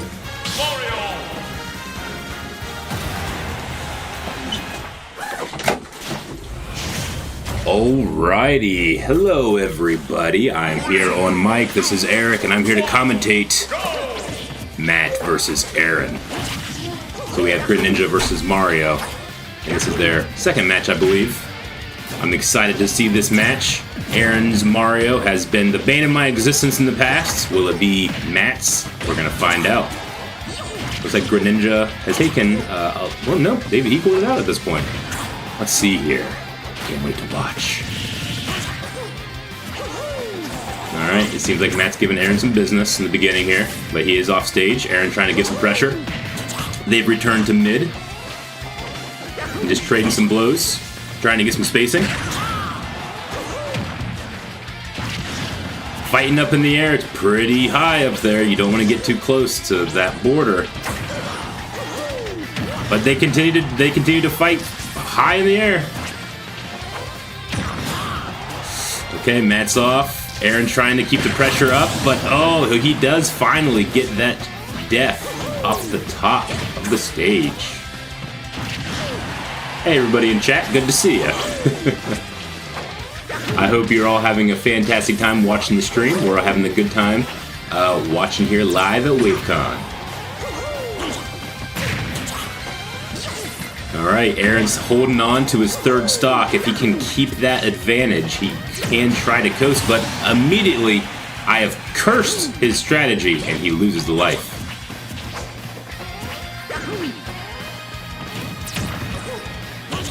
I hear that chat is rooting for Satan, and I do approve.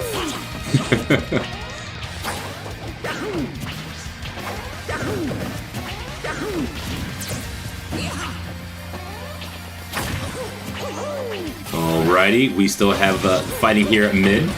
Greninja trying to figure out his range against someone like Mario. Also, he has to worry about that spike! Oh my goodness, that was nasty. And Aaron commanding lead with that spike now. Can Matt bring it with this last and final stock? He's trying to return to stage. Aaron keeping the pressure up, keeping it high.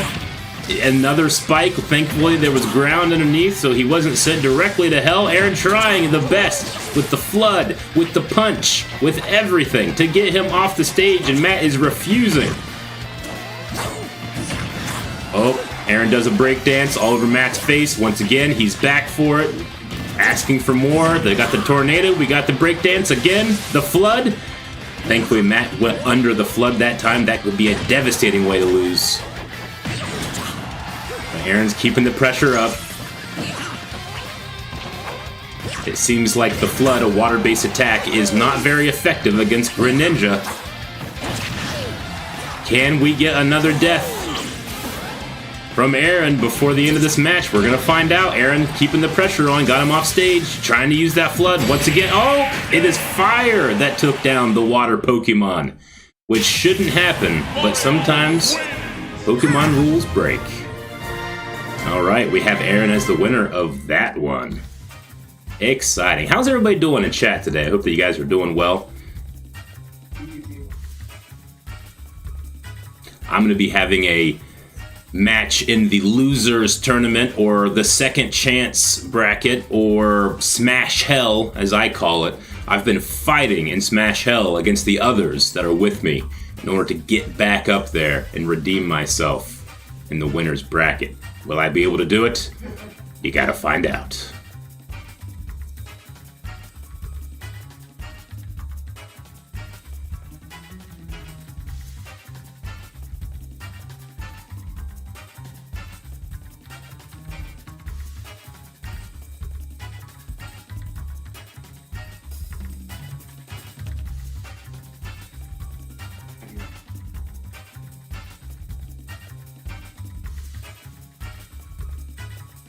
Now that I'm watching this screen of Mario's giant face, I'm reminded of the Super Mario 64 intro, where you can pull various parts of Mario's face.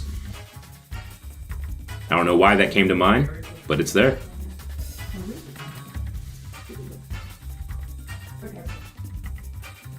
But I believe I'm going to be fighting my next battle, and it sounds like it might be on stream, is what it sounds like. So stay tuned and get ready for the Ganon show, because Ganon usually fights as dirty as he can, but we're fighting our way out of hell this time. Let's see if we can do that.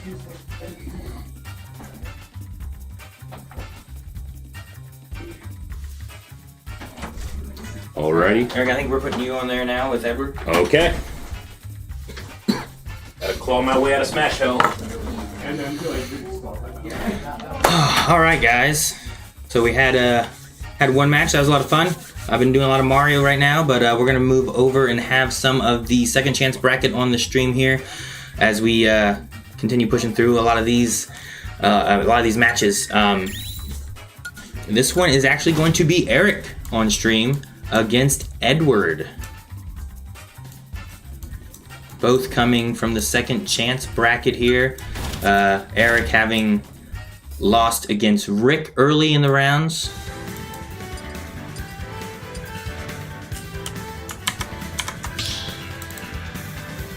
Let's see if we can get them set up here. See what I'm assuming we're going to see a Ganon from Eric.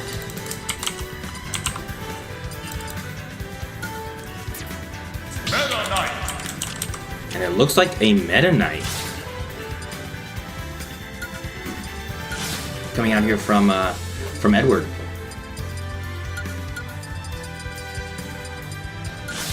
We'll get a few more of the other main bracket things back here on the stream here soon as things continue to progress here. We haven't seen Eric here on the stream for a little while. He had another match, I believe, at some point in the bracket. So he's still in for now, but we're going to see how he does here against a Meta Knight. Meta Knight's very fast, has a lot of aerial maneuvering, and someone he hasn't gone against too much lately, I don't believe, but we have him already at 62%. One of the things about Ganon, a lot of hits, you can really rack up those. You get a couple hits in. Meta Knight, I feel like, has to work extra hard to do the same amount of damage that one or two hits from Ganon will do.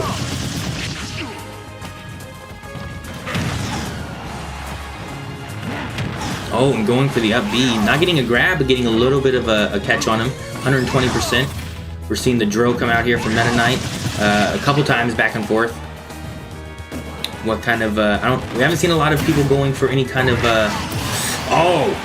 Big smash attack, taking out Edward's first stock, but still having 74% on Ganon, but racking up those quick to 38% already for Meta Knight.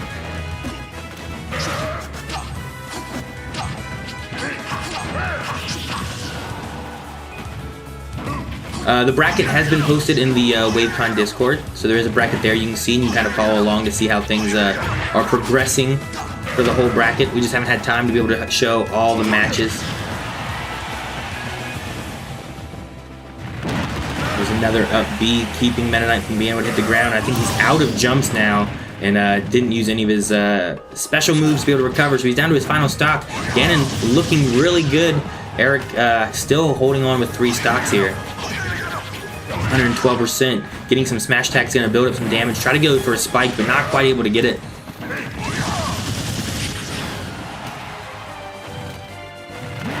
Still able to keep a recovery going. Going for that grab. Will he chase down the grab with more grabs? But he does not. Edward not too confident after seeing some of these smash hits and how dangerous Ganon can be. Not wanting to go to the edge as much as he can. Trying to stay in that center. Going for a Warlock Punch, but able to get over him. But another Warlock Punch. Going through with the drill. Not working out for Eric as he's trying to getting that punch, finishing off Meta Knight at fairly low percentages. Warlock punches hurt so much, but it takes so long to get him. A few more drills coming out we see from Meta Knight. Seems to be one of his common moves here. Another grab going, but Meta Knight able to fight out of that one. And the up air able to send Meta Knight off enough for a 3 stock from Eric in this second chance bracket. We'll see the second match here and see if Eric can come out with a 2-0.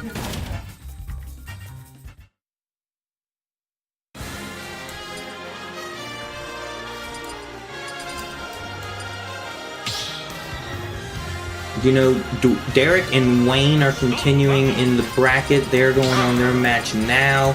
We'll probably see Rick and Satan going up here in the bracket here soon as well. Satan coming off the win from Coulson, and Rick having not lost a match on stream at all yet. So we're going to be exciting to see how Rick progresses. If you guys saw the esports tournament that we did a little while back, he won a lot of matches and was able to help us a lot with the crew battle. Meta Knight going with a self-destruct, it looked like. I kind of missed a little bit of it as I was going at the bracket here, but 2 stocks here to 3 stocks. Looking real good for Eric. We'll see if Meta Knight can get some aerials, get some damage build up on him, use the speed that he has maybe as his advantage, but he's using a lot of special attacks and trying to get a recovery back here. He's going to be out of jumps here soon, but that tilt attack able to finish him off and stop his recovery. This might be a very fast match depending on how Eric does here, but is he going to go for a Warlock Punch? What kind of build-ups of damage is he going to do?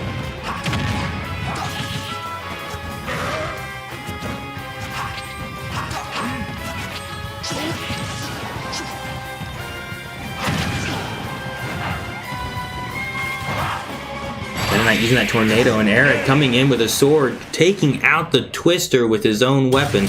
We'll have that as being 2-0 right there for Eric, and we'll see who we're gonna have next here on the screen.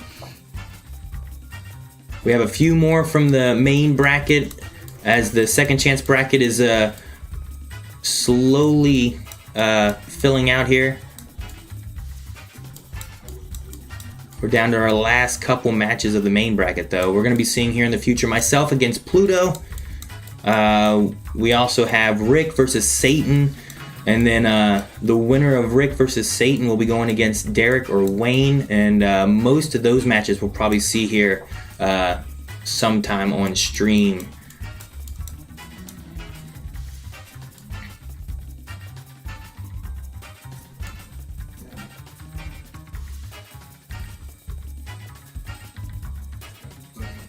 Alright, so we'll take a few moments here as we see who's going to be showing up here next on stream. Hopefully chat's having a good time. Thank you guys for joining us. Wavecon's been a good time too. Hopefully everyone's been enjoying themselves. And we have a lot more matches actually. At least several here. We're going to see some more Eric, some more Rick, some more Aaron. Calvin, I believe, is having some matches still too. He has not... I don't know if he's been knocked out yet or not. I'm still waiting to see how he fared against Eevee.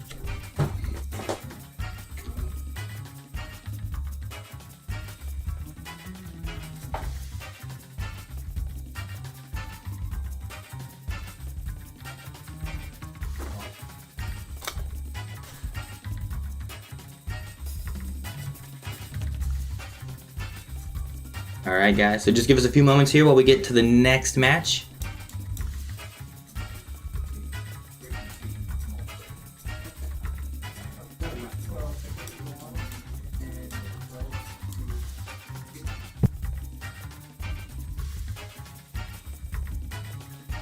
Alright guys, sounds like the next match we're going to be having is Pluto and myself, so I will be heading out here for a few. Aaron, I think you can go against Pluto. And I'll leave you here with Eric. So see you guys later. All right, everybody. Did you witness the slaughter? Yes, you did. All right, so it looks like Aaron is going to be going against Pluto, and he's going to be avenging his son. Pluto previously defeated Coulson, and now the father comes to defend his boy.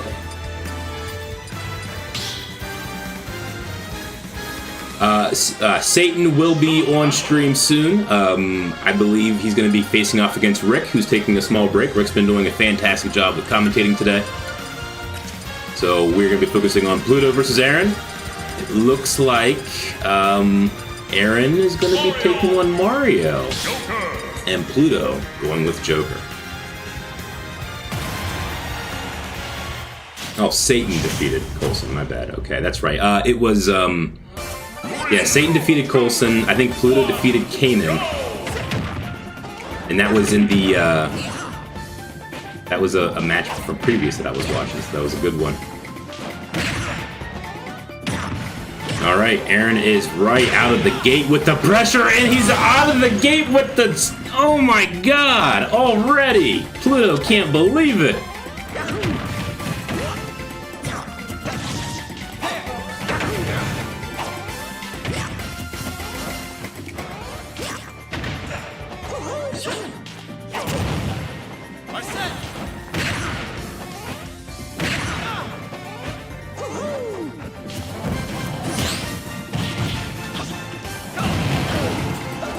Alrighty.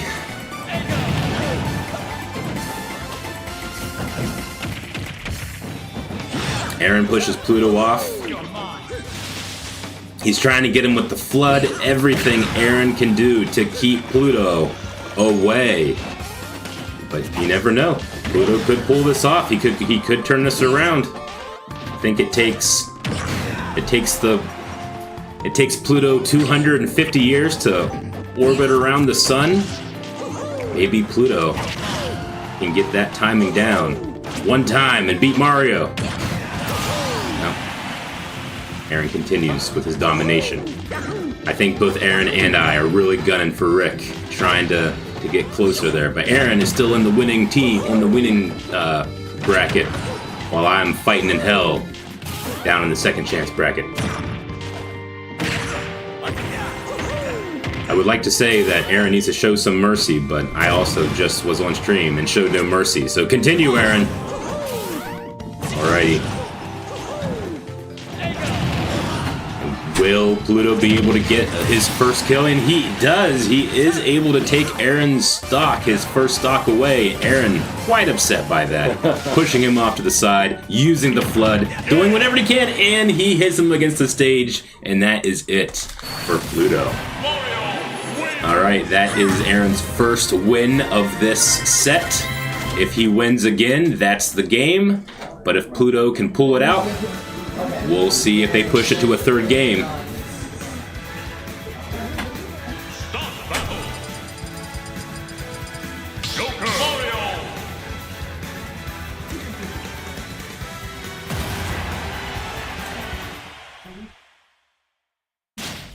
Alright, we're going to be starting the second match here. 3, 2, 1, go! Yeah, the names on top are wrong. Do I do anything to fix them? Sorry. Alright, we're out here in mid-game right here.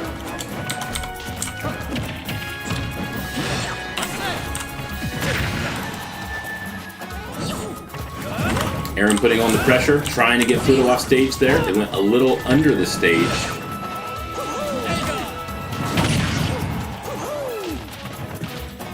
But we do have Joker with the Persona out. If he can take advantage of it, and he can't, the Persona is gone. We got some high percentage here on Pluto's first stock. If Aaron can keep the pressure up, he can maybe try to push and stay with his 3 stocks. Back here, got him off stage again. Yes, it does. He is back on, but the up smash takes Pluto off. Absolutely. Aaron taking the first stop.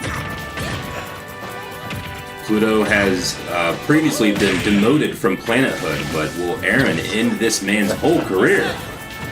Well, he got his Persona. He got it back. And immediately, oh my god, the Persona you think would come in clutch, but it still falls with Pluto down to hell from the spike. Not enough. Aaron has been on a tear this tournament. Yes, he has. It's like he has something to prove.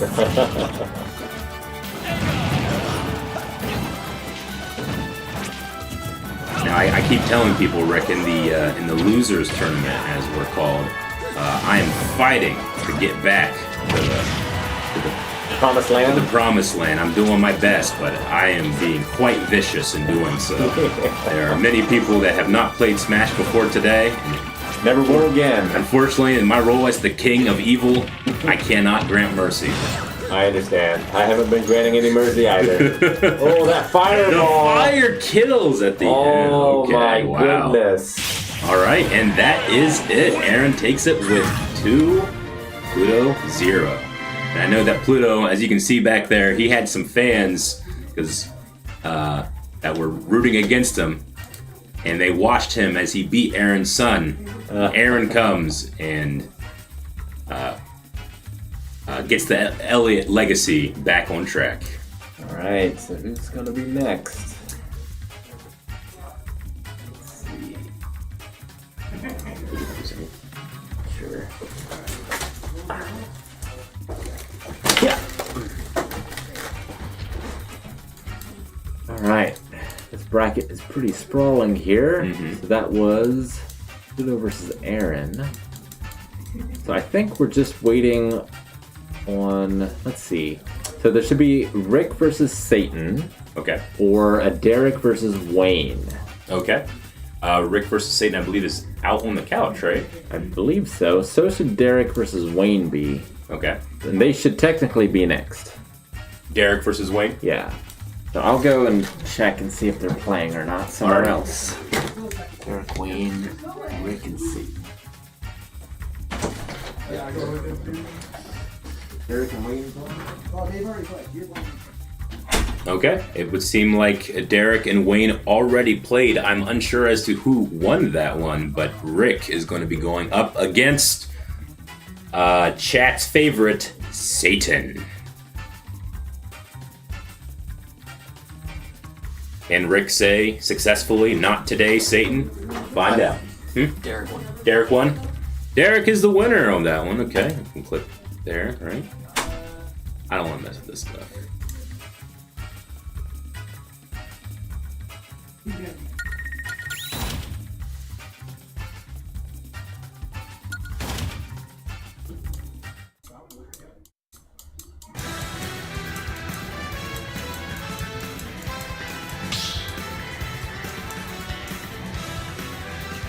Stop battle.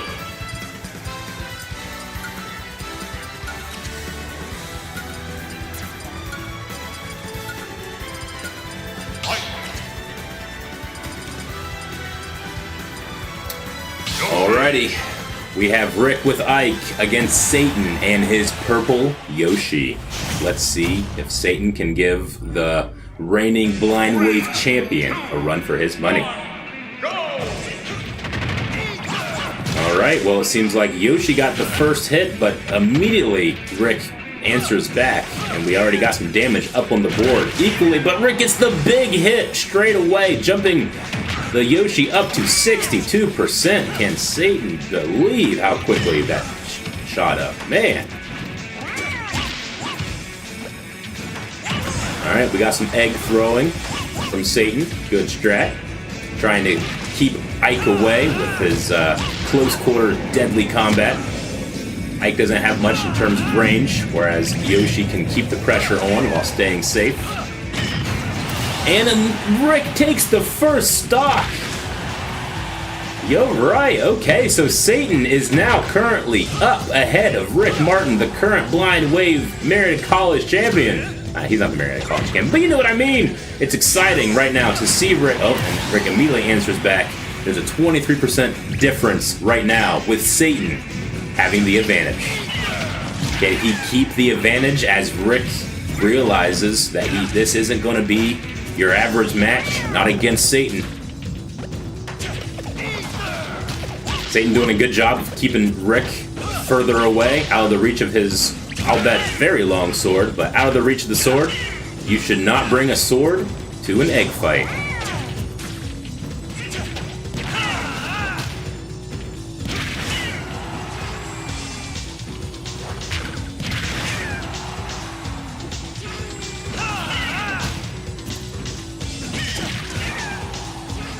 Alright, we're continuing the pressure as Yoshi's percentage goes up. He's going further with each hit, but now he's pressuring Rick off the stage. Rick trying to get that counter in, but he can't quite get the hit.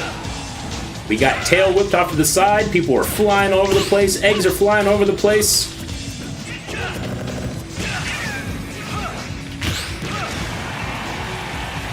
Alright, who's gonna take the second stock? Rick comes in with the up B and takes the second stock. Yoshi, Satan, is now down to his one and only stock left in this match.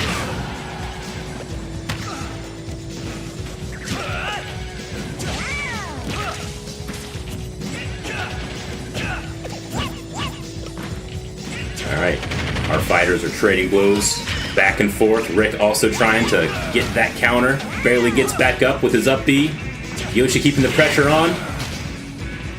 Retreating after that up B that took his last stock.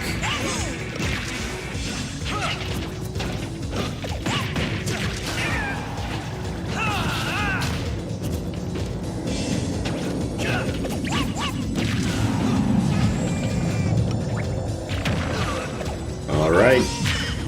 Satan coming in with the egg shield, but then Rick takes it with 2 stocks left. The first match. I fight for my friends.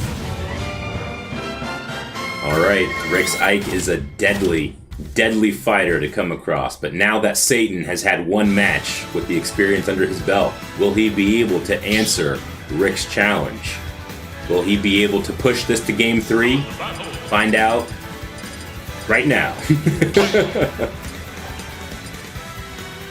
Yeah, Satan is doing a fantastic job keeping up with the Blind Wave champion.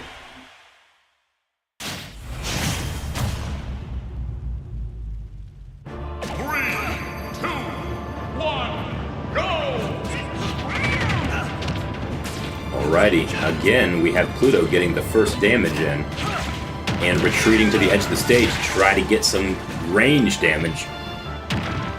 But Rick is keeping up the pressure, not letting him stay over by himself too long. Just barely gets over the tip of Rick's sword there. Rick with that sweeping move, able to cover so much of the stage.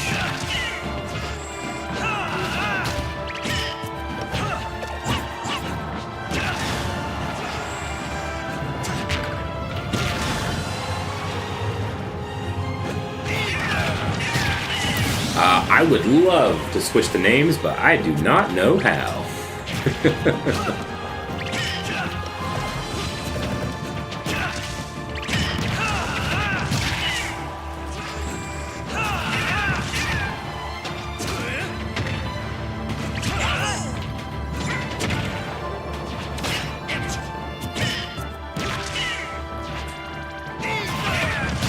Alright, Rick is holding on to his third stock. He's at 90%.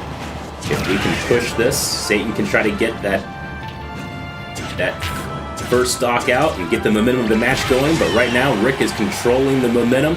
He already has Satan over his own percentage, and they have a 1 stock difference. Ooh, Satan coming from below in order to get back to the stage, but Rick answers immediately again, pushing him off to the left there.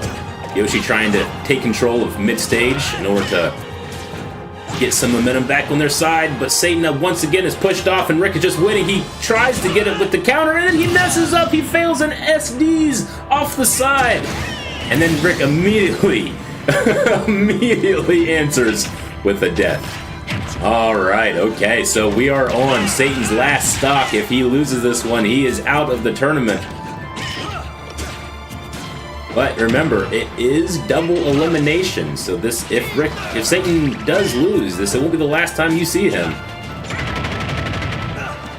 And he's got those fast feet of a proud Mario mount. Trying to keep Rick away with that deadly sword work. Rick gets the counter once again. I hate that counter with a fiery passion, but it works tremendously. Oh, the counter putting in so much work this game.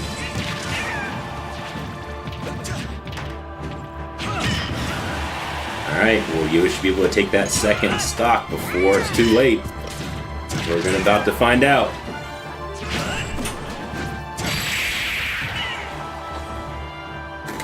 Yoshi is down, gets back. Rick doing whatever he can to get him back out off of the stage. Yoshi not letting him do it, keeping him at range with the egg. Rick is off, he tries to make it back. He gets egged in the face once, misses it twice, and he gets hit off the side. It is now. It could be anybody's game. You have to have hope. Satan needs your hope, everybody. Will he be able to pull this off? He comes with the egg. He's pushed off to the top. He comes back, and hope is crushed. No, for Satan. There's no hope for Satan. No hope for Satan. But now that Satan has joined the rest of us plebes down in Smash Hell, will he be able to escape, or is he where he belongs? I don't know if my match is soon or not. I didn't know how to shoot. Yeah, you got it. All right, we'll see who's gonna be up here in the next match. Looks like Derek beat Wayne. So Derek and Rick, I believe, will have one of their matches coming up here. And then the winner of that match between Derek and Rick will be going against myself. Oh! So Rick, you're going to have to make sure you beat Derek if you want to face me. Alright. I will do my best. Yoshi gave me some trouble. Yeah, it was looking pretty close there. We have a few things going through with the second chance bracket. Okay. A few people facing off. Maggie's still in. Nice. Yeah, Maggie was currently going on now. I don't know who's winning that one over there. Still waiting on Calvin and Evie. Yeah, we'll do Eric and Zara on stream. Eric and Czar are going up on stream next from the second chance bracket. And then I think the winner of that one. Does it go this way? I want to make sure which way it goes. I don't know how these operate. Someone's going to have to go against Kanan. So I'm waiting to see who that's going to be here soon, too. But yeah, so we're going to have Eric and Czar up next on stream. Alright. Should be a fun one.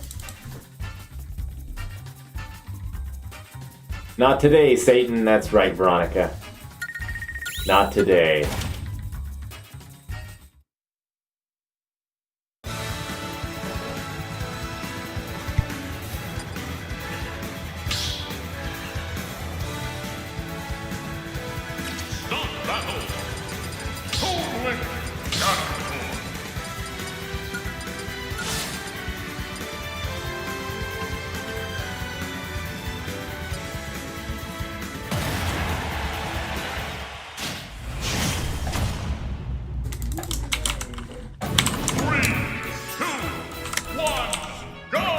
Alright, here we go with Eric versus Czar.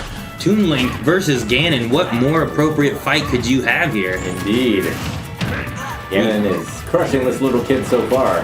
We've seen how this turned out in one game, but how will it turn out in this game? Oh, okay. This scared me there a little bit. Both of them going for some interesting aerials, trying to prevent some recoveries there. Anytime Ganon is off stage, I'm worried. It's always scary. Always a scary thing to be an offstage Ganon. Came back there though with kicks. Already has Toon Link up to 123%. One of the best things for Toon Link, I think, here is really working on his projectiles. He has a lot of things that keep Ganon at a distance and just build up some of that percentage. And we see a Warlock kick come out and take out Czar's first stock here. Wizard Foot is no joke. But Ganon is up to almost triple digits. Let's see if Czar can get that stock back. Off stage. Trying with the projectiles, but not at the right angle. Maybe should try to bomb there. Sure, yeah, getting something to drop down at him a little bit. No, there he goes for down air, but that one sends you straight down to the, what was it Eric called it? Down into hell of the second chance brackets. We see a big smash tag coming out. Still 3 stocks for Eric right now against Czar. I think Czar's spirit is just broken. And with that one going a little too high, leaving him open for a smash attack, we have one of the fastest matches of the day. And we'll see Eric taking that first win. It be like that against Ganon sometimes. Happens to the best of us. See if Czar can claw his way back to victory. Maybe this time Czar, after having a match against Ganon here, can kind of look at the range that he needs to keep away from Ganon. Really use those projectiles, load up that damage. But Ganon is like a dragon. Once that dragon fear gets into your soul, it's hard to shake it. We'll see if he's able to calm his nerves and take this game. Alright, now that Czar is warmed up against Ganon, see if he can defeat this villain.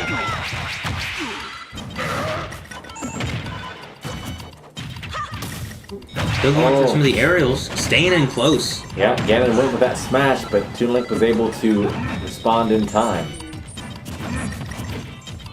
Eric trying to play Ganon as fast as he can, which is tricky for Ganon, but using some of those neutral airs, relying on this this Wizard Foot here. Going for Warlock Punch, and Czar lands right in front of it. Oh no. Oh man, I think he was trying to get above him and get a hit with that down air, but landed in the wrong place. Well, he's gonna need Eric to make some big mistakes here to catch back up. Well, Eric going a little high there on his recovery, allowing himself to get hit, but Czar also going a little high there and having to fall and getting some damage back. Yep, for sure. Czar trying to keep him at bay with those projectiles, but then still charging in to the vortex that is Ganon. And it has not been working out for him so far, but was able to stuff that kick with the boomerang, but that side smash by Ganon almost was enough to take him out. Almost like the Warlock Punch earlier, landing right in front of him for a big hit. Trying to get a boomerang out, but not able to before the grab. Well, Eric hit him with the up B, taking out the second stock, able to stop him from even getting to the ground. I think he's looking for the grab off the stage, trying to get a quick kill. That's what you want to do when you're at this high percentage as Ganon. You're up 2 stocks. Why not? Might as well take this stock for it. Let's see. It's not going to be an easy thing to get. He has to get him off the stage just right, and you don't want to make it a. You don't want to go out for it. There's a smash attack, taking the second stock. That or the was second game. As dominating of a match as we've seen so far today, I think. Eric's Ganon just taking that one easily.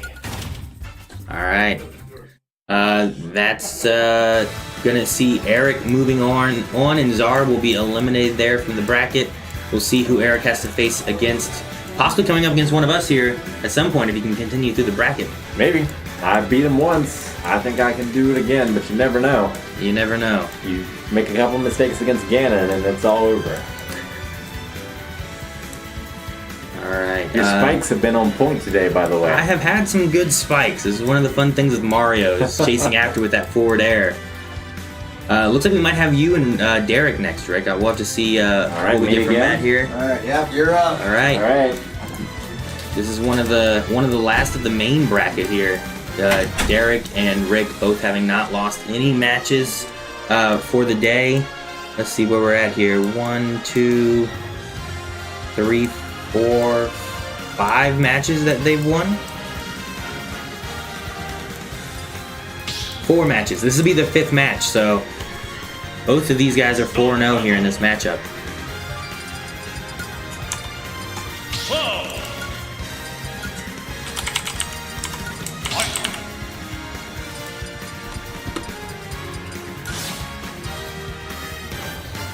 right, so the winner of this one will be facing off against me. So Rick's been doing a good job. Gonna have to see how things are gonna play out in this match to get into the almost into semifinals here, I believe. All right, Cloud does have a few projectiles, a little bit of spacing things that he can do. Also has his limit break that he can charge up to get some bigger blasts, bigger attacks, better recovery sometimes too, depending on what he needs to do. Able to catch Cloud with his up B off the stage and a side smash with such a quick first stock for Cloud. He's gonna have to think of how he wants to fight against this Ike who is coming at him with such aggression right now.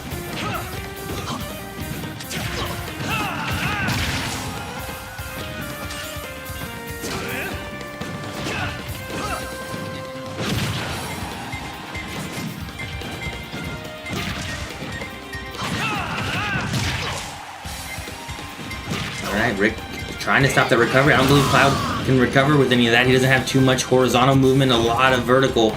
So we're down to the final stock here for Cloud. Rick just keeping on the pressure, keeping his spacing, going for his faster movements when he can, and getting that up B to catch him.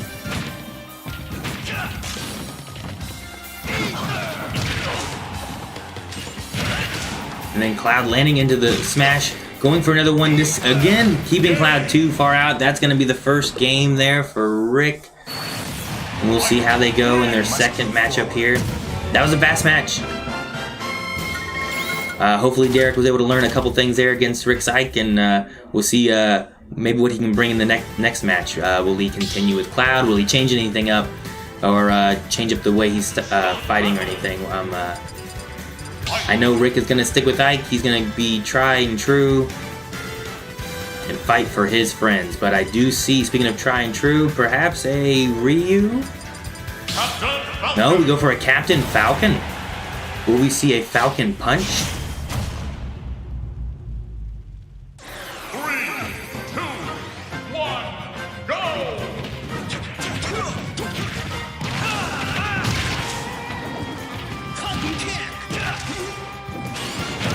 Oh, and another smash tag. So Derek went for someone who's got fewer projectiles and a lot more closer, but speed. Maybe you can get a Falcon Punch, something like that, to kind of even some things out. But first time getting some damage onto Rick here is 7%, while at himself 50% on second stock. 30 seconds into the match, I think we had our first stock loss faster this game than last game.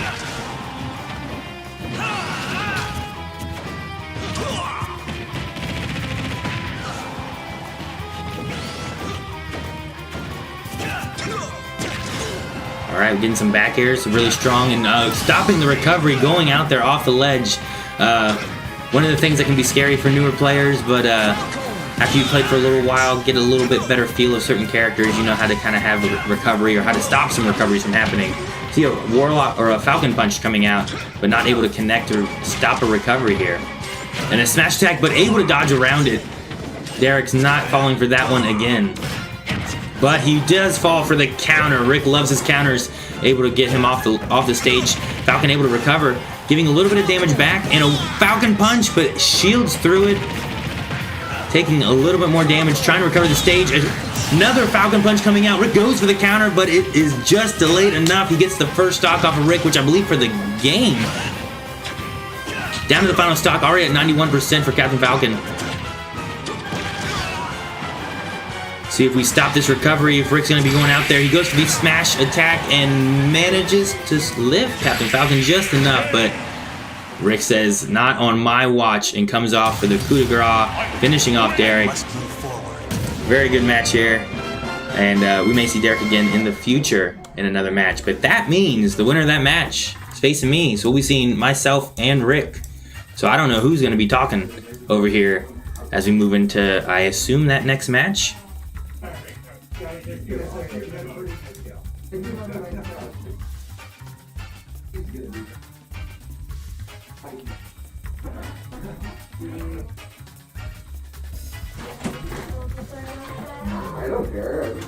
Good job, Rick. Thank you.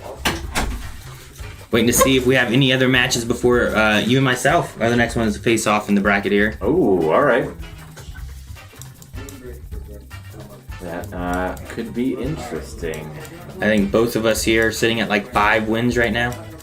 5 wins? Yeah. All right. So, a lot of the second chance bracket has been filled out. We're seeing a lot of people progress through. Satan has now been added in to that bracket as well. We also have Eric against Drogar.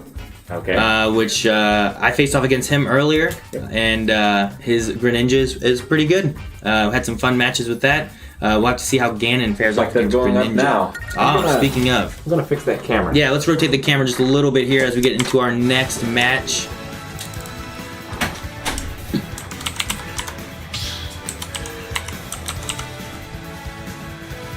Start battle.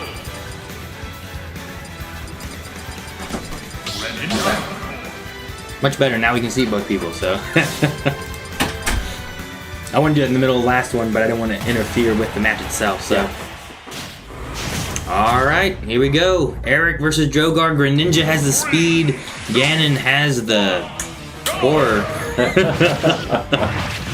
That's true. Eric's last match I saw was absolutely dominating. Maybe the most dominating of any of the ones I've seen so far. I think we saw the fastest first stock in the tournament during last match, so. Oh, there's the first stop too. No, he made it back. 82%, that was a scary hit. Yeah, I thought for sure he was gone. But Greninja coming back, trying to get some damage, using his speed, getting in close, using that Shadow Sneak, try to catch him off guard a little bit. You can tell Eric smells blood though. Every attack has been a smash attack pretty much. He's ready. He saw how far he flew in that one hit. He knows he can get him now. But with that, Eric gets a smash attack from Greninja and loses his first stock, coming in a little bit behind now. But one hit could really change the tide of this, so we'll have to see if Eric can get that hit. And there's the first kick. And this is elimination for both of these. Yeah, their last ones. Whoever loses this one won't be continuing through. So evening back out, 8-0% here on their second stop. Ooh, Getting that some forward smash again. big hits and an up B, sending him back out. I don't know. I think Greninja can still recover with this one, but if Eric's ready, but he goes for the longer hit. Longer hit. But I respect it. That tilt takes a long time. Oh, right into it. He read him perfectly like a book and got the stop. Eric up 2 stops to 1.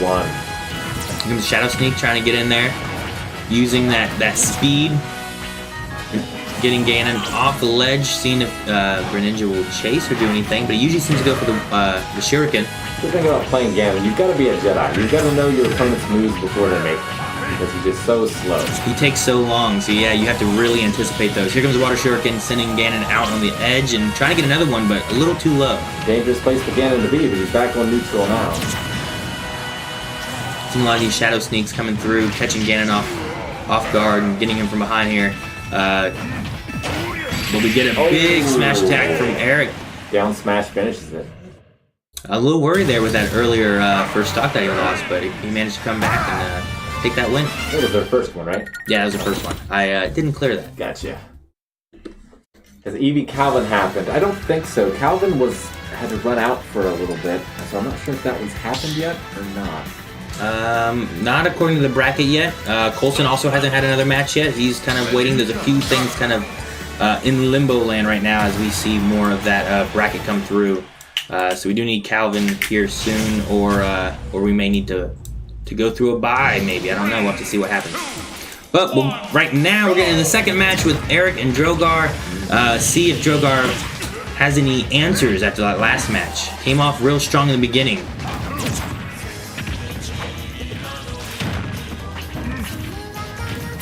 Alright, things starting off pretty easy there. That was a risky move by Greninja going into that side smash attack from Ganon, but able to connect first. Sometimes being able to rely on that speed can be handy. But it makes you overconfident sometimes. Just sort of dancing mid-stage right now. Greninja getting him off though, but letting him come back on. Just trying to get some spacing, I think, a little bit here. Watch out for those big smash attacks, taking all that damage from Ganon. Ganon going for some grabs here. Getting a couple. Getting another. Ooh, doesn't get many of those grabs. Now he's over 100%. With Ganon also at 94, but much heavier. Ganon just kind of walking over to Greninja, saying, "How's it going?" Here comes the Royal Punch, but that's not going to connect to anything at that time.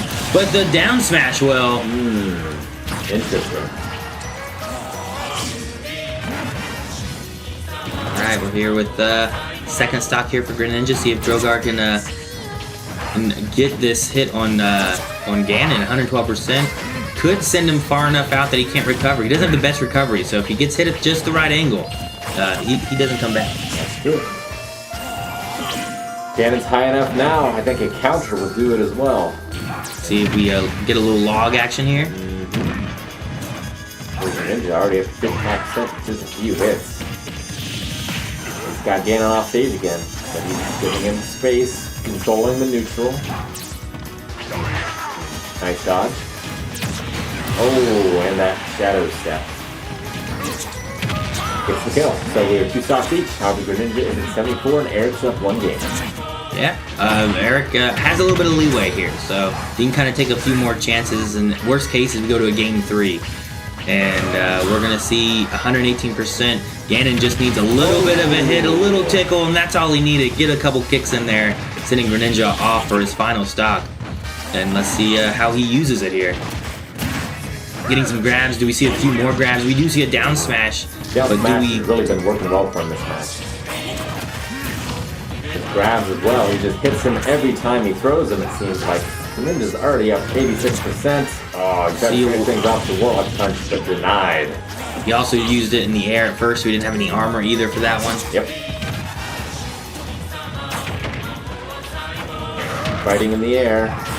So he just 110%. This was a killing percentage earlier for Greninja. I mean, will we see it again? Not quite. Ganon tries to stop it. Greninja goes a little higher there, but we see a counter that doesn't connect. But then Eric does, and he will take the game and the win of this one here. So we'll see him later on. Drogar will sadly be eliminated, but we'll have to see who Eric faces off here again in the future. Possibly Coulson, possibly Kanan. Ruki's still in right now. So we'll have to see how those ones play out here. Waiting to see what the next one's going to be. We still have myself and Rick. It looks like Satan and DBZ. Let me make sure there weren't any updates to anything in the bracket here to see. I think it's Calvin versus Eevee. What Calvin like versus Eevee. Don't know if that's going to be on the main cam or a side cam. Alright, But so that's what it sounds like. looks like Navi eliminated Landis and Wayne. So he'll be he's on deck waiting for another match. Satan and DBZ are also up for a match here. But Calvin coming back here, we should be seeing Calvin and Eevee. Let's see who battles in that one. I think depending on who wins that one, they will be going against Coulson. It is uncle versus niece Uncle versus in niece. Smash. Who do you think? So you played against both of them. You know them pretty well. Do you have any thoughts on who might take the win on this one? I think that Calvin might take it, but I think it's going to be close. As long as Eevee doesn't allow herself to get overwhelmed. As long as she's able to stay calm, I think she's good. It's just she gets very excitable, and that's sort of where the mistakes pour in. I see. Of course, Calvin, that happens to him sometimes too. Sometimes he gets off that stage and he just doesn't know what to do. Flails like that. That's a big fish. And then tornado.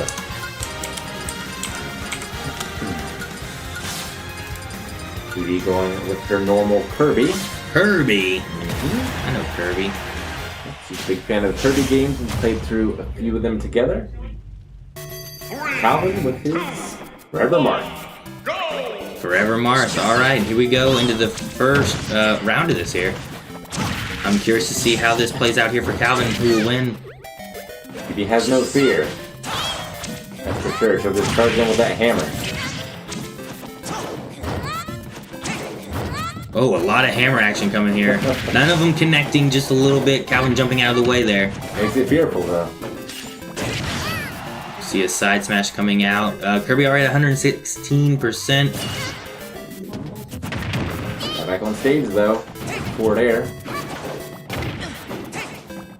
Backing up some damage, but here's up. Can Calvin keep the juggle? Nope. Kirby is down.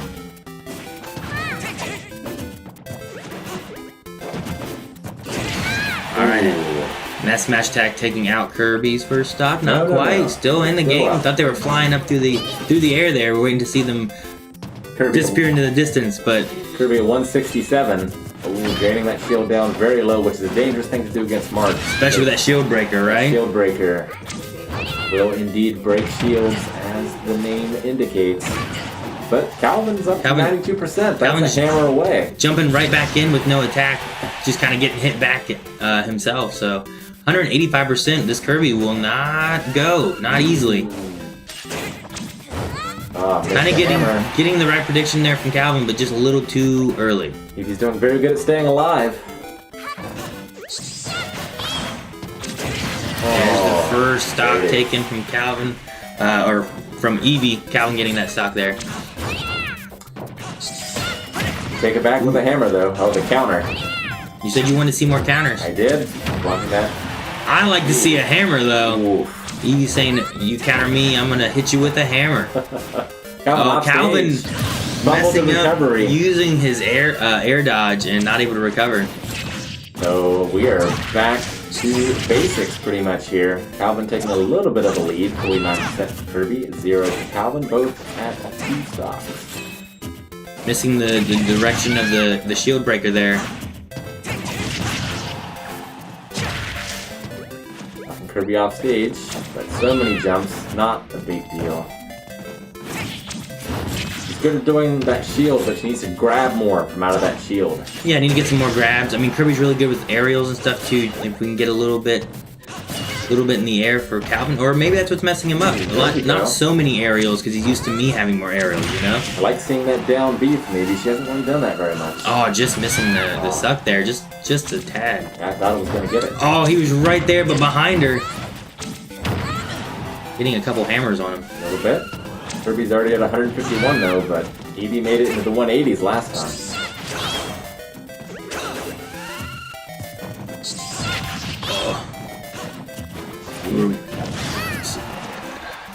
Calvin Still gets alive. one good hit here. We could see Kirby flying, but not far enough.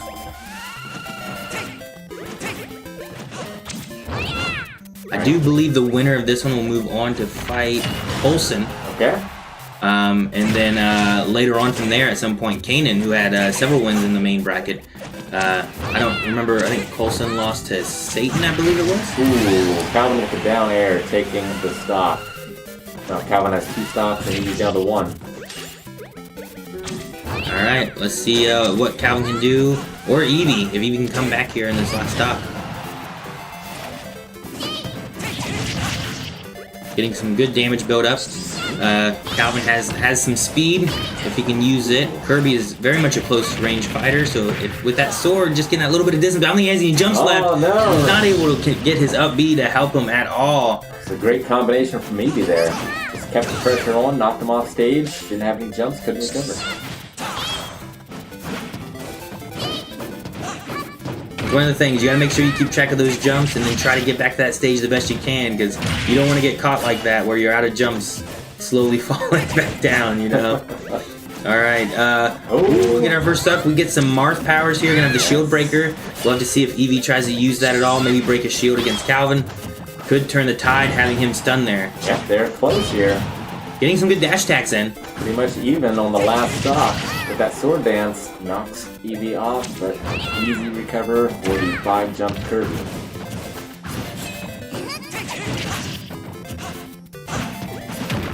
Ooh, Nice good air. forward airs there.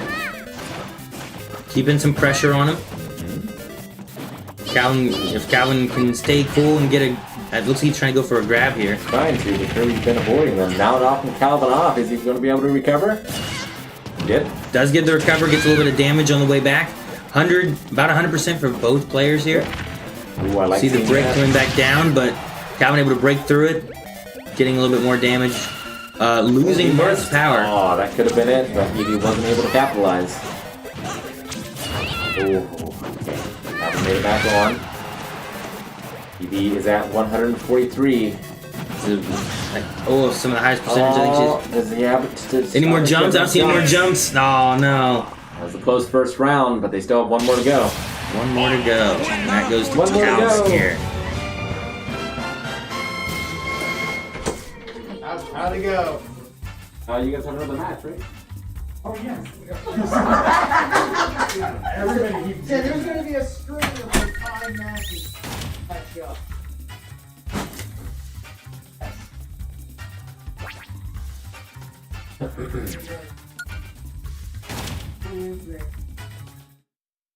Everyone grab.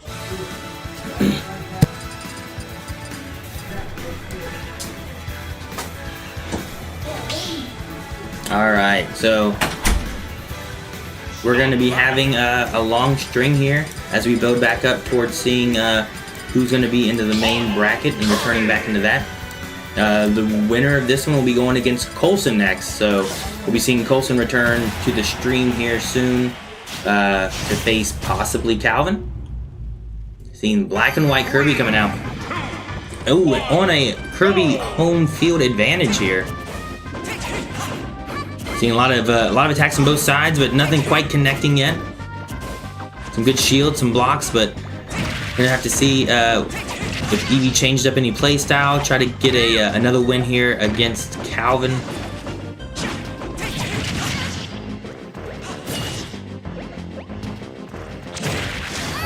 And Calvin with a smash attack. Oh no, Eevee may have been out of jumps. I don't know what happened there. Not able to get her up B off and get some recovery back. Just kind of tumbled back down to the bottom. So we'll see where we're at here. I see Calvin giving some words of advice to Eevee.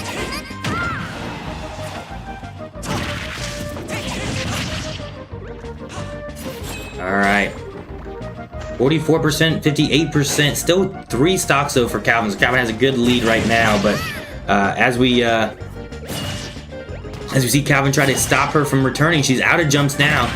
But she's able to touch ground, so she gets some of her recovery back, but gets a chance to shield, takes a little breather, but still needs to get some hits back onto Calvin. There goes the shield breaking. What will Calvin do? He's charged up his smash attack, and that's enough to take out one more stock on Kirby. Down to the final stock. 3 stocks still for Calvin, but the hammer comes out, and is it enough? Not quite. He's not to the ledge yet. Taking advantage of that, he lands, and she gets another hit back, and Kirby's able to hit again, not grabbing the ledge, landing right in front of Kirby. See what happens this time, doing it a 3rd time. Maybe he will grab the ledge or learn something, but he finally does. 4th time's the charm. Calvin's able to make it back to the level here after Eevee just walloping on him.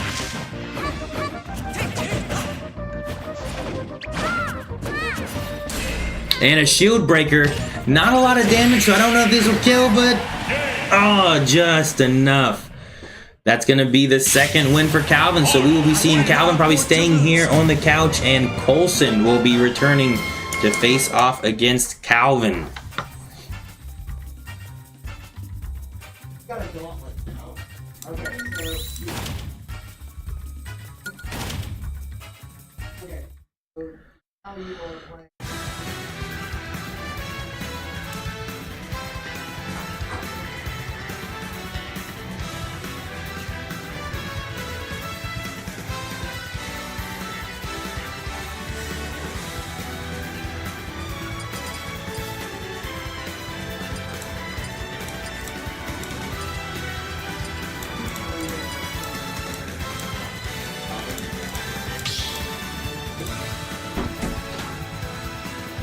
Although you two will play each other at some point. Alright.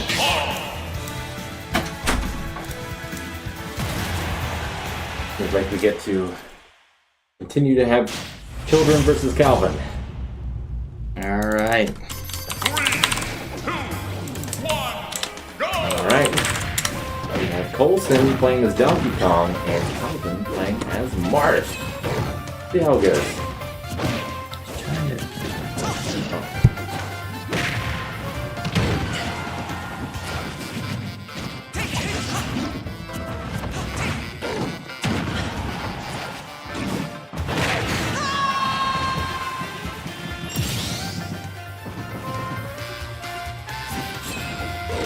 Alright, 34% on the Donkey Kong, not too much damage, but there was a stock that we missed trying to get a few things fixed here for the stream, but 1 stock down for Calvin already. Coulson with an early lead, 3 stock, 100% though. Trying to keep his advantage here. He does have his punch charged up. The sword dance had been at the edge of the range might have been enough, but too close to be effective. Oh, that one was better. But Coulson was able to back away from it. Off stage. Seeing an up B, not going for the ledge, hitting some connecting. Ooh, and a big smash attack. See if Coulson he chooses to charge up his punch, having lost it at some point. That punch will definitely end the stock if it can come out before he dies. Another smash attack taking out a second stock for Calvin. Nicely done. Coulson up 2-1. However, Donkey Kong is at 173%. Okay, and there we go. A little bit of a combo there, getting Donkey Kong knocked out. First stock gone for Coulson now. Oh, and a fall, no! Calvin having a little bit of an issue there. Not able to recover. That's gonna be the first game there for Coulson. Coulson doing a little dance. Like Peanut Man in chat, that tree is appalled by all this violence. He's just watching. He's like, oh my goodness. Alright, they're sticking with what they know. See if Calvin can do any better this time around. I think Coulson's favorite or best character so far is probably Donkey Kong. Really enjoys the aerials and stuff for him, the spikes that he can do. Yep, that toss off the stage. I imagine that might have been how he lost that first stock early on, because that's one of his go-tos that we see here. He's trying to get that spike, but not quite able to connect it. Is 60% enough to do that? Probably.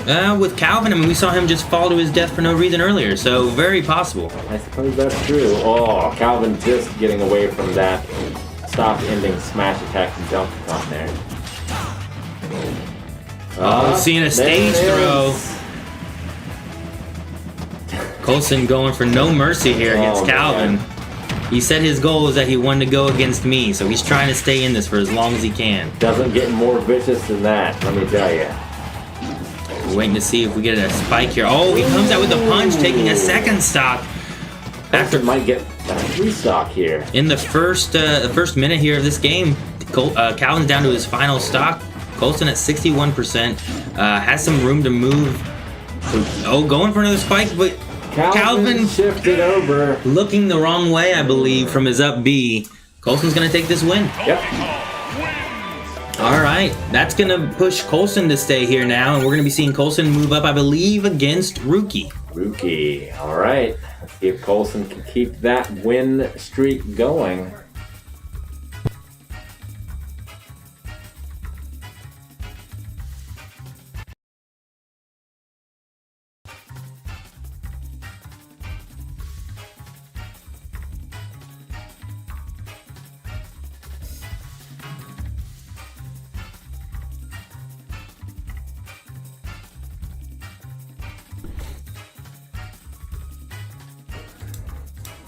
All right.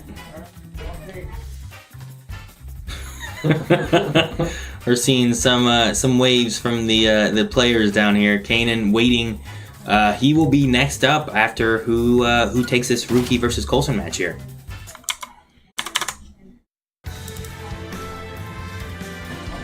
All right, so Rookie, I believe, has been playing Pikachu. Looks like he brought a little Pikachu there, setting him on the couch in between. Pikachu, indeed, I faced off against Rookie a while back. So we have a little good luck Pikachu charm there from Rookie in the center. So we'll see how that fares against him.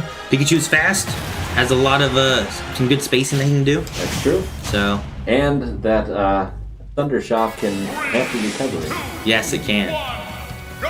And Donkey Kong's recovery isn't quite the best. We're going to see what we get here from this fight as we start into this. 31, 42%, 59%, 69%, 83%. It just keeps going with the Donkey Kong combo. Fantastic juggling by Coulson.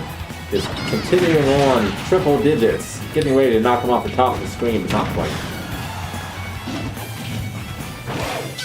Didn't go for the spike, but went for the juggle. Goes for the smash attack. Takes the first stock for Rookie. 12% what a one dominating stock. First stock by Coulson. Hard to imagine a better one.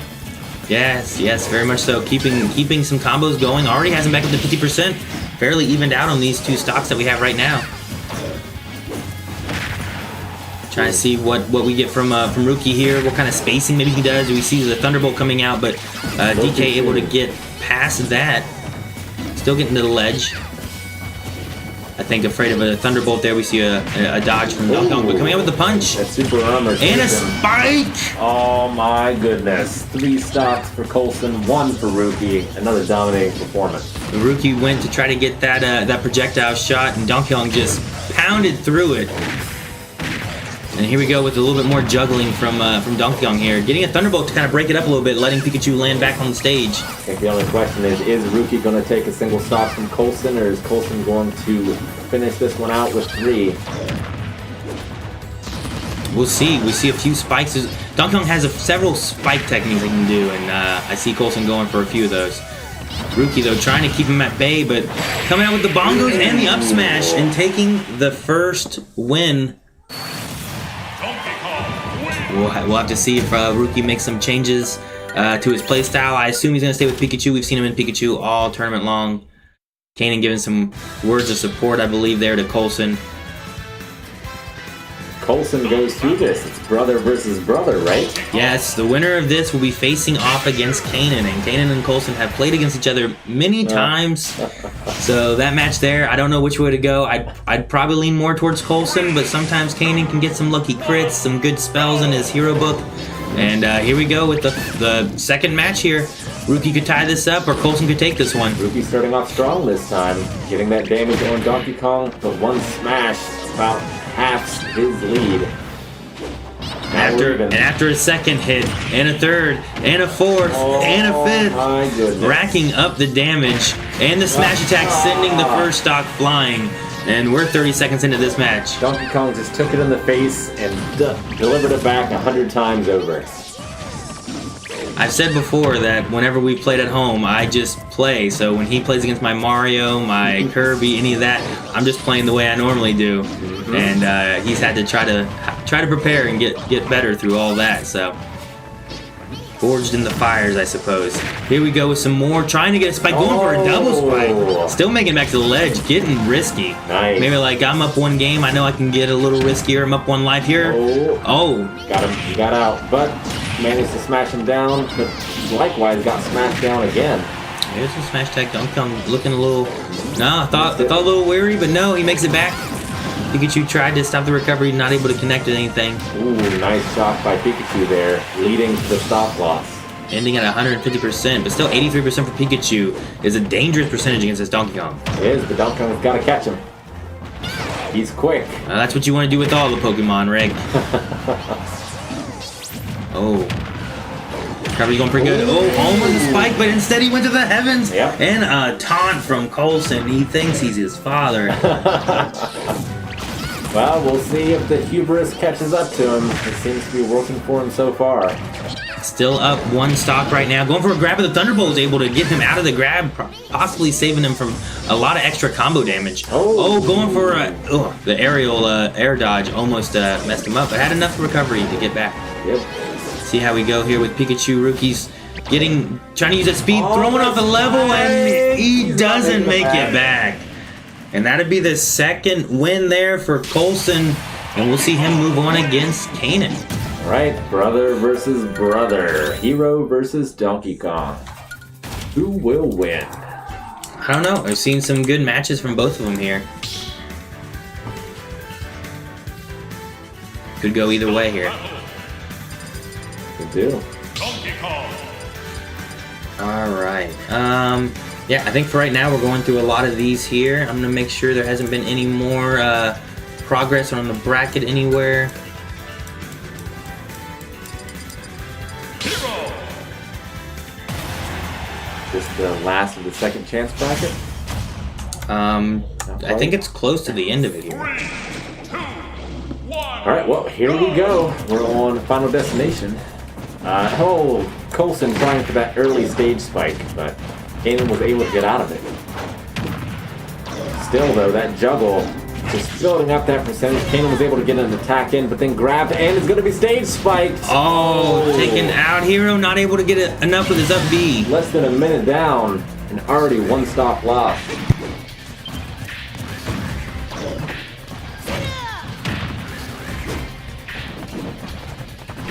All right. Oof. Man, what a strong start for Coulson. He is in that groove. Is anyone going to be able to knock him out of it? I don't know. We'll have to see. Here we are with brother versus brother.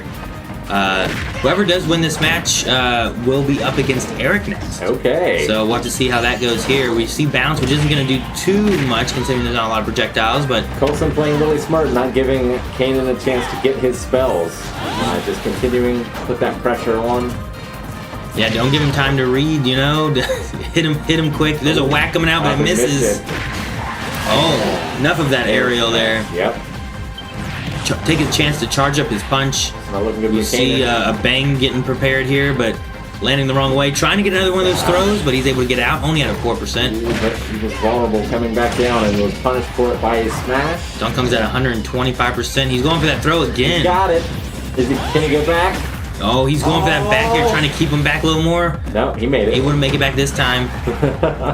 Coulson's still keeping on the pressure, though. Oh, that's a bad move, though.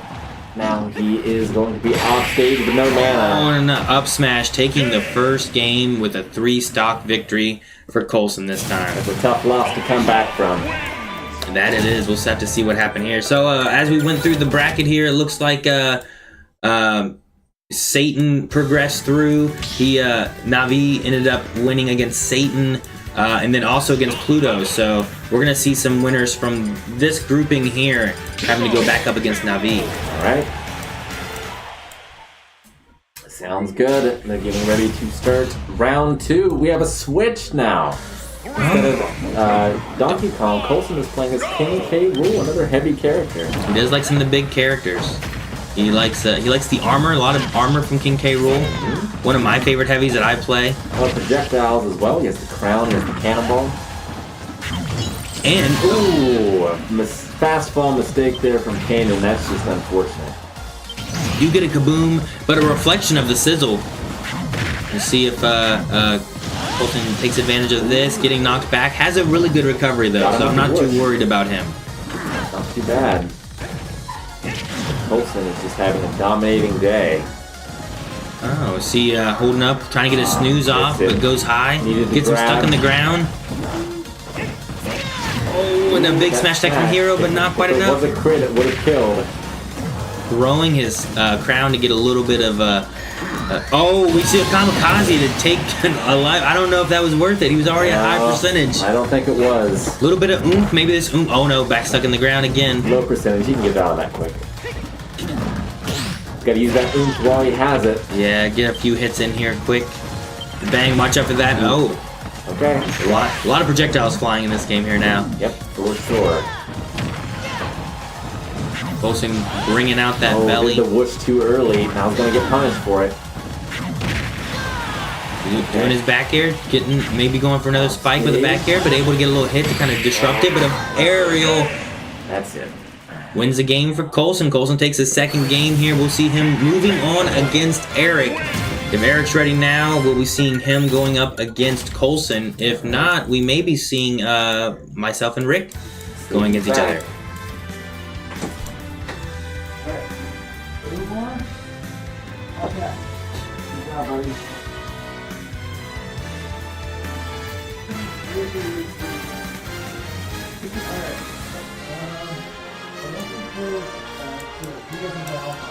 Alright. You and me, buddy. All right, I'm gonna go and Rick as well, so we'll have our first match here. Matt will be back with commentary.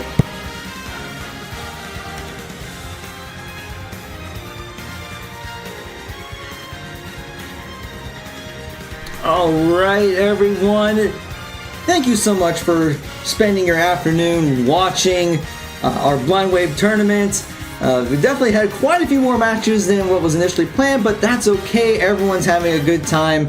Now we're going to see Aaron and Rick go at it in the winners bracket finals.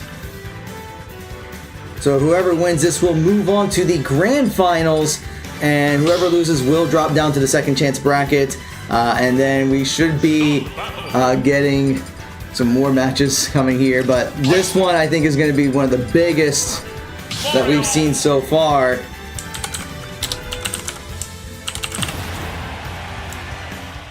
With Aaron versus Rick. Aaron will be sticking with the Mario, playing very well on that. I should know because I did play against Aaron's Mario earlier today. We're already seeing Rick trying to get some attacks in. Gets the first damage. Aaron gets back onto the platform, but Rick is just being relentless, not giving Aaron a chance to land a blow. Using the arrows, but both are able to get back on. Aaron is able to strike back, but Rick is just keeping him in the air, although Aaron's trying to strike back.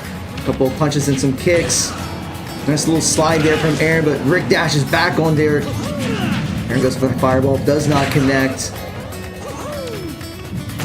Rick was going for the counter, but Aaron was patient enough to wait for it to fade away and then get his strike in. Tries to charge the flood, not get a whole lot out of it.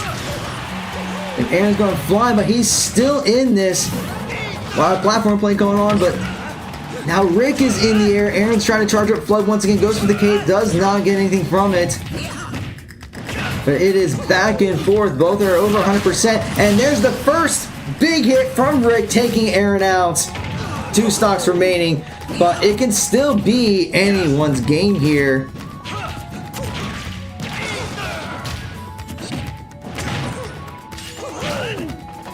So Rick is just putting on as much damage as he can. Aaron will shield that one.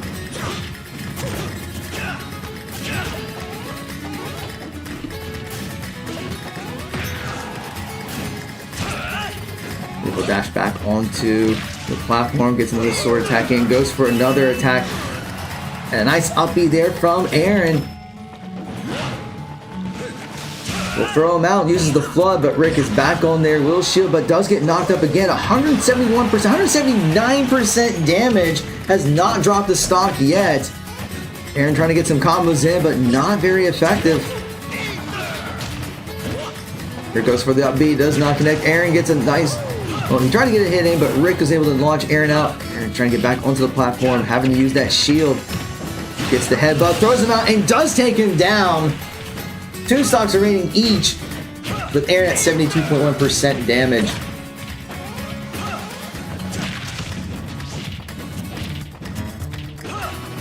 Rick is looking for an opening. Aaron's running around, but does get hit by the sword. Tries to get away, but Rick gets a nice smash in there. Now Aaron's down to his last stock.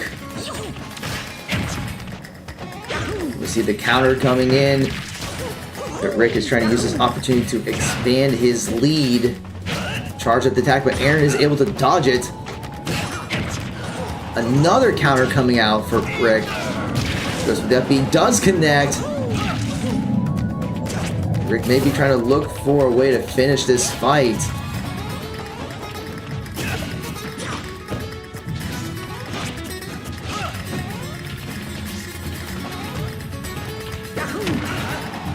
Yeah, they're just looking for the opening. Rick goes for the counter, but Aaron will not fall for it.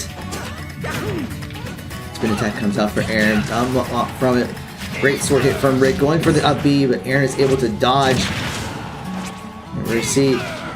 Oh! Rick with the missed input, trying to get back on the platform with the up B, but does not get to the platform. So now he's on his last stock. But Aaron is at 125.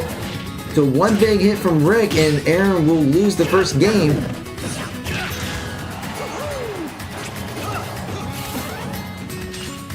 Goes for the charge attack, just waiting. Just throws in a fireball to interrupt it. Sure, why not?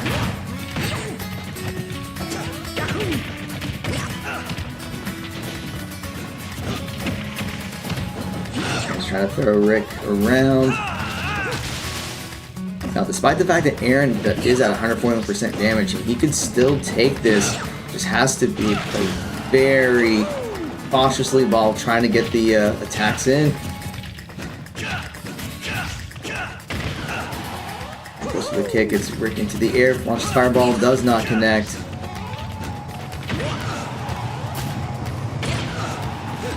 Aaron's just keeps using the kick maneuver that seems to be working pretty well. Charges up the flood, shields the sword attack, swings and throws Rick around.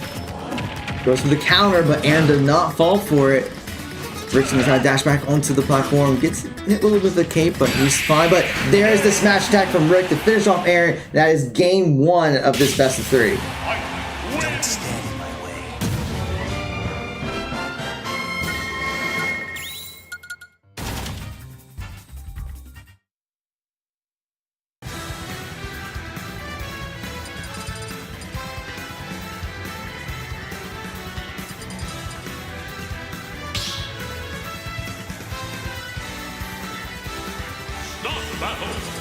So here we go.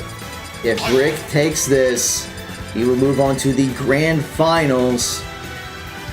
Which, if you looked at the bracket lately, we're just kind of playing catch up a little bit. But it will be Coulson. Let me make sure I have the bracket updated on here. 2, 1, go! There we go, that's better. And we're already seeing some action going on between Aaron and Rick. But yeah, as far as the second chance bracket, Coulson will be playing against Eric, and then whoever wins that will be playing against Derek, and then whoever wins that will be playing against Navi. So there's still a couple games going on here.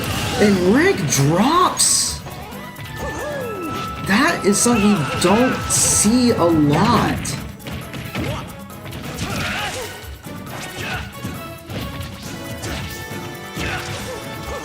Rick is going to be trying to play catch up here. Goes for the up, he does not connect. Eric's going to get the kick. Dash attack comes in for Rick.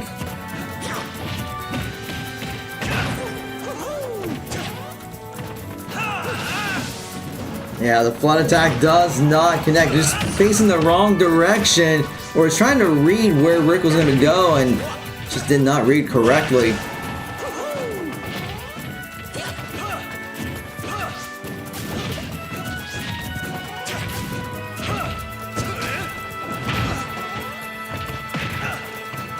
And landing a couple hits in. Rick was looking for the counter, doesn't get it. Blood's being charged. Rick taking a big hit there from Aaron. Aaron's trying to capitalize on this lead, already getting Rick to 126, 142%, and Rick will go down. So now Rick is down to his last stock. Aaron has yet to drop a stock in this game.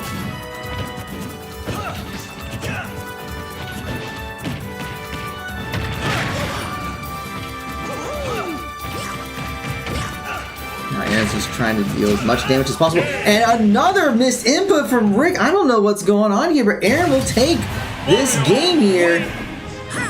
I don't know if Rick has dropped the game this entire tournament.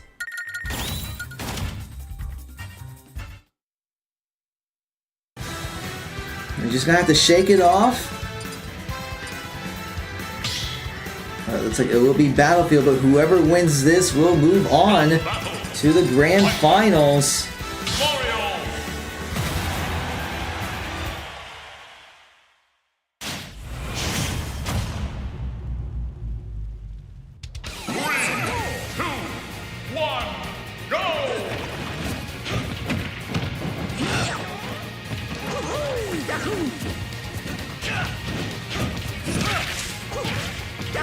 I've seen Rick trying to get some damage onto Aaron, but Aaron's trying to get some damage onto Rick. So we'll have to see what the mental state is, because after making a couple of those mistakes, that can be really hard to come back from. But I think Rick is holding pretty strong. Going for the up B, does not get it. Aaron gets the perfect block. He's going to get back on there, waiting for that charge. But nice stack there from Rick. And gets the spin attack. Nice little counter from Rick. And we're already seeing Rick's got Aaron to 102%. Goes for the charge attack, launches Aaron in the air. And we'll swing around. Off the fireball. Gets the kick in. But Rick gets that first stock. He is not deterred from that last game.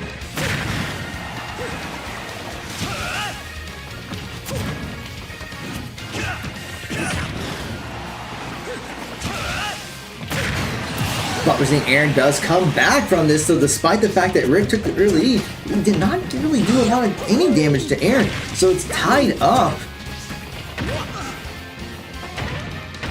So kudos to Aaron for being able to stay in this, even though dropping an early stock first.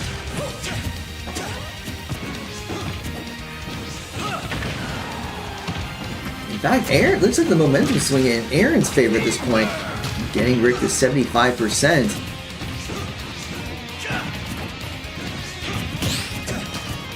Aaron's getting the block in, but looking at a couple of sword attacks, but Aaron is striking back 54 to 96% damage at this point. Rick's already at over 103% damage.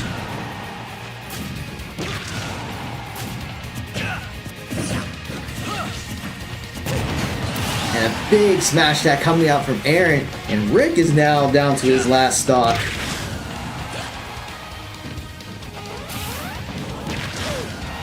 But Aaron is down. Here we go, folks. 0% each. One stock remaining. Winner moves on. It does not get more exciting than this, folks. You can see Aaron trying to get that early, but Rick is striking back. Now ahead in damage, getting some combos off. And Rick gets the counter off.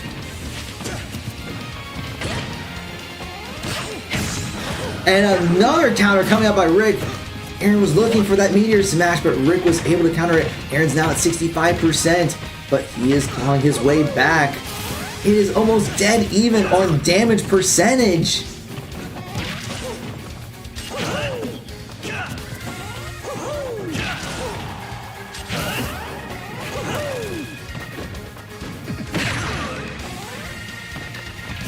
Obviously, Aaron trying to get the upper hand, but Rick is launching Aaron in the air already at 100%, so Aaron would be in kill range with one big smash attack, but Rick is now at 111%. This can go either way, folks, because now Rick's at 120%. Dashes back in. Aaron's going to swing Rick in the air, not enough to finish him off.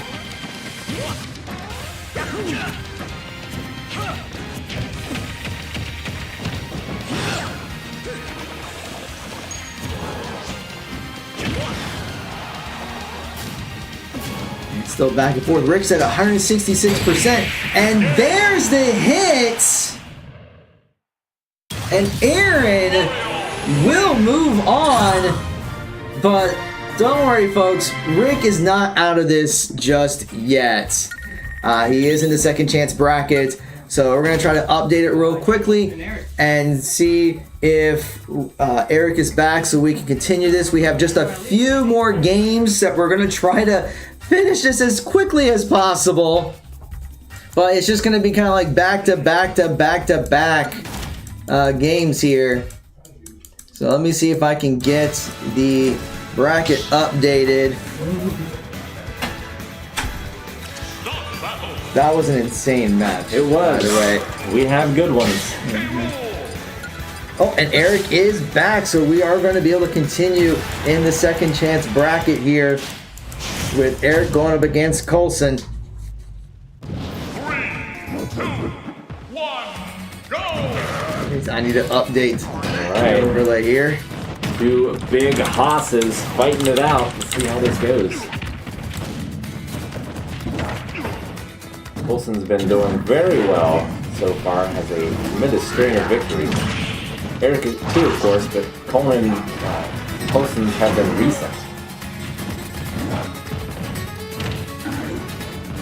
It's been kind of a gauntlet in the second chance bracket because we've been trying to complete as many of the matches as we could. Oh, that's a huge hit there from Eric.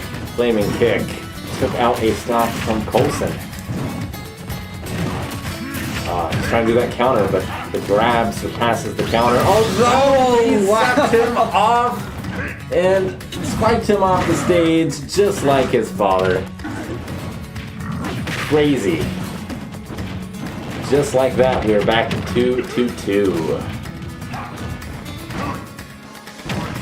Crazy. All right. It is. You see, trying to use everything that Kirill has in his toolkit, using the crown, the cannonballs, even his own belly. Gannon's off stage. That's a bad place to be, but he's made it back. They're both back to neutral here. Oh, they're about even percentage, but Gannon off stage again. Manages to get back on, get a little bit of a lead. We charge attack, but Knocking Kirill off with a much better recovery than Gannon. Oof. Gannon's not going to be able to get back. no, he's not. Nope. Not indeed. Coulson's up 2-1.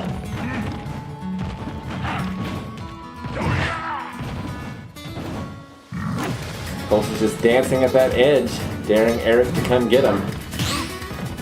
Gets the perfect block.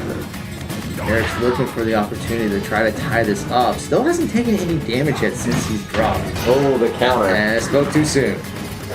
Colson really wants to get Ganon off, suck him up in that gun, and spit him underneath, but Eric was able to tie things back up. Wizard kick. To grab. Into another grab and a kick. He's got the advantage in percentage here. Yeah, Eric does very well utilizing his grabs. Playing dangerously on the edge of the stage. Finally making the move back to neutral. Ooh, that down smash has ended many a matches, but not this one. As Colson makes it back on the stage. Eric is too afraid to go out there and get him. Just as I say that, He tried. the hero's going to be able to make it back yet again, but one more of those 154%. Can't imagine he's got many more of those left in him. Oh, he got him. That'll do it. All Yeah, right. trying to use those aerials to just see if we can spike him down. I know he was looking for it, just could not find the opportunity. But still came out with the win in the first game. All right, Eric takes the first match, but it is a best of 3. So let us see if he can close it out or if Colson can take it to game 3.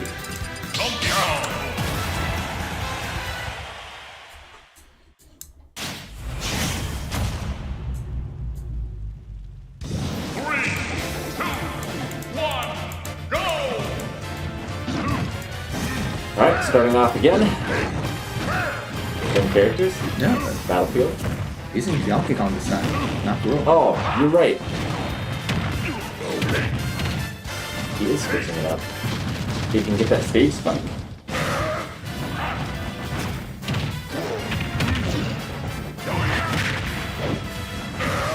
Trying to go for the down slams, but just not getting any hits. Oh, Is he going to go for the attack? He's just using the distance. He barely got back there. That's the thing. You don't even need to stage spike Ganon, really. Just get him off that stage enough, and that's it. But Donkey Kong can't make it back. So Eric up 3 stocks to 2. Ooh, and starting strong on this next stock here. So Donkey Kong knocking him off. Not falling for the smash. Ooh. Eric started that. Oh, that spike! What a spike. We're 2 to 2. And gets hit by the charge kick. Over 100% is Donkey Kong and off stage. Eric chases, gets him, almost goes too low, but manages to come back. Now it is 2-1 in Eric's favor. Eric off stage again, this time by choice. Really playing it risky. He's just trying to find an opening to see if he can punish Wilson with a spike attack. He wants that quick win. Alright. We got Donkey Kong up almost to the triple digits here. Ganon's off stage. Donkey Kong chases, but the spike gets it! 1-1. But as we're seeing here, even though the damage is still in Eric's favor, one spike from either one, and that will be the game. Yep, absolutely. Oh, a kick. That's not going to be enough. He'll get back. Good composure of mind by Colson there to get back. Is he going to be able to use it to come back for the victory? He has got him juggled. Building that percentage. Still think it's anyone's game here. Oh, he's got him up on the platform. It's a bad place for Ganon to be, but now DK's off the stage. He still has his charge swing, so he's looking for an opportunity. Oh! Just like that! He's still up! Hey! He goes out and finishes him off. Colson takes the win. So we go to a game 3. Just when you think it's over. Man.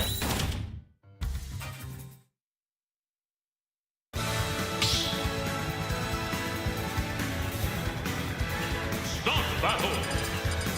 Donkey Kong.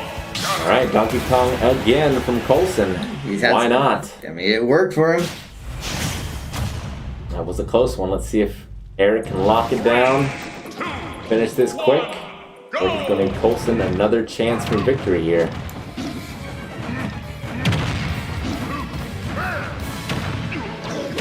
Oh, with the early spike, Coulson takes the first stock. My goodness gracious, that was within the first 15 seconds of the match.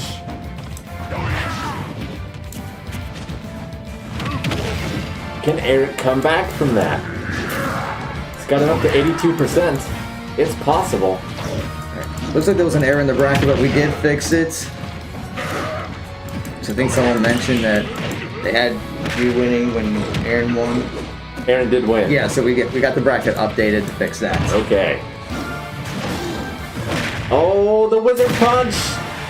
Missed it though, and paid with his life for it. Now Coulson up 3-2-1 against Eric Scannon.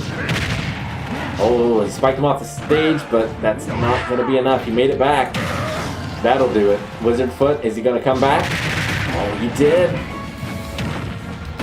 142 for Donkey Kong. Eric on his last life, and his percentage is quickly climbing. Coulson has not dropped the stock at all. There's one. Yeah, there's one. But it is not looking good for Eric here. The Elliots might win back-to-back. We might see Elliots, an all-Elliot final at this rate.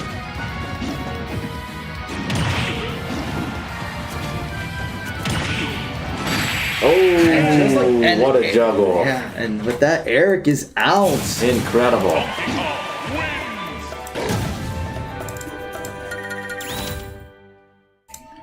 All right, so we're going to get the next game in, which will be Coulson and Derek. Coulson versus Derek. All right, Eric knocked out of the tournament. And the winner of this goes on to fight. Whoever wins this will face against Navi, and whoever wins that faces you, and whoever wins that is back in the finals. Back to Aaron. Aaron, the last one remaining in the winner's bracket. Appreciate everyone's patience. You know, it's been a long day with some Smash Brothers, but we are coming to the end. All right. Coulson going with Donkey Kong again. Derek, think about Ike.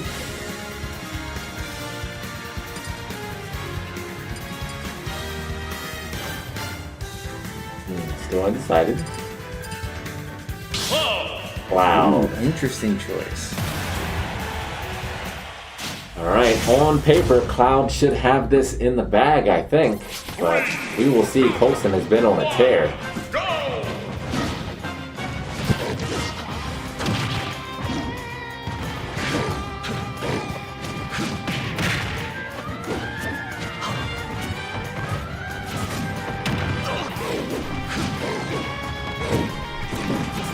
Alright, even percentages here to start things off. Cloud halfway to that limit break.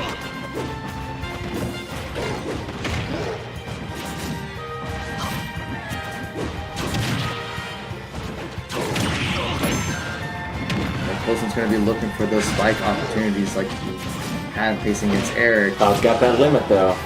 What's he going to use? Nothing yet.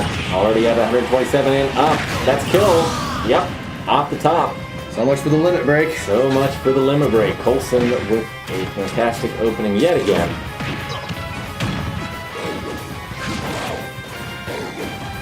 Let's see if Derek can bring it back. Ooh, he's off stage and spiked. My goodness gracious.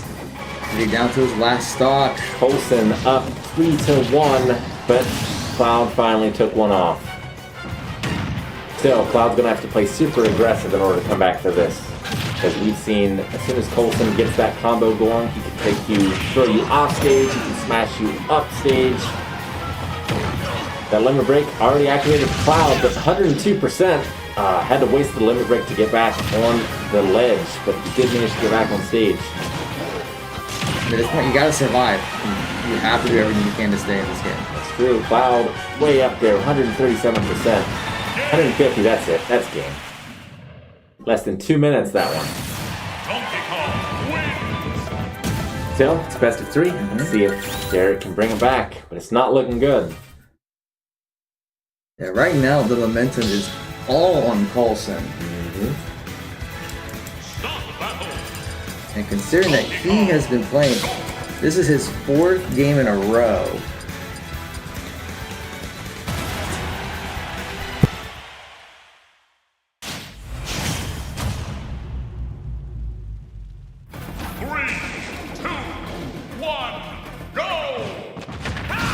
Alright guys, so here we go. And this time we see Derek going with the Shulk. Bringing some early damage onto Coulson on that Donkey Kong. Trying to use that Monado and have a little extra range with that weapon to keep his distance from Donkey Kong because you just want to avoid those fists. But Donkey Kong's just rolling around, getting Derek down to 90%, but actually now back to 0 because he's dropped the stock, not able to get back onto the platform, and we see Donkey Kong just wailing it onto Derek. Already getting it to 55%. Choke this time. Yes. Okay. But already down a stock. That's been the name of the day. Just how many stocks are you down against Coulson? Oh! Wow! That's 2 stocks down. Donkey Kong only at 66%. Off stage though. Oh, that could be something dangerous if he goes out there for it. He doesn't, but getting back on stage, he does manage to forward smash him to death. That's 2 stocks to 1 though. With Derek at 66%. Donkey Kong is just not giving up a break. I was hoping Dolph might be able, Shulk might be able to build back up on that momentum, but Coulson says no. Well, there's a grab. That's going to be it. Nope. He went up instead of down. But he is still very close to death.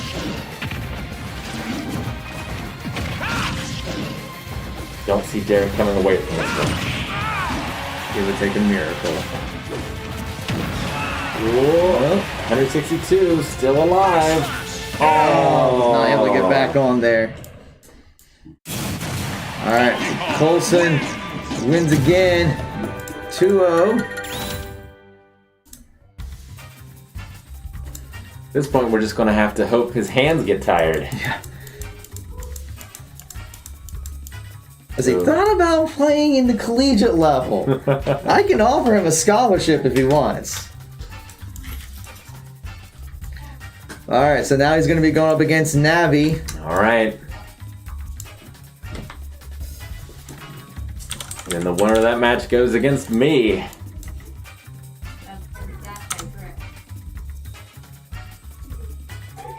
So let's see if Coulson can keep that win streak going. Yep.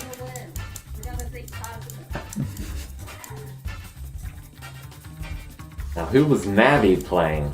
Navi, I mean, he had quite a bit of a chain himself because, I mean, he lost very early on in the tournament and had to go up against Diego and Logan and Hal and Landis and Wayne and then Satan and Pluto all the way to get to where he's at right now. All right. So we're at the top 4 at this point. Yeah, for sure. I mean, your confidence just has to be shaken seeing the streak that Coulson's on. Mm-hmm. Let's see if he can reverse that track. Yeah, but true. But Navi's had the streak too. The only difference is he's going in cold because he's already played his matches in the background. All right, Sora versus Donkey Kong.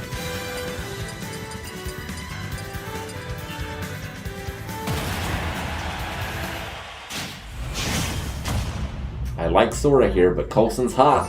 Alright, we're on the battlefield again. Alright, Navi starting off strong. Getting him comboed. The Thunder. Nice grab. Getting in close. Oh, Trying to go for the spike, but not getting it.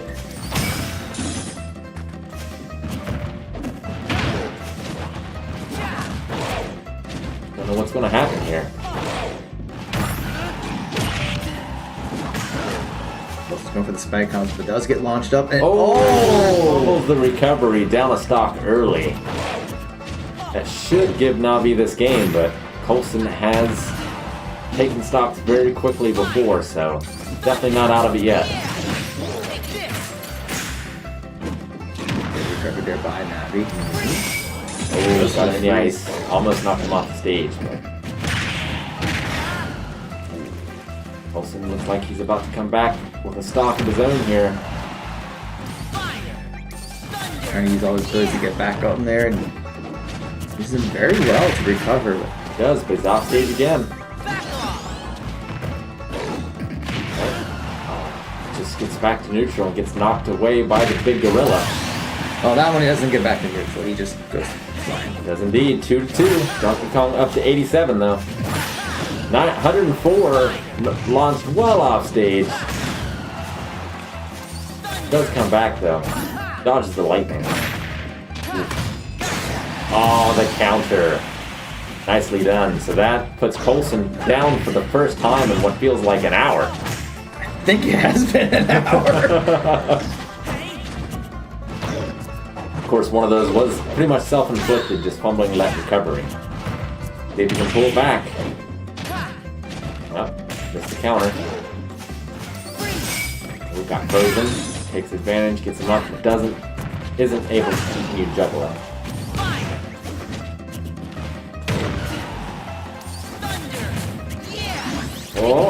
Oh, trying to go for the spike there, did not get it. Yep, got the grab, thrown off. Ooh, the ice. Probably just would have let him fall. Yeah, I've seen that happen multiple times against the Sora. But he got the up smash and the win.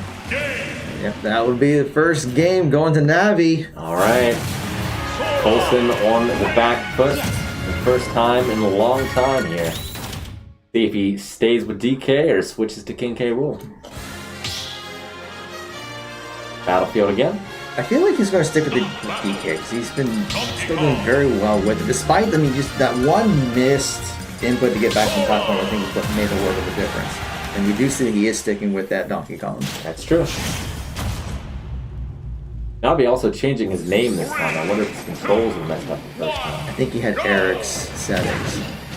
So he might play even better this round, which is not good for Coulson.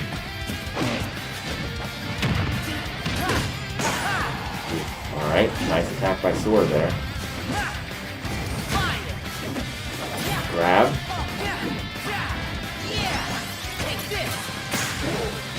I think Navi realizes Coulson charges in a lot and then shields and grabs, which seems to be working well against DK. I think he's got the game plan, and I think that's going to bring him the win. Yeah, we already see quite a bit of damage down. And that big smash attack there coming from Navi. Big smash to DK too, but Thor's going to be able to make it back. No, he isn't! Coulson goes out there to challenge and knocks him off the screen. We are tied up. Already has his swing arm charged up. Yep, there's the charge and the grab again. Continues to fall for it, but just hits so hard. Sora has to read that every time. Ooh, shielded that, doesn't have much shield left.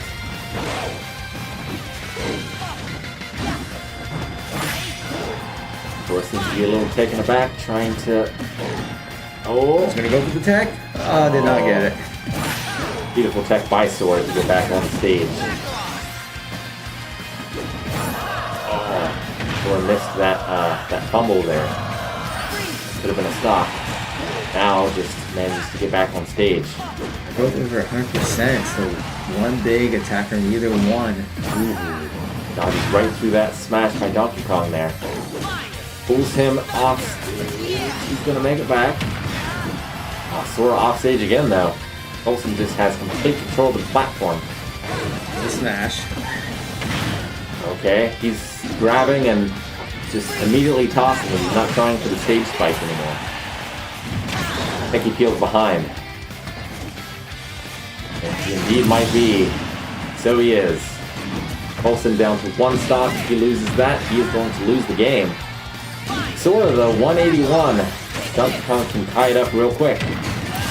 Just like that. That's 1 stock apiece with not a lot of damage difference.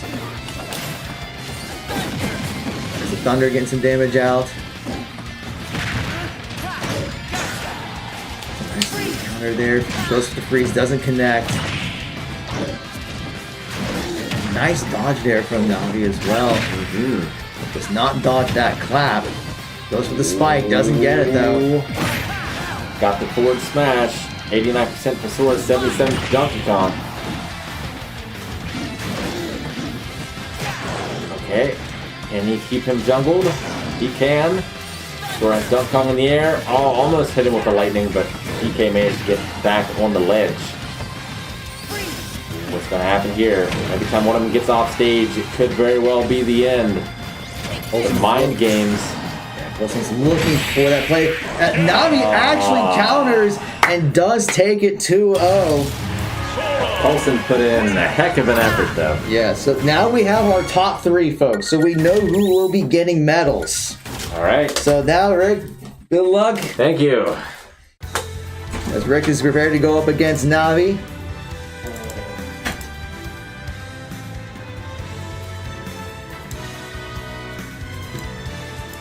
But yes, we do have our medal winners at this point, so we know our top 3. So now the question is going to be, who is facing against Aaron in the grand finals? Ooh. I need to ask how esports scholarships work for Coulson, because he was filing through some people there. I was just saying, I was like, if he wants to come here for a what do you think about college? We can send him up for it. To go through that, yeah, no, he's enjoying Smash Brothers. At this point, I don't think he needs to try anymore. I would just give it to him. No, that battle against Eric was real good there, so. No, and I was also thinking too, I was like, well, if Coulson does this, he's going to have like he has to go all the way through Rick. Because yeah, he said his goal was to face me during the tournament. So, but no, I think also like whoever wins this one here, I still have a double elimination after that too, right? Yeah, so I mean, if you did lose, I mean, you get the benefit from the double elimination like everyone else. Gotcha. Okay, so I have to be beaten twice. So here we have Rick and Navi, and we'll have to update that. Yes, we'll have to see how this plays out. Rick has played against my Sora, but I don't main Sora. I kind of dabble with him, so he's a little familiar with him, but not too much. A lot floatier. And also, I think Sora was one of the ones you guys had at your esports that I think he kind of had the most struggle with as well. Yeah, I mean, one of our players does like playing Sora a lot, but he's also very difficult to play against just because he has a wide range of spells, and usually what Sora likes to do is that neutral B. Rick usually avoids using that neutral B, but he caught me a couple times with it in Mario, which caught me off guard, but I think he's using it for the vertical hit of that versus the horizontal aspect, which isn't very big, so. But yeah, I'm just saying, the players that I've seen who play Sora like to use the freeze mechanic to get him off stage. Like, if you catch them at the right time, they freeze up, don't hit him, and they just drop. And it can be so tilting to go up against that. I can understand that. Ice climbers have the same freeze that can be very annoying, so. But also the fact that Sora in general does have pretty decent recovery, so every time you think he knocks him off, he has a way to get back on there. And we even saw Navi using a lot of his spells just to stay in the air to get that extra float. Yeah, well, that second jump from Sora is so good. He still has his up B, he has his over B that can give him all good recoveries. Speaking of the over B, there it is, knocking Rick off the ledge. Going for the counter, but no connection on that for either side. Rick sitting up at 130%, which is, I'd say in kill range for Sora here, so we get a good smash attack. We may see Rick flying. Not quite yet, but can we get some kind of stopping? No, recovery is not a problem for Rick in that scenario. Rick's going for the ledge guard, trying to prevent that recovery. Yeah, Rick's not afraid to play aggressively. And Navi gets a big smash attack, but Rick still is able to get back onto the platform. But there's another huge attack from Rick, taking Navi down to his last stock.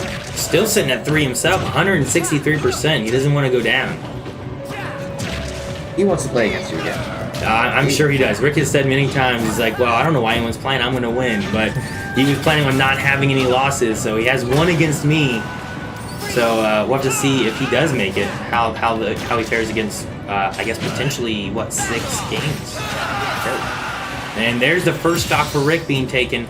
I don't know if Navi can hold out with this last one as long as Rick holds out there with Ike. Maybe he can get like an ice, catch him off guard or something there. He uses the ice mechanic, but I haven't really seen Navi try to use that as much.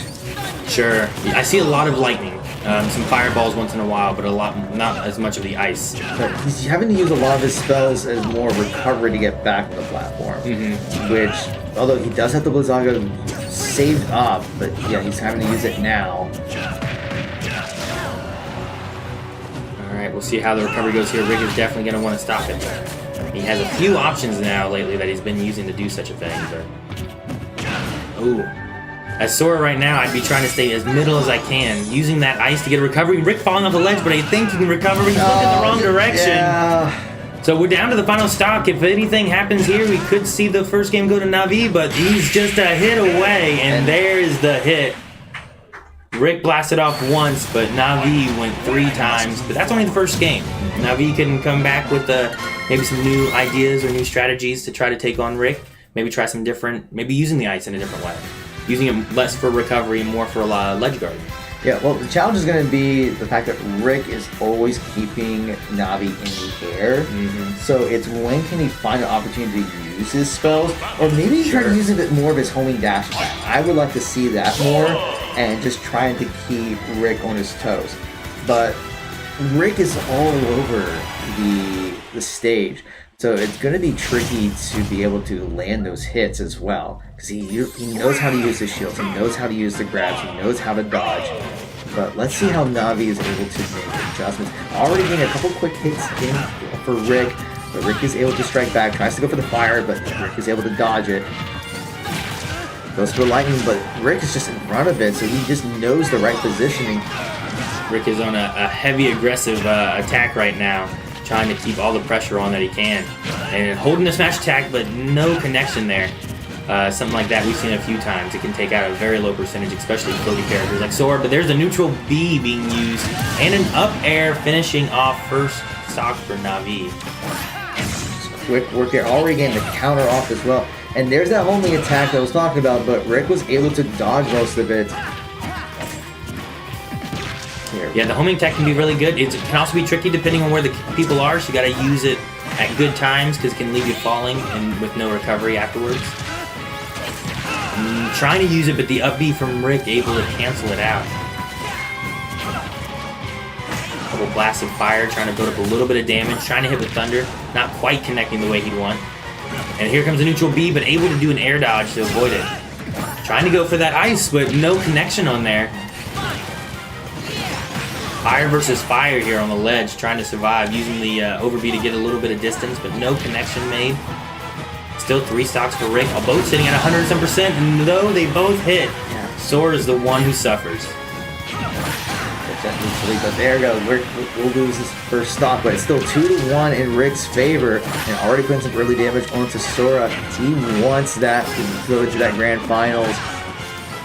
And Rick and Navi's trying to do everything he can, using his abilities. Does land the thunder. Can he utilize that ice?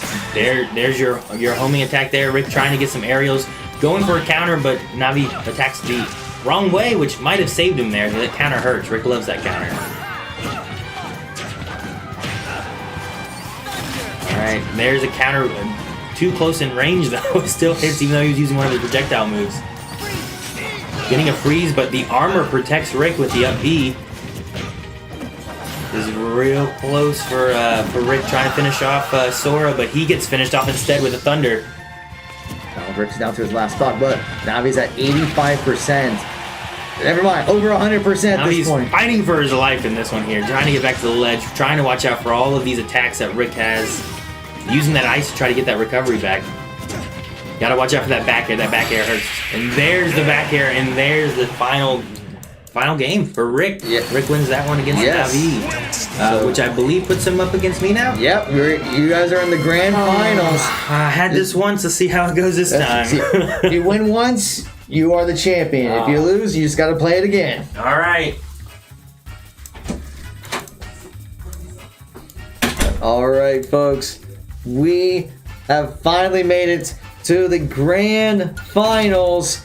Aaron versus Rick, the rematch of the century.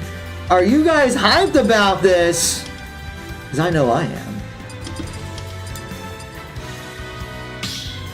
Because I can see in the chat from earlier the shock when Aaron was able to upset Rick earlier on. So can Aaron continue that momentum, or will Rick get his stride? Because we've seen how well he's performing these last couple of matches.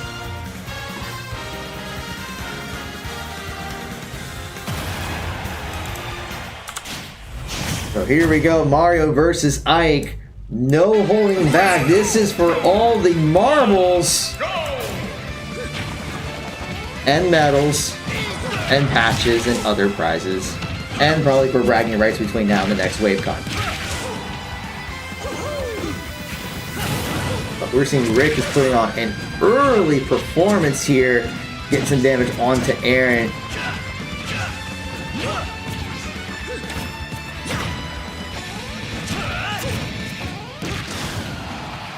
Nice back attack there from Rick, trying to go for that neutral B, but Aaron waiting patiently for that to go off before getting back on there. Gets a punch, but not able to get back on there. And Aaron is already down to stock because he was trying to dodge the neutral, but it wasn't able to grab back on there.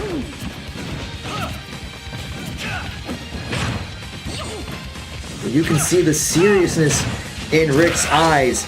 You might not be able to see it in his face, but you can definitely see it in the eyes behind those glasses that he is just in a zone right now. It's wailing damage onto Aaron.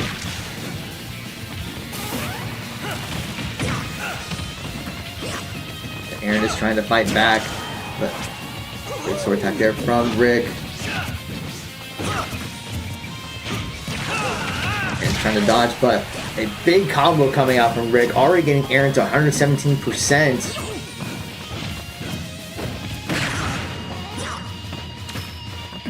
Let's go for the counter, but it doesn't hit. But Aaron's able to get attacking and charges the flood. And what happened there? I don't know what happened, but Rick lost the stock. He just kind of went across the stage. I don't think I've ever seen that before. Aaron's going to try to get back to the platform. Rick goes for the neutral B. Aaron is able to recover at 168% damage, just needs one big hit. And he does go down to his last stock.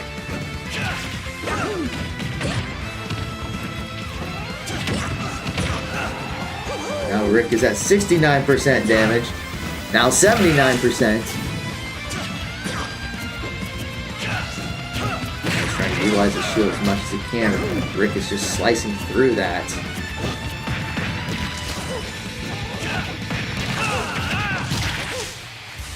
Goes for another combo there. And going for the jugular there. He's able to get back onto the platform.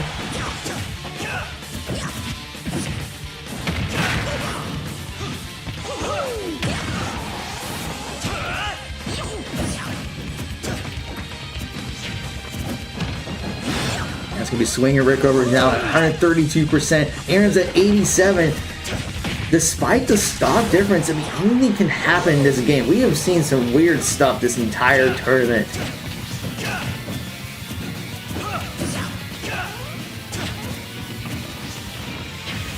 They're just kind of looking for the opening. Aaron's going to try to get back to the platform. He's able to do so.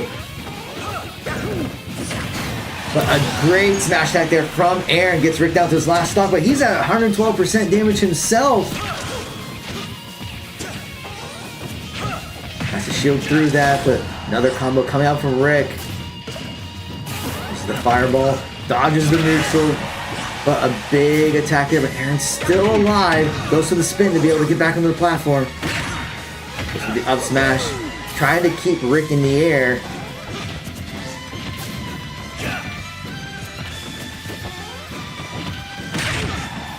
Goes for the meteor smash, he's able to connect, getting Rick to 97%. But it is not over by any means, folks.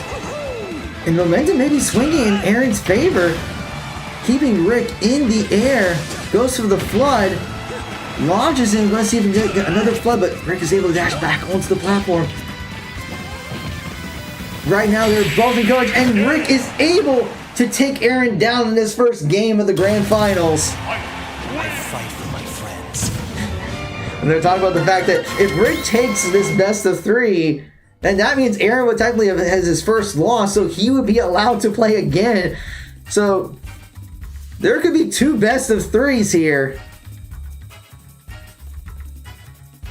You can see they're taking a second to breathe and focus because they know there is so much at stake with this tournament.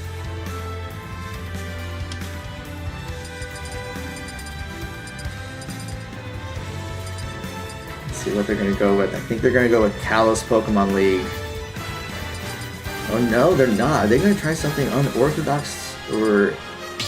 No, they're going to go with Smash Bros. I would be shocked if they went with some kind of unorthodox map for the Grand Finals.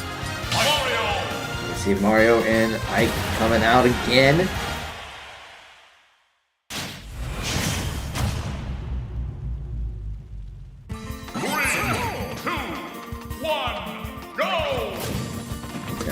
Note here that Rick did take the first game.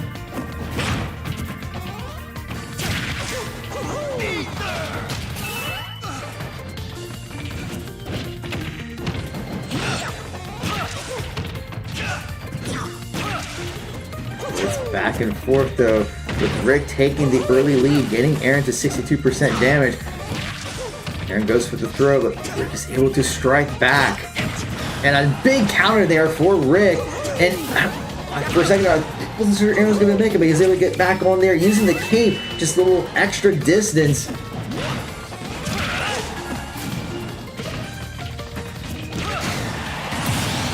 Rick already taking 1 stock off of Aaron. We may be seeing that second best. Oh my goodness! That spike was huge for Aaron to tie this up. When I thought the outcome has been decided, I have been proven wrong. But Rick will not be deterred by that.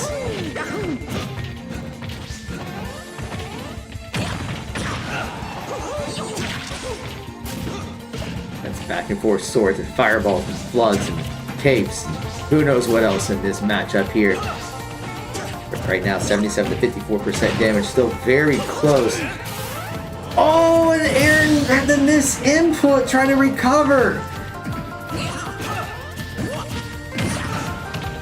But we'll see if he can get another quick spike in to try to tie this up. Goes for the up B, does not connect. Rick is able to use the side B to land some damage. Gets hit with the neutral B.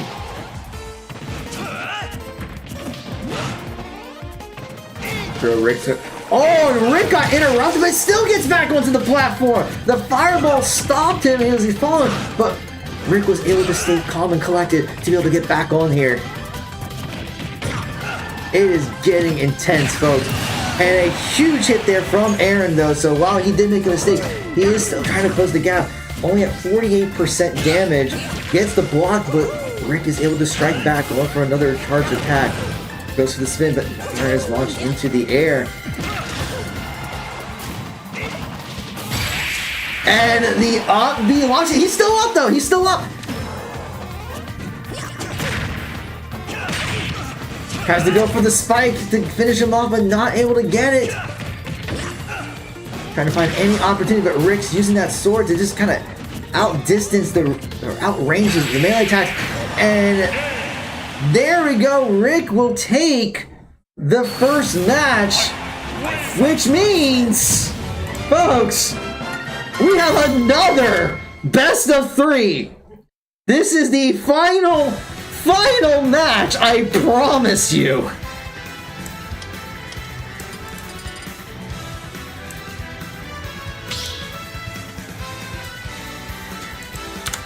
But here we go. We're gonna just reset that score. Bracket's been updated. So chat, we gotta know who's gonna take it all now. Both Rick and Aaron have dropped. Whoever wins this match will take it all. Will Rick win or will Aaron take it?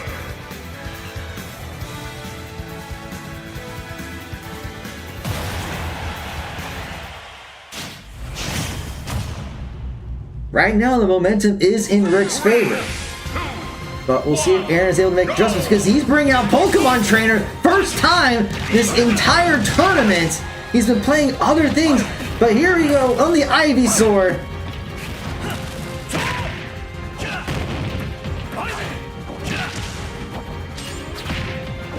So the charge cat coming out, but Aaron is able to counter that. Using the Razor Leaf. Rick goes for that upswing. Trying to knock him out already at 99%. Brings out Charizard to recover. Gets back onto the platform.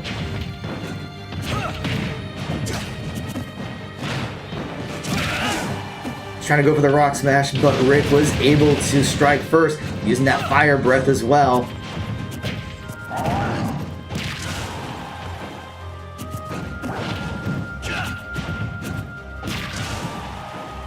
Rick is just laying the damage onto Aaron. It's already 151% damage.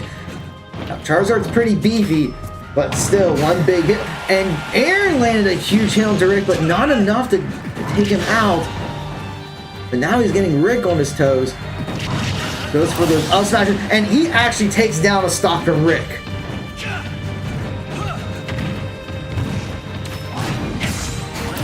And the huge counter coming out from Rick to tie this up in stocks. And now Aaron is with the Squirtle. Probably going to look for an opportunity to swap to Ivysaur. Actually, he's going to stay with the Squirtle, using that agility, that fast movement to try to dodge a lot of Rick's abilities. Already getting him to 60%. Using the shell to his advantage. Rick is also pouring some damage out.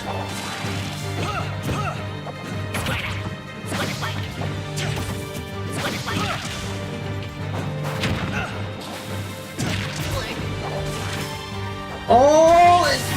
Trying to use Ivysaur to recover. Oh my goodness, the recovery! Swapping to Ivysaur mid-air and then using that Vine Whip to get back onto the platform was clutch! Now using the Razor Leaf to keep some distance, trying to go for an in-air attack, but both are back onto the platform.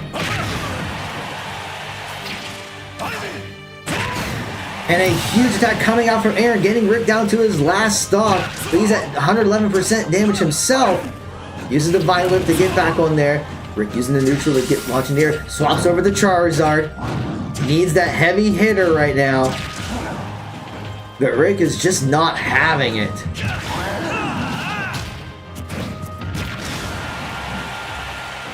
We already see Aaron's at 160%. Gets back onto the platform, using the shield.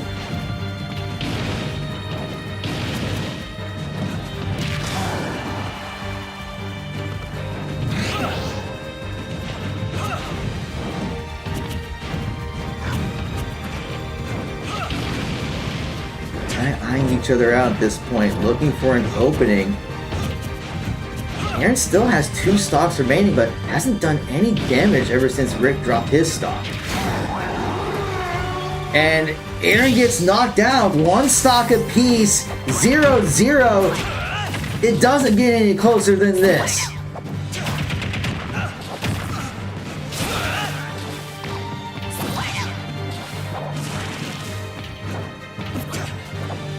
Using Squirtle as the shell to get some damage out. Rick's already at 63%.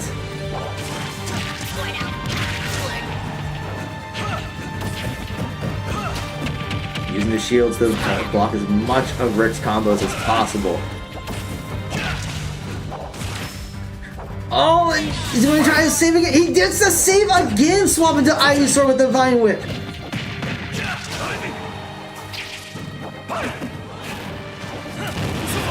He gets launched by the neutral B. I find the opening, but now Rick has taken the lead, getting Ivy's Aaron's 114%.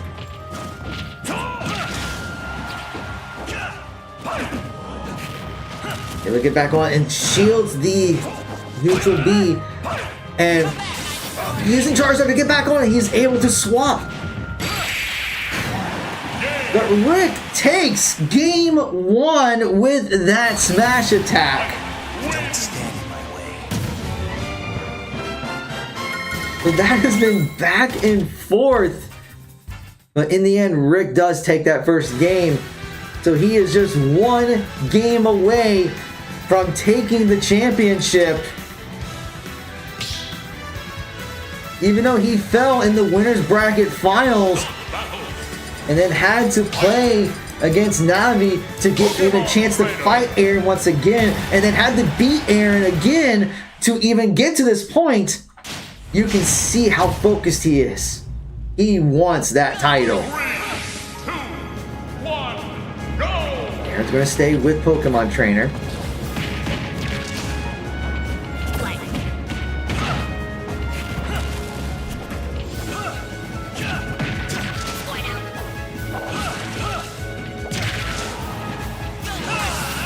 Swaps over to Ivysaur. But still, Rick's been doing quite a bit of damage onto Aaron and just finally now able to strike back. Although Rick missed the dash and dropped a stock, and that could be a costly mistake. Aaron's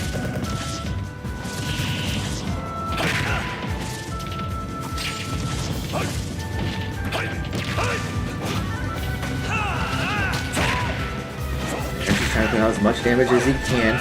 Rick dashes back onto the platform. Uses Bold C to get to an air attack. Rick dashes in, but does get countered by Ivysaur. Now Rick's at 117%. Uses the up B. Get back on the platform.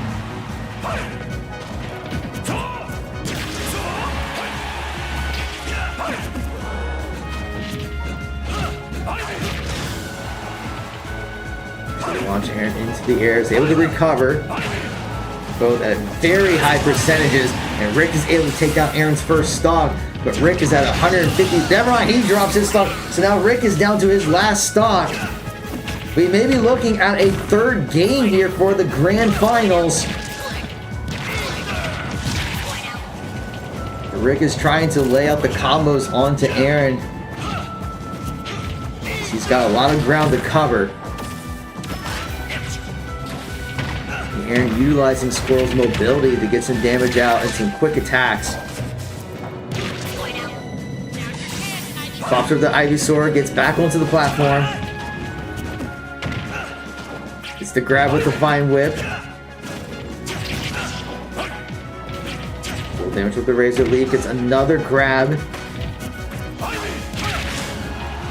Gets a nice upswing. Let's go for the platform play, but both are able to get back on there. But Rick getting quite a bit of damage onto the Aaron, who's now at 110%, 116 with that Fire Blaze. Goes for the grab. And Aaron is able to take the game. Folks! There's only one more game left. It does not get any closer than this. Because we gotta recap what has gone on here with this tournament between these two guys. They played against each other in the winner's bracket finals. Aaron gets the win. And then Rick claws his way back through the second chance bracket to go up against Aaron. Aaron only needed 2 wins to take the championship, but Rick was able to 2-0 Aaron. And then had to do another best of 3 where they've taken a game each. This is insane, folks. 1 game. Whoever takes this will be your Wavecon Smash Brothers champion. It's only taken us 7 hours to get through this.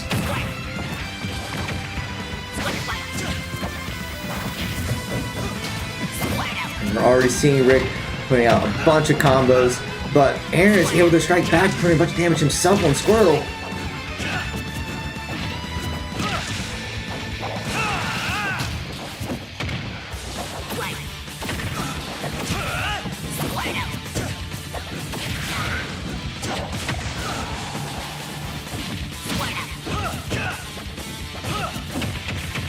damage back and forth, but they're actually kind of getting even out on damage.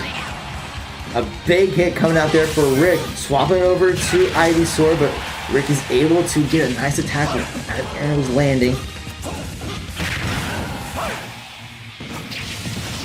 Razor Leaf comes out, gets another big hit. Now Rick's at 148% damage. Uses the Razor Leaf to get some damage, and Rick does fall. Tries to go for the counter, and Aaron did not fall for it. So Aaron does take out the first stock, but he's had a lot of damage himself. Another counter, but it does not go off. Aaron gets back onto the platform. Rick's trying to get some damage out.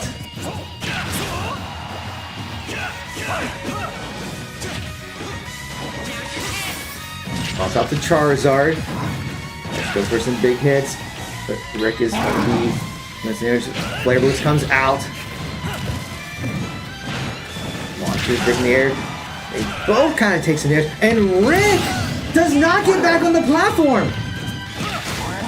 He does take out one stock for Aaron, but that was huge.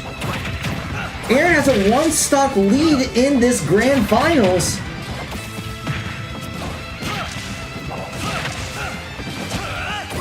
Can Rick make up the ground? Or will Aaron be the undisputed champion? We're seeing Aaron trying to get as much quick damage as he can from Squirtle. Because even if he does drop a stock, then he could use Ivysaur or Charizard to finish him off. He's looking for the... trying to go for his quick hits. Rick just trying to use his sword to keep Squirtle away as much as possible. Starts neutral B. And swaps to the Ivysaur as it lands. That's a 200 IQ play if I haven't seen one. But Rick is still able to get a good attack in. So it's one stock each, but Rick is at 73%. And we see Aaron's going to swap back to the Squirtle. See if he can get some more quick damage. But it's one stock each. Whoever drops this will be second place. It does not get much closer than this, folks.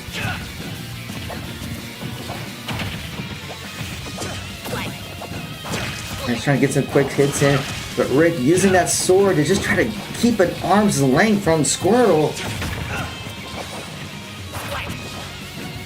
Does the in-air dodge. Already seen Aaron trying to get some big hits in the air, or at least a couple hits. You know, Rick's utilizing that sword, get some distance. Another in-air swap to the Ivysaur. Aaron's looking for the killing blow. Gets the Razor Leaf and the Vine Whip grip. Rick is able to dash back on there. And Aaron takes down Rick with the Charge Smash attack. And folks, Aaron Elliott is now your 2024 Wavecon Smash Brothers champion. Congratulations to Aaron. That was one for the record books, folks. That was an amazing match. And so congratulations to him. But alright, so that is going to be it for us today. Thank you so much for watching. Thank you for spending your afternoon with us. I think we're probably going to sign off, but I have to do my final spiel here. So for all the latest updates, please make sure you do follow Blind Wave if you haven't already. And for Married to Esports, you can also follow us here too.